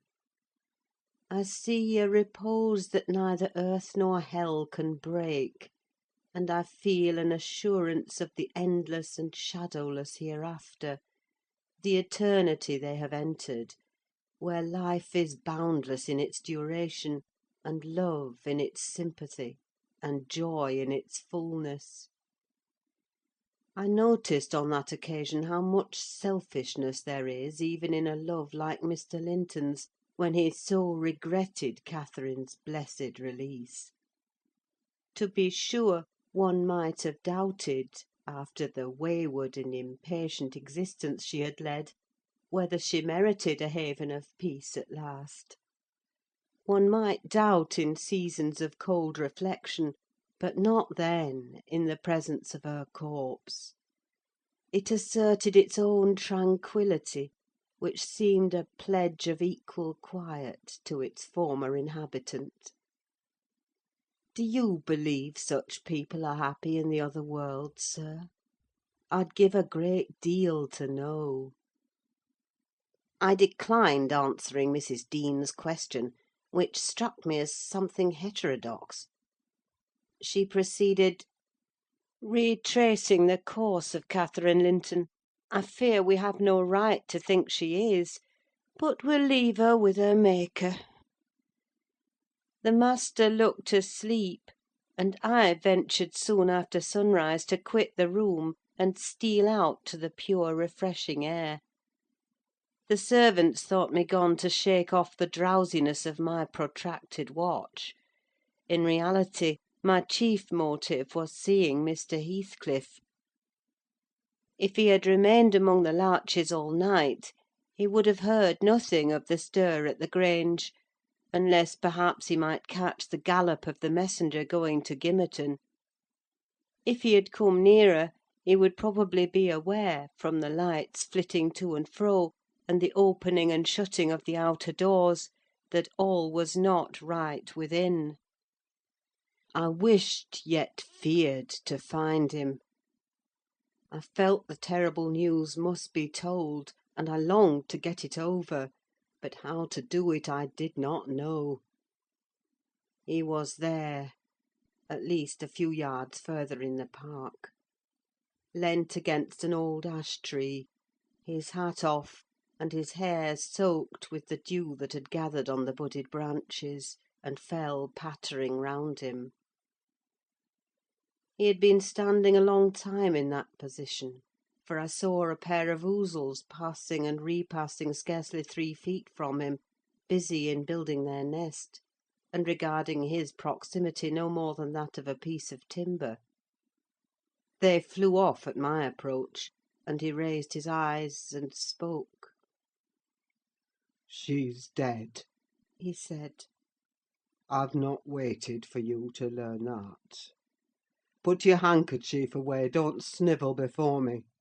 Damn you all, she wants none of your tears." I was weeping as much for him as her.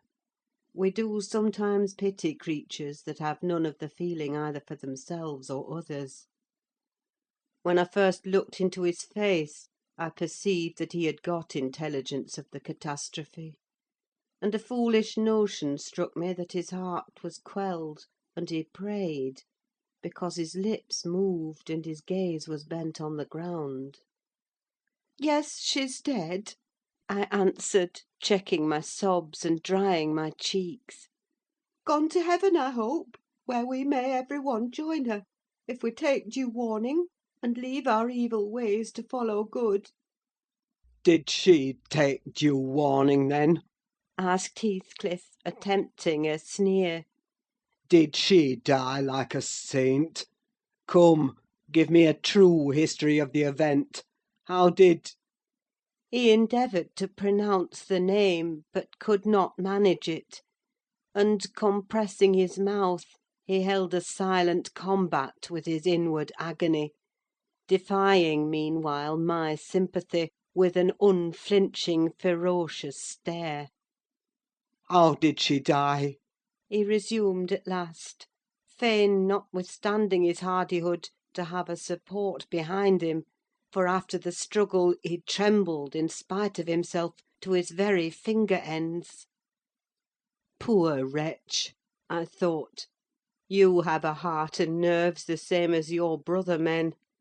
Why should you be anxious to conceal them? Your pride cannot blind God. You tempt him to wring them till he forces a cry of humiliation. "Quietly as a lamb," I answered aloud. She drew a sigh, and stretched herself like a child reviving and sinking again to sleep; and 5 minutes after I felt one little pulse at her heart, and nothing more. "And did she ever mention me?" He asked, hesitating, as if he dreaded the answer to his question would introduce details that he could not bear to hear. "Her senses never returned. She recognised nobody from the time you left her," I said. "She lies with a sweet smile on her face, and her latest ideas wandered back to pleasant early days. Her life closed in a gentle dream. May she wake as kindly in the other world." "May she awake in torment!" he cried, with frightful vehemence, stamping his foot and groaning in a sudden paroxysm of ungovernable passion. "Why, she's a liar to the end! Where is she? Not there! Not in heaven! Not perished! Where? Oh, you said you cared nothing for my sufferings, and I pray one prayer. I repeat it till my tongue stiffens. Catherine Earnshaw, may you not rest as long as I am living. You said I killed you. Haunt me, then. The murdered do haunt their murderers, I believe. I know that ghosts have wandered on earth. Be with me always. Take any form. Drive me mad. Only do not leave me in this abyss where I cannot find you. Oh, God, it is unutterable. I cannot live without my life. I cannot live without my soul. He dashed his head against the knotted trunk, and lifting up his eyes, howled, not like a man, but like a savage beast, being goaded to death with knives and spears. I observed several splashes of blood about the bark of the tree, and his hand and forehead were both stained. Probably the scene I witnessed was a repetition of others acted during the night. It hardly moved my compassion: it appalled me. Still, I felt reluctant to quit him so. But the moment he recollected himself enough to notice me watching, he thundered a command for me to go, and I obeyed. He was beyond my skill to quiet or console. Mrs. Linton's funeral was appointed to take place on the Friday following her decease. Until then her coffin remained uncovered, and strewn with flowers and scented leaves, in the great drawing-room. Linton spent his days and nights there, a sleepless guardian; and, a circumstance concealed from all but me, Heathcliff spent his nights, at least, outside, equally a stranger to repose. I held no communication with him. Still, I was conscious of his design to enter if he could; and on the Tuesday, a little after dark, when my master, from sheer fatigue, had been compelled to retire a couple of hours, I went and opened one of the windows, moved by his perseverance to give him a chance of bestowing on the faded image of his idol one final adieu. He did not omit to avail himself of the opportunity, cautiously and briefly: too cautiously to betray his presence by the slightest noise. Indeed, I shouldn't have discovered that he had been there, except for the disarrangement of the drapery about the corpse's face, and for observing on the floor a curl of light hair, fastened with a silver thread, which, on examination, I ascertained to have been taken from a locket hung round Catherine's neck. Heathcliff had opened the trinket and cast out its contents, replacing them by a black lock of his own. I twisted the two, and enclosed them together. Mr. Earnshaw was, of course, invited to attend the remains of his sister to the grave. He sent no excuse, but he never came; so that, besides her husband, the mourners were wholly composed of tenants and servants. Isabella was not asked.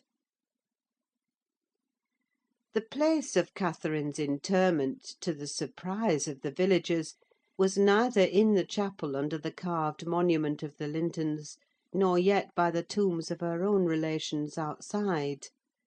It was dug on a green slope in a corner of the kirkyard, where the wall is so low that heath and bilberry plants have climbed over it from the moor, and peat mould almost buries it.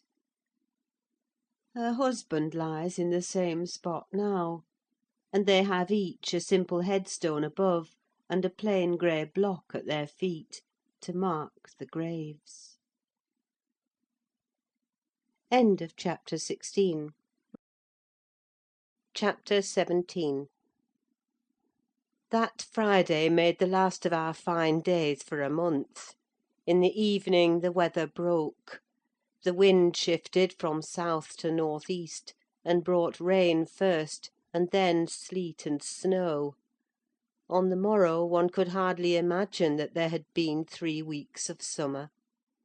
The primroses and crocuses were hidden under wintry drifts, the larks were silent, the young leaves of the early trees smitten and blackened; and dreary and chill and dismal that morrow did creep over. My master kept his room. I took possession of the lonely parlour, converting it into a nursery; and there I was, sitting with the moaning doll of a child laid on my knee, rocking it to and fro, and watching meanwhile the still driving flakes build up the uncurtained window, when the door opened, and some person entered out of breath and laughing. My anger was greater than my astonishment for a minute. I supposed it one of the maids, and I cried, "Have done! How dare you show your giddiness here? What would Mr. Linton say if he heard you?" "Excuse me," answered a familiar voice, "but I know Edgar is in bed, and I cannot stop myself." With that the speaker came forward to the fire, panting and holding her hand to her side. "I have run the whole way from Wuthering Heights," she continued, after a pause, "except where I've flown. I couldn't count the number of falls I've had. Oh, I'm aching all over! Don't be alarmed. There shall be an explanation as soon as I can give it. Only just have the goodness to step out and order the carriage to take me on to Gimmerton, and tell a servant to seek up a few clothes in my wardrobe." The intruder was Mrs. Heathcliff. She certainly seemed in no laughing predicament. Her hair streamed on her shoulders, dripping with snow and water. She was dressed in the girlish dress she commonly wore, befitting her age more than her position: a low frock with short sleeves, and nothing on either head or neck. The frock was of light silk, and clung to her with wet, and her feet were protected merely by thin slippers. Add to this a deep cut under one ear, which only the cold prevented from bleeding profusely, a white face scratched and bruised, and a frame hardly able to support itself through fatigue; and you may fancy my first fright was not much allayed when I had had leisure to examine her. "My dear young lady," I exclaimed, "I'll stir nowhere and hear nothing till you have removed every article of your clothes and put on dry things. And certainly you shall not go to Gimmerton to-night, so it is needless to order the carriage." "Certainly I shall," she said, "walking or riding: yet I've no objection to dress myself decently. And see how it flows down my neck now! The fire does make it smart." She insisted on my fulfilling her directions before she would let me touch her; and not till after the coachman had been instructed to get ready, and a maid set to pack up some necessary attire, did I obtain her consent for binding the wound, and helping to change her garments. "Now, Ellen," she said, when my task was finished, and she was seated in an easy chair on the hearth, with a cup of tea before her, "you sit down opposite me and put poor Catherine's baby away. I don't like to see it. You mustn't think I care little for Catherine, because I behaved so foolishly on entering. I've cried too, bitterly. Yes, more than any one else has reason to cry. We parted unreconciled, you remember, and I shan't forgive myself. But for all that, I was not going to sympathise with him, the brute beast. Oh, give me the poker! This is the last thing of his I have about me." She slipped the gold ring from her third finger, and threw it on the floor. "I'll smash it," she continued, striking it with childish spite. "and then I'll burn it." And she took and dropped the misused article among the coals. "There! He shall buy another if he gets me back again. He'd be capable of coming to seek me, to tease Edgar. I dare not stay, lest that notion should possess his wicked head. And besides, Edgar has not been kind, has he? and I won't come suing for his assistance, nor will I bring him into more trouble. Necessity compelled me to seek shelter here; though, if I had not learned he was out of the way, I'd have halted at the kitchen, washed my face, warmed myself, got you to bring what I wanted, and departed again to anywhere out of the reach of my of that incarnate goblin. Ah! He was in such a fury! If he had caught me, it's a pity Earnshaw is not his match in strength. I wouldn't have run till I'd seen him all but demolished, had Hindley been able to do it." "Well, don't talk so fast, miss," I interrupted. "You'll disorder the handkerchief I've tied round your face, and make the cut bleed again. Drink your tea, and take breath, and give over laughing. Laughter is sadly out of place under this roof, and in your condition." "An undeniable truth," she replied. "Listen to that child! It maintains a constant wail. Send it out of my hearing for an hour. I shan't stay any longer." I rang the bell, and committed it to a servant's care; and then I inquired what had urged her to escape from Wuthering Heights in such an unlikely plight, and where she meant to go, as she refused remaining with us. "I ought, and I wished to remain," answered she, "to cheer Edgar and take care of the baby, for two things, and because the Grange is my right home. But I tell you he wouldn't let me. Do you think he could bear to see me grow fat and merry? Could bear to think that we were tranquil, and not resolve on poisoning our comfort? Now I have the satisfaction of being sure that he detests me, to the point of its annoying him seriously to have me within earshot or eyesight. I notice, when I enter his presence, the muscles of his countenance are involuntarily distorted into an expression of hatred, partly arising from his knowledge of the good causes I have to feel that sentiment for him, and partly from original aversion. It is strong enough to make me feel pretty certain that he would not chase me over England, supposing I contrived a clear escape, and therefore I must get quite away. I've recovered from my first desire to be killed by him. I'd rather he killed himself. He has extinguished my love effectually, and so I'm at my ease. I can recollect yet how I loved him, and can dimly imagine that I could still be loving him if... No, no!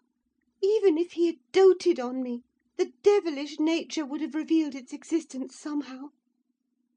Catherine had an awfully perverted taste to esteem him so dearly, knowing him so well. Monster! Would that he could be blotted out of creation and out of my memory! "Hush, hush! He's a human being," I said. "Be more charitable: there are worse men than he is yet." "He's not a human being," she retorted, "and he has no claim on my charity. I gave him my heart, and he took and pinched it to death, and flung it back to me. People feel with their hearts, Ellen; and since he has destroyed mine, I have not power to feel for him; and I would not, though he groaned from this to his dying day, and wept tears of blood for Catherine. No, indeed, indeed, I wouldn't." And here Isabella began to cry; but, immediately dashing the water from her lashes, she recommenced. "You asked what has driven me to flight at last. I was compelled to attempt it, because I had succeeded in rousing his rage a pitch above his malignity. Pulling out the nerves with red-hot pincers requires more coolness than knocking on the head. He was worked up to forget the fiendish prudence he boasted of, and proceeded to murderous violence. I experienced pleasure in being able to exasperate him. The sense of pleasure woke my instinct of self-preservation, so I fairly broke free. And if ever I come into his hands again, he is welcome to a signal revenge. Yesterday, you know, Mr. Earnshaw should have been at the funeral.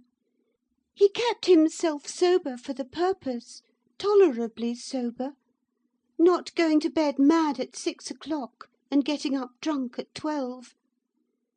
Consequently, he rose in suicidal low spirits, as fit for the church as for a dance, and instead he sat down by the fire and swallowed gin or brandy by tumblerfuls.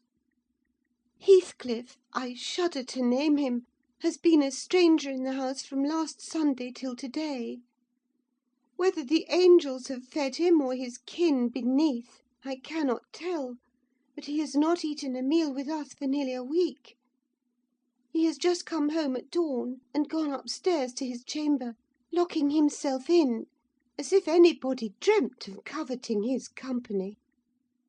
There he has continued, praying like a Methodist, only the deity he implored is senseless dust and ashes, and God, when addressed, was curiously confounded with his own black father.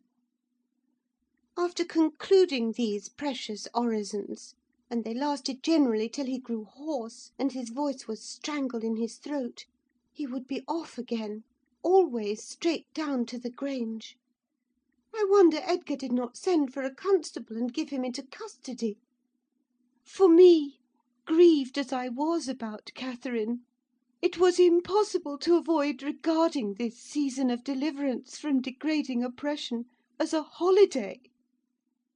I recovered spirits sufficient to bear Joseph's eternal lectures without weeping, and to move up and down the house less with the foot of a frightened thief than formerly.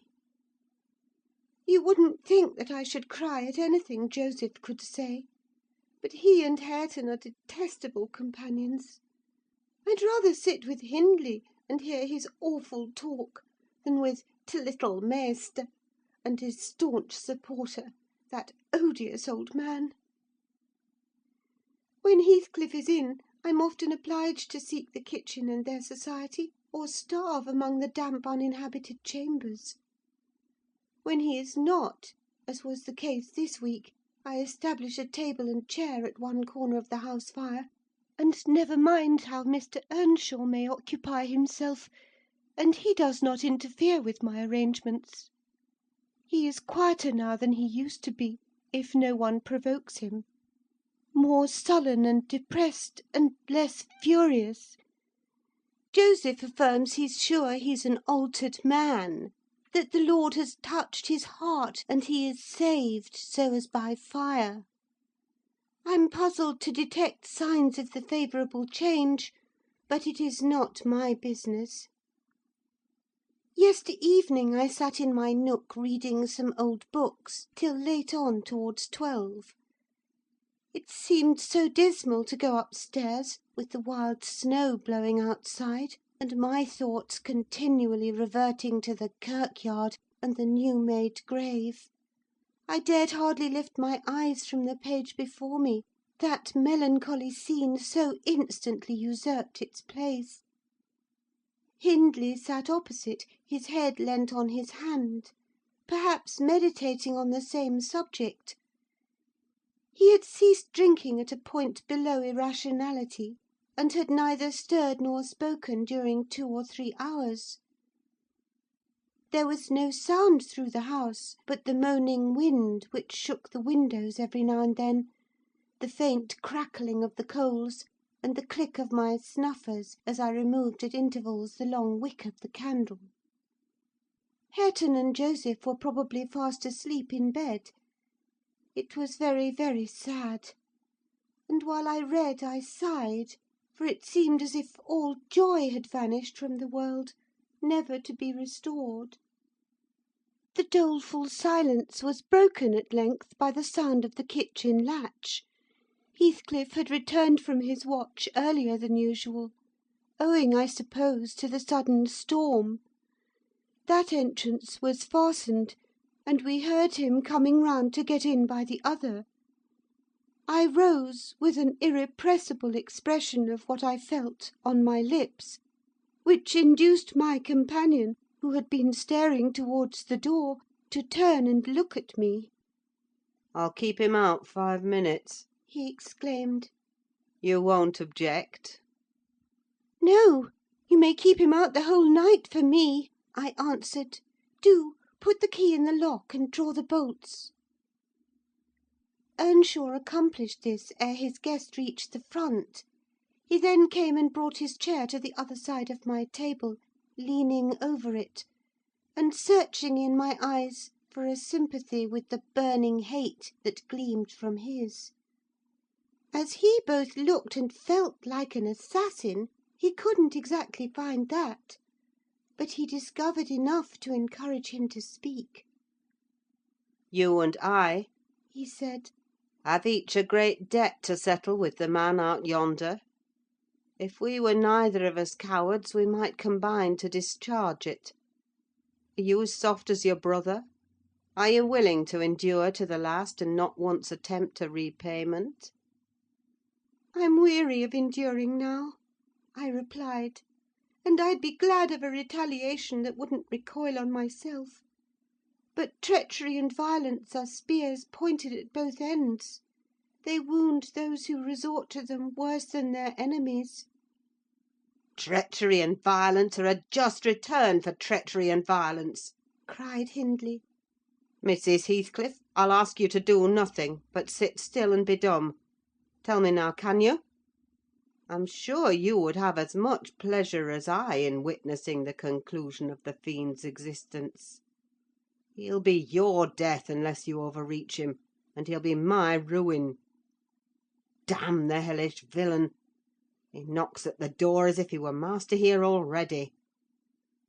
Promise to hold your tongue, and before that clock strikes (it wants 3 minutes of 1), you're a free woman." He took the implements which I described to you in my letter from his breast, and would have turned down the candle. I snatched it away, however, and seized his arm. "I'll not hold my tongue," I said. "You mustn't touch him. Let the door remain shut, and be quiet." "No, I've formed my resolution, and, by God, I'll execute it!" cried the desperate being. "I'll do you a kindness in spite of yourself, and Hareton justice; and you needn't trouble your head to screen me. Catherine is gone. Nobody alive would regret me, or be ashamed, though I cut my throat this minute; and it's time to make an end." I might as well have struggled with a bear, or reasoned with a lunatic.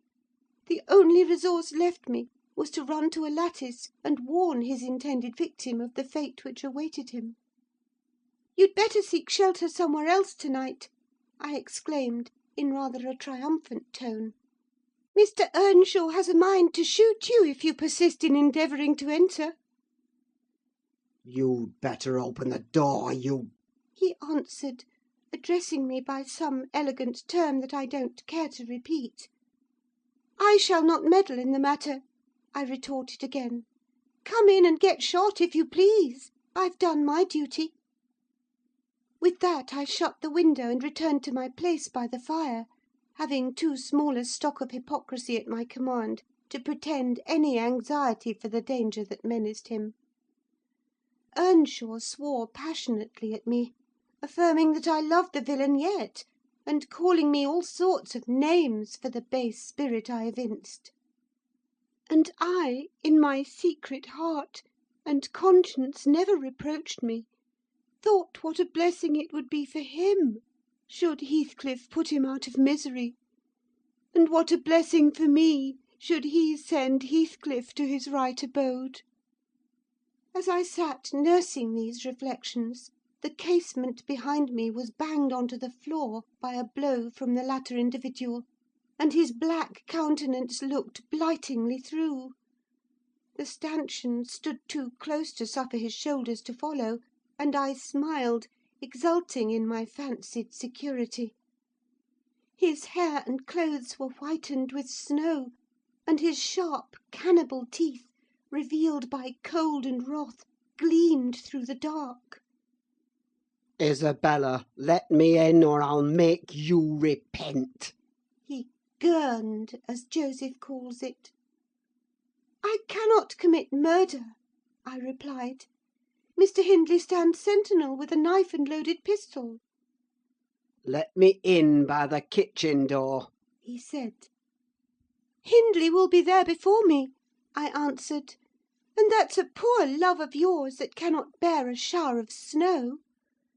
We were left at peace in our beds as long as the summer moon shone; but the moment a blast of winter returns, you must run for shelter. Heathcliff, if I were you, I'd go stretch myself over her grave, and die like a faithful dog. The world is surely not worth living in now, is it? You had distinctly impressed on me the idea that Catherine was the whole joy of your life. I can't imagine how you think of surviving her loss." He's there, is he?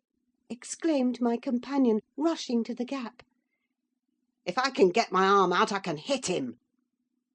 "I'm afraid, Ellen, you'll set me down as really wicked; but you don't know all, so don't judge. I wouldn't have aided or abetted an attempt on even his life for anything.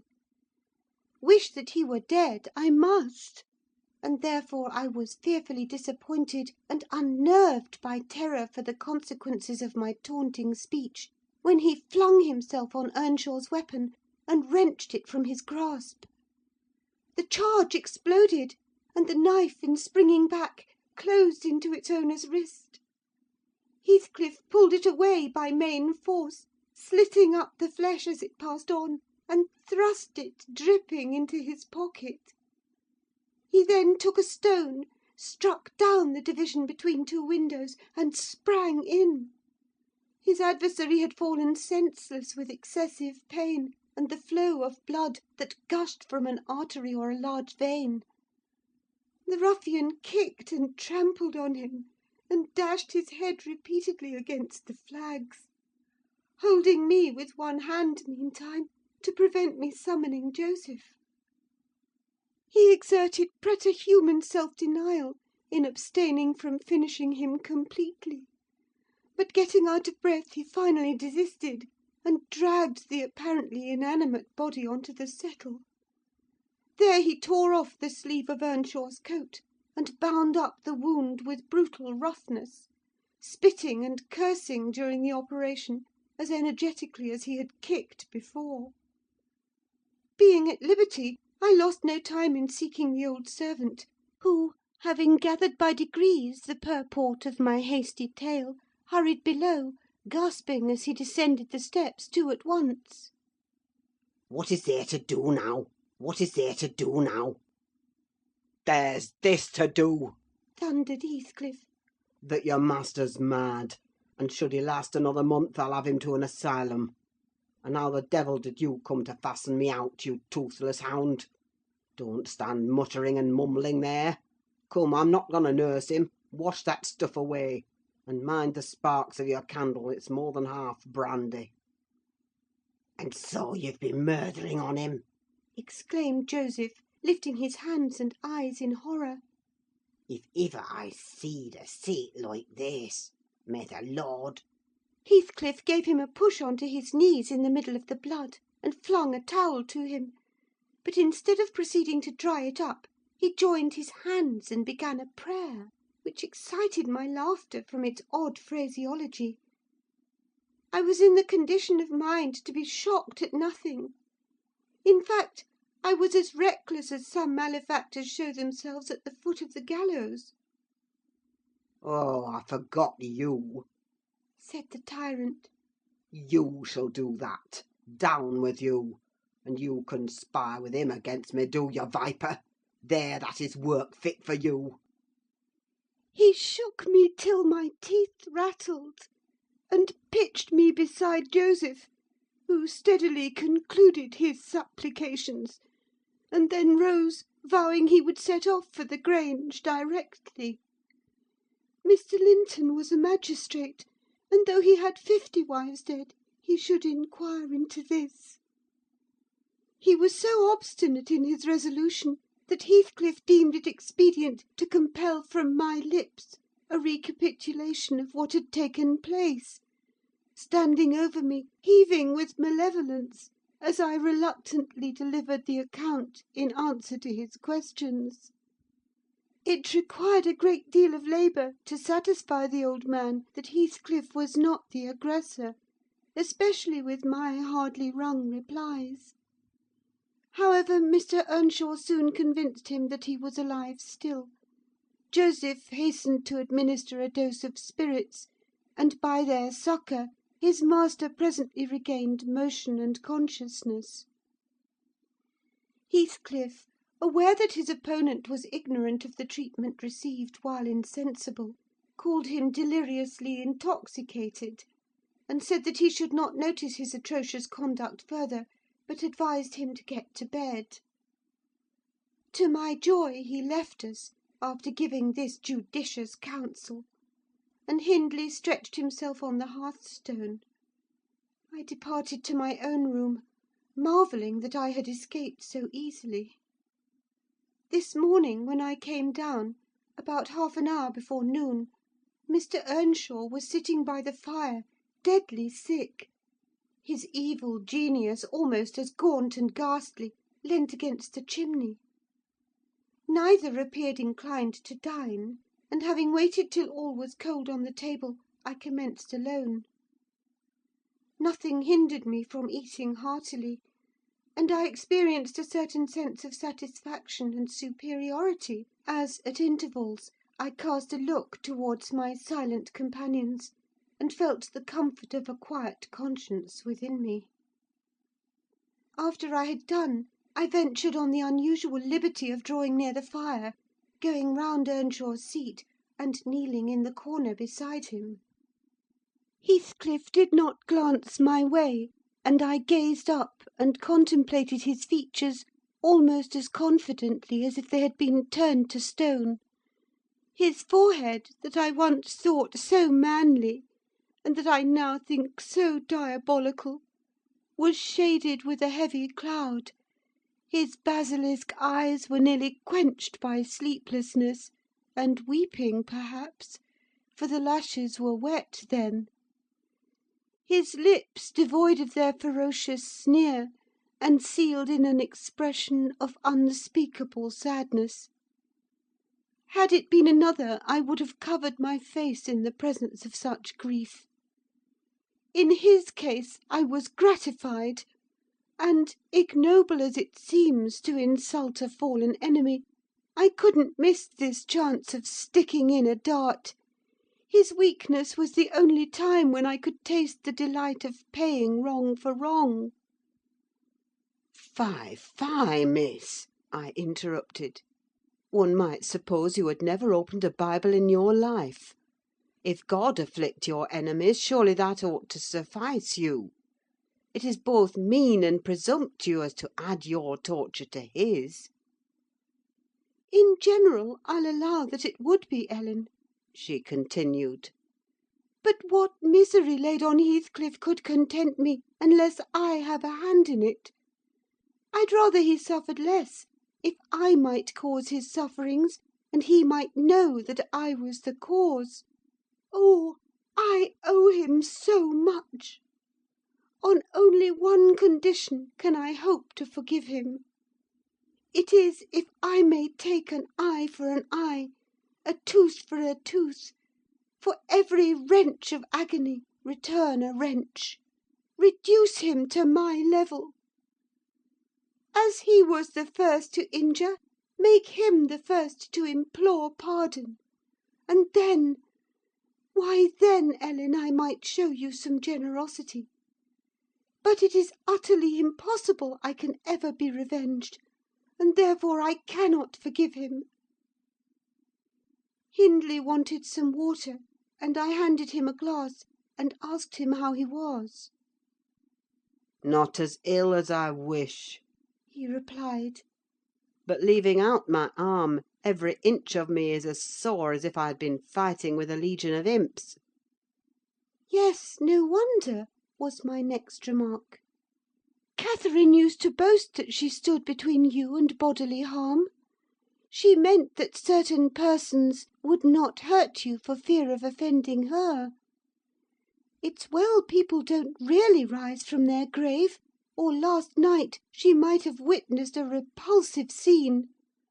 Are not you bruised and cut over your chest and shoulders?" "I can't say," he answered. "but what do you mean? Did he dare to strike me when I was down?" "He trampled on and kicked you, and dashed you on the ground," I whispered. "And his mouth watered to tear you with his teeth, because he's only half man, not so much, and the rest fiend." Mr. Earnshaw looked up, like me, to the countenance of our mutual foe, who, absorbed in his anguish, seemed insensible to anything around him. The longer he stood, the plainer his reflections revealed their blackness through his features. "Oh, if God would but give me strength to strangle him in my last agony, I'd go to hell with joy!" Groaned the impatient man, writhing to rise, and sinking back in despair, convinced of his inadequacy for the struggle. "Nay, it's enough that he has murdered one of you," I observed aloud. "At the Grange, every one knows your sister would have been living now, had it not been for Mr. Heathcliff.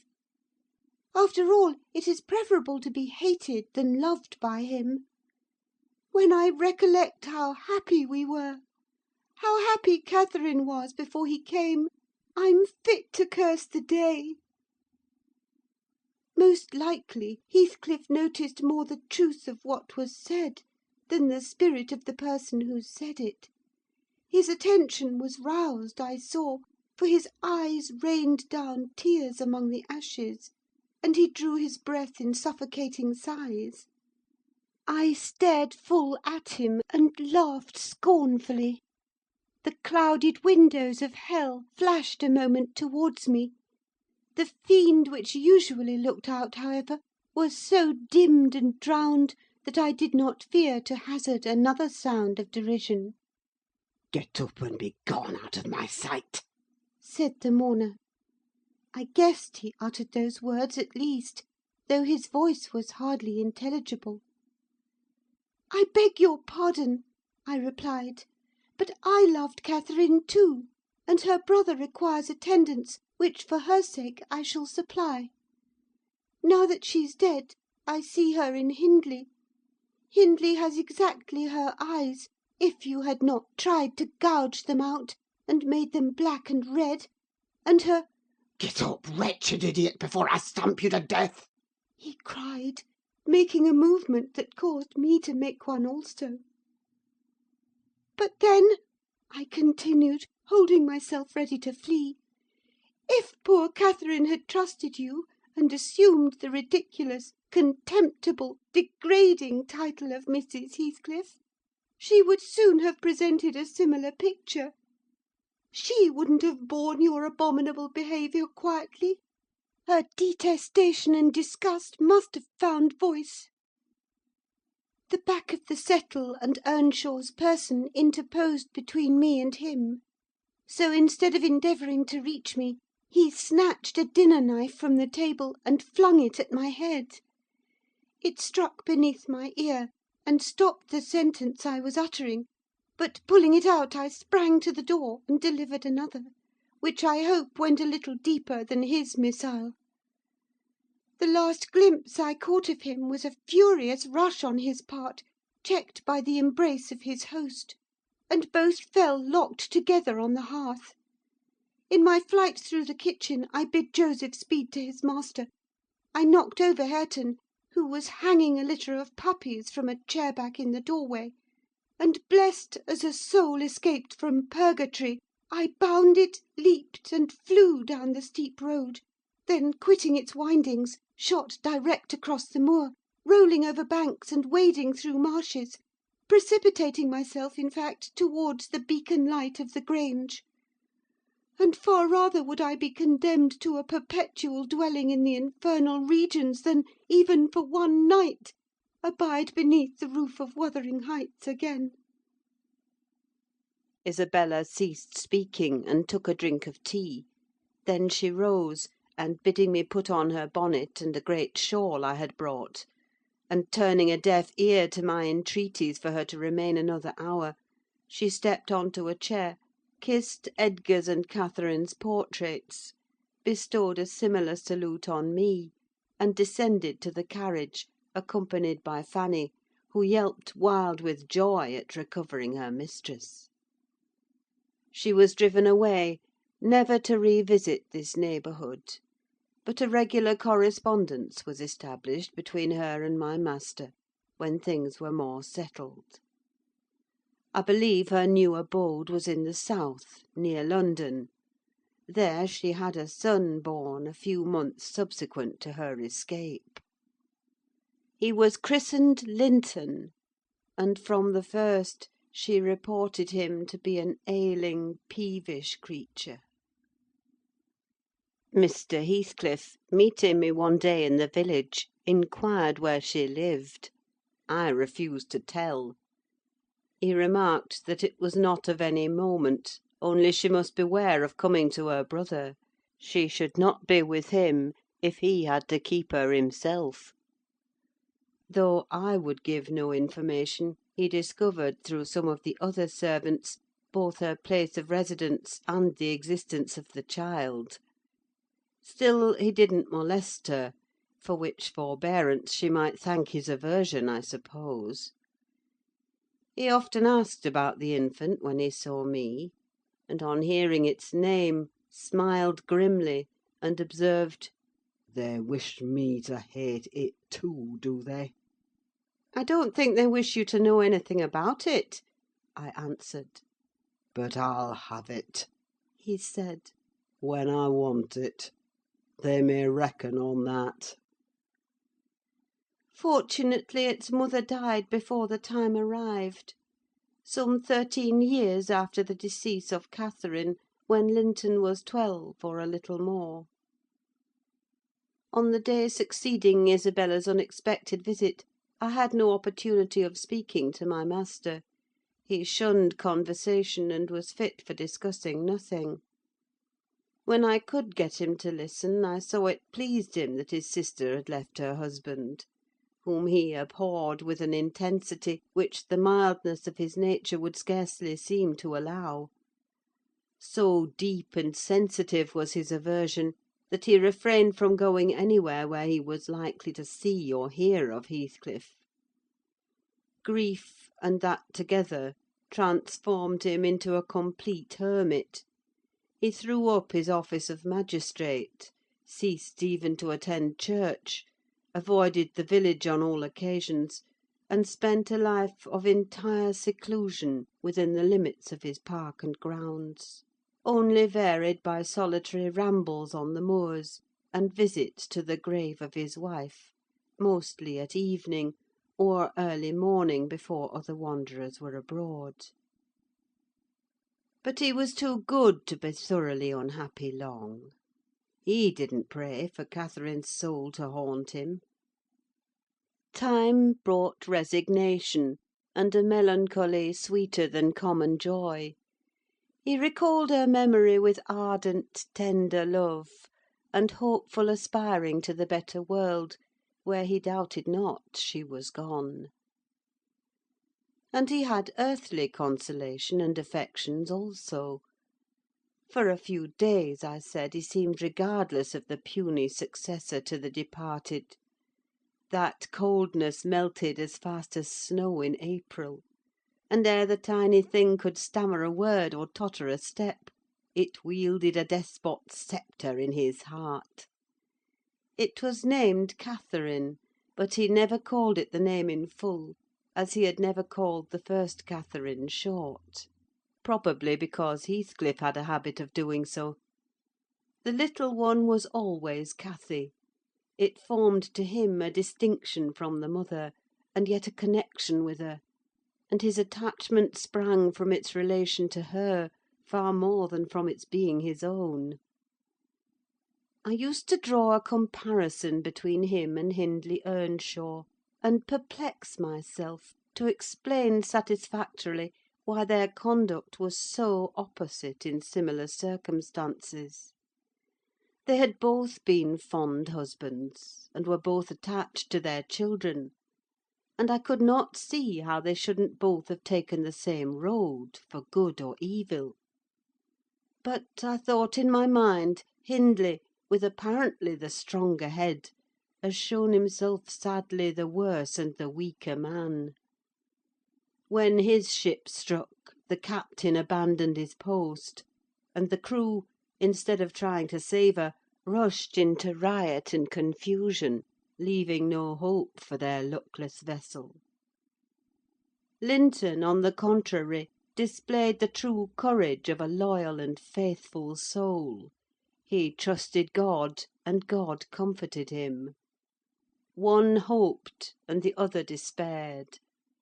They chose their own lots, and were righteously doomed to endure them. But you'll not want to hear my moralising, Mr. Lockwood. You'll judge as well as I can all these things. At least, you'll think you will, and that's the same. The end of Earnshaw was what might have been expected. It followed fast on his sister's. There were scarcely 6 months between them. We at the Grange never got a very succinct account of his state preceding it. All that I did learn was on occasion of going to aid in the preparations for the funeral. Mr. Kenneth came to announce the event to my master. "Well, Nelly," said he, riding into the yard one morning, too early not to alarm me with an instant presentiment of bad news, "it's yours and my turn to go into mourning at present. Who's given us the slip now, do you think?" "Who?" I asked in a flurry. "Why, guess," he returned, dismounting, and slinging his bridle on a hook by the door. "And nip up the corner of your apron: I'm certain you'll need it." "Not Mr. Heathcliff, surely?" I exclaimed. "What, would you have tears for him?" said the doctor. "No, Heathcliff's a tough young fellow. He looks blooming to-day. I've just seen him. He's rapidly regaining flesh since he lost his better half." "Who is it, then, Mr. Kenneth?" I repeated impatiently. "Hindley Earnshaw, your old friend Hindley," he replied; "and my wicked gossip, though he's been too wild for me this long while. There! I said we should draw water. But cheer up, he died true to his character, drunk as a lord. Poor lad! I'm sorry too. One can't help missing an old companion. Though he had the worst tricks with him that ever man imagined, and has done me many a rascally turn. He's barely 27, it seems. That's your own age. Who would have thought you were born in one year?" I confess this blow was greater to me than the shock of Mrs. Linton's death. Ancient associations lingered round my heart. I sat down in the porch, and wept as for a blood relation, desiring Mr. Kenneth to get another servant to introduce him to the master. I could not hinder myself from pondering on the question, had he had fair play? Whatever I did, that idea would bother me. It was so tiresomely pertinacious that I resolved on requesting leave to go to Wuthering Heights, and assist in the last duties to the dead. Mr. Linton was extremely reluctant to consent, but I pleaded eloquently for the friendless condition in which he lay; and I said my old master and foster brother had a claim on my services as strong as his own. Besides, I reminded him that the child Hareton was his wife's nephew, and in the absence of nearer kin he ought to act as its guardian, and he ought to and must inquire how the property was left, and look over the concerns of his brother-in-law. He was unfit for attending to such matters then, but he bid me speak to his lawyer, and at length permitted me to go. His lawyer had been Earnshaw's also. I called at the village and asked him to accompany me. He shook his head, and advised that Heathcliff should be let alone, affirming, if the truth were known, Hareton would be found little else than a beggar. His father died in debt, He said. the whole property is mortgaged, and the sole chance for the natural heir is to allow him an opportunity of creating some interest in the creditor's heart, that he may be inclined to deal leniently towards him. When I reached the Heights, I explained that I had come to see everything carried on decently, and Joseph, who appeared in sufficient distress, expressed satisfaction at my presence. Mr. Heathcliff said he did not perceive that I was wanted, but I might stay and order the arrangements for the funeral, if I chose. Correctly. He remarked. That fool's body should be buried at the crossroads without ceremony of any kind. I happened to leave him 10 minutes yesterday afternoon, and in that interval he fastened the 2 doors of the house against me, and he has spent the night in drinking himself to death deliberately. We broke in this morning, for we heard him sporting like a horse, and there he was, laid over the settle. Flaying and scalping would not have wakened him. I sent for Kenneth, and he came, but not till the beast had changed into carrion. He was both dead and cold and stark, and so you'll allow it was useless making more stir about him. The old servant confirmed this statement, but muttered, I'd rather he'd gone himself, doctor. I should ha' tent up the maister better nor him, and he warn't dead when I left, not sort. I insisted on the funeral being respectable. Mr. Heathcliff said I might have my own way there too, only he desired me to remember that the money for the whole affair came out of his pocket. He maintained a hard, careless deportment, indicative of neither joy nor sorrow. If anything, it expressed a flinty gratification at a piece of difficult work successfully executed. I observed once, indeed, something like exultation in his aspect. It was just when the people were bearing the coffin from the house. He had the hypocrisy to represent a mourner, and previous to following with Hareton, he lifted the unfortunate child onto the table, and muttered with peculiar gusto, Now, my bonny lad, you are mine, and we'll see if one tree won't grow as crooked as another, with the same wind to twist it. The unsuspecting thing was pleased at this speech. He played with Heathcliff's whiskers and stroked his cheek, but I divined its meaning, and observed tartly, "That boy must go back with me to Thrushcross Grange, sir. There is nothing in the world less yours than he is." Does Linton say so? He demanded. "Of course, he has ordered me to take him," I replied. Well, Said the scoundrel, we'll not argue the subject now, but I have a fancy to try my hand at rearing a young one. So intimate to your master that I must supply the place of this with my own, if he attempt to remove it. I don't engage to let Hareton go undisputed, but I'll be pretty sure to make the other come. Remember to tell him. This hint was enough to bind our hands. I repeated its substance on my return, and Edgar Linton, little interested at the commencement, spoke no more of interfering. I'm not aware that he could have done it to any purpose, had he been ever so willing. The guest was now the master of Wuthering Heights.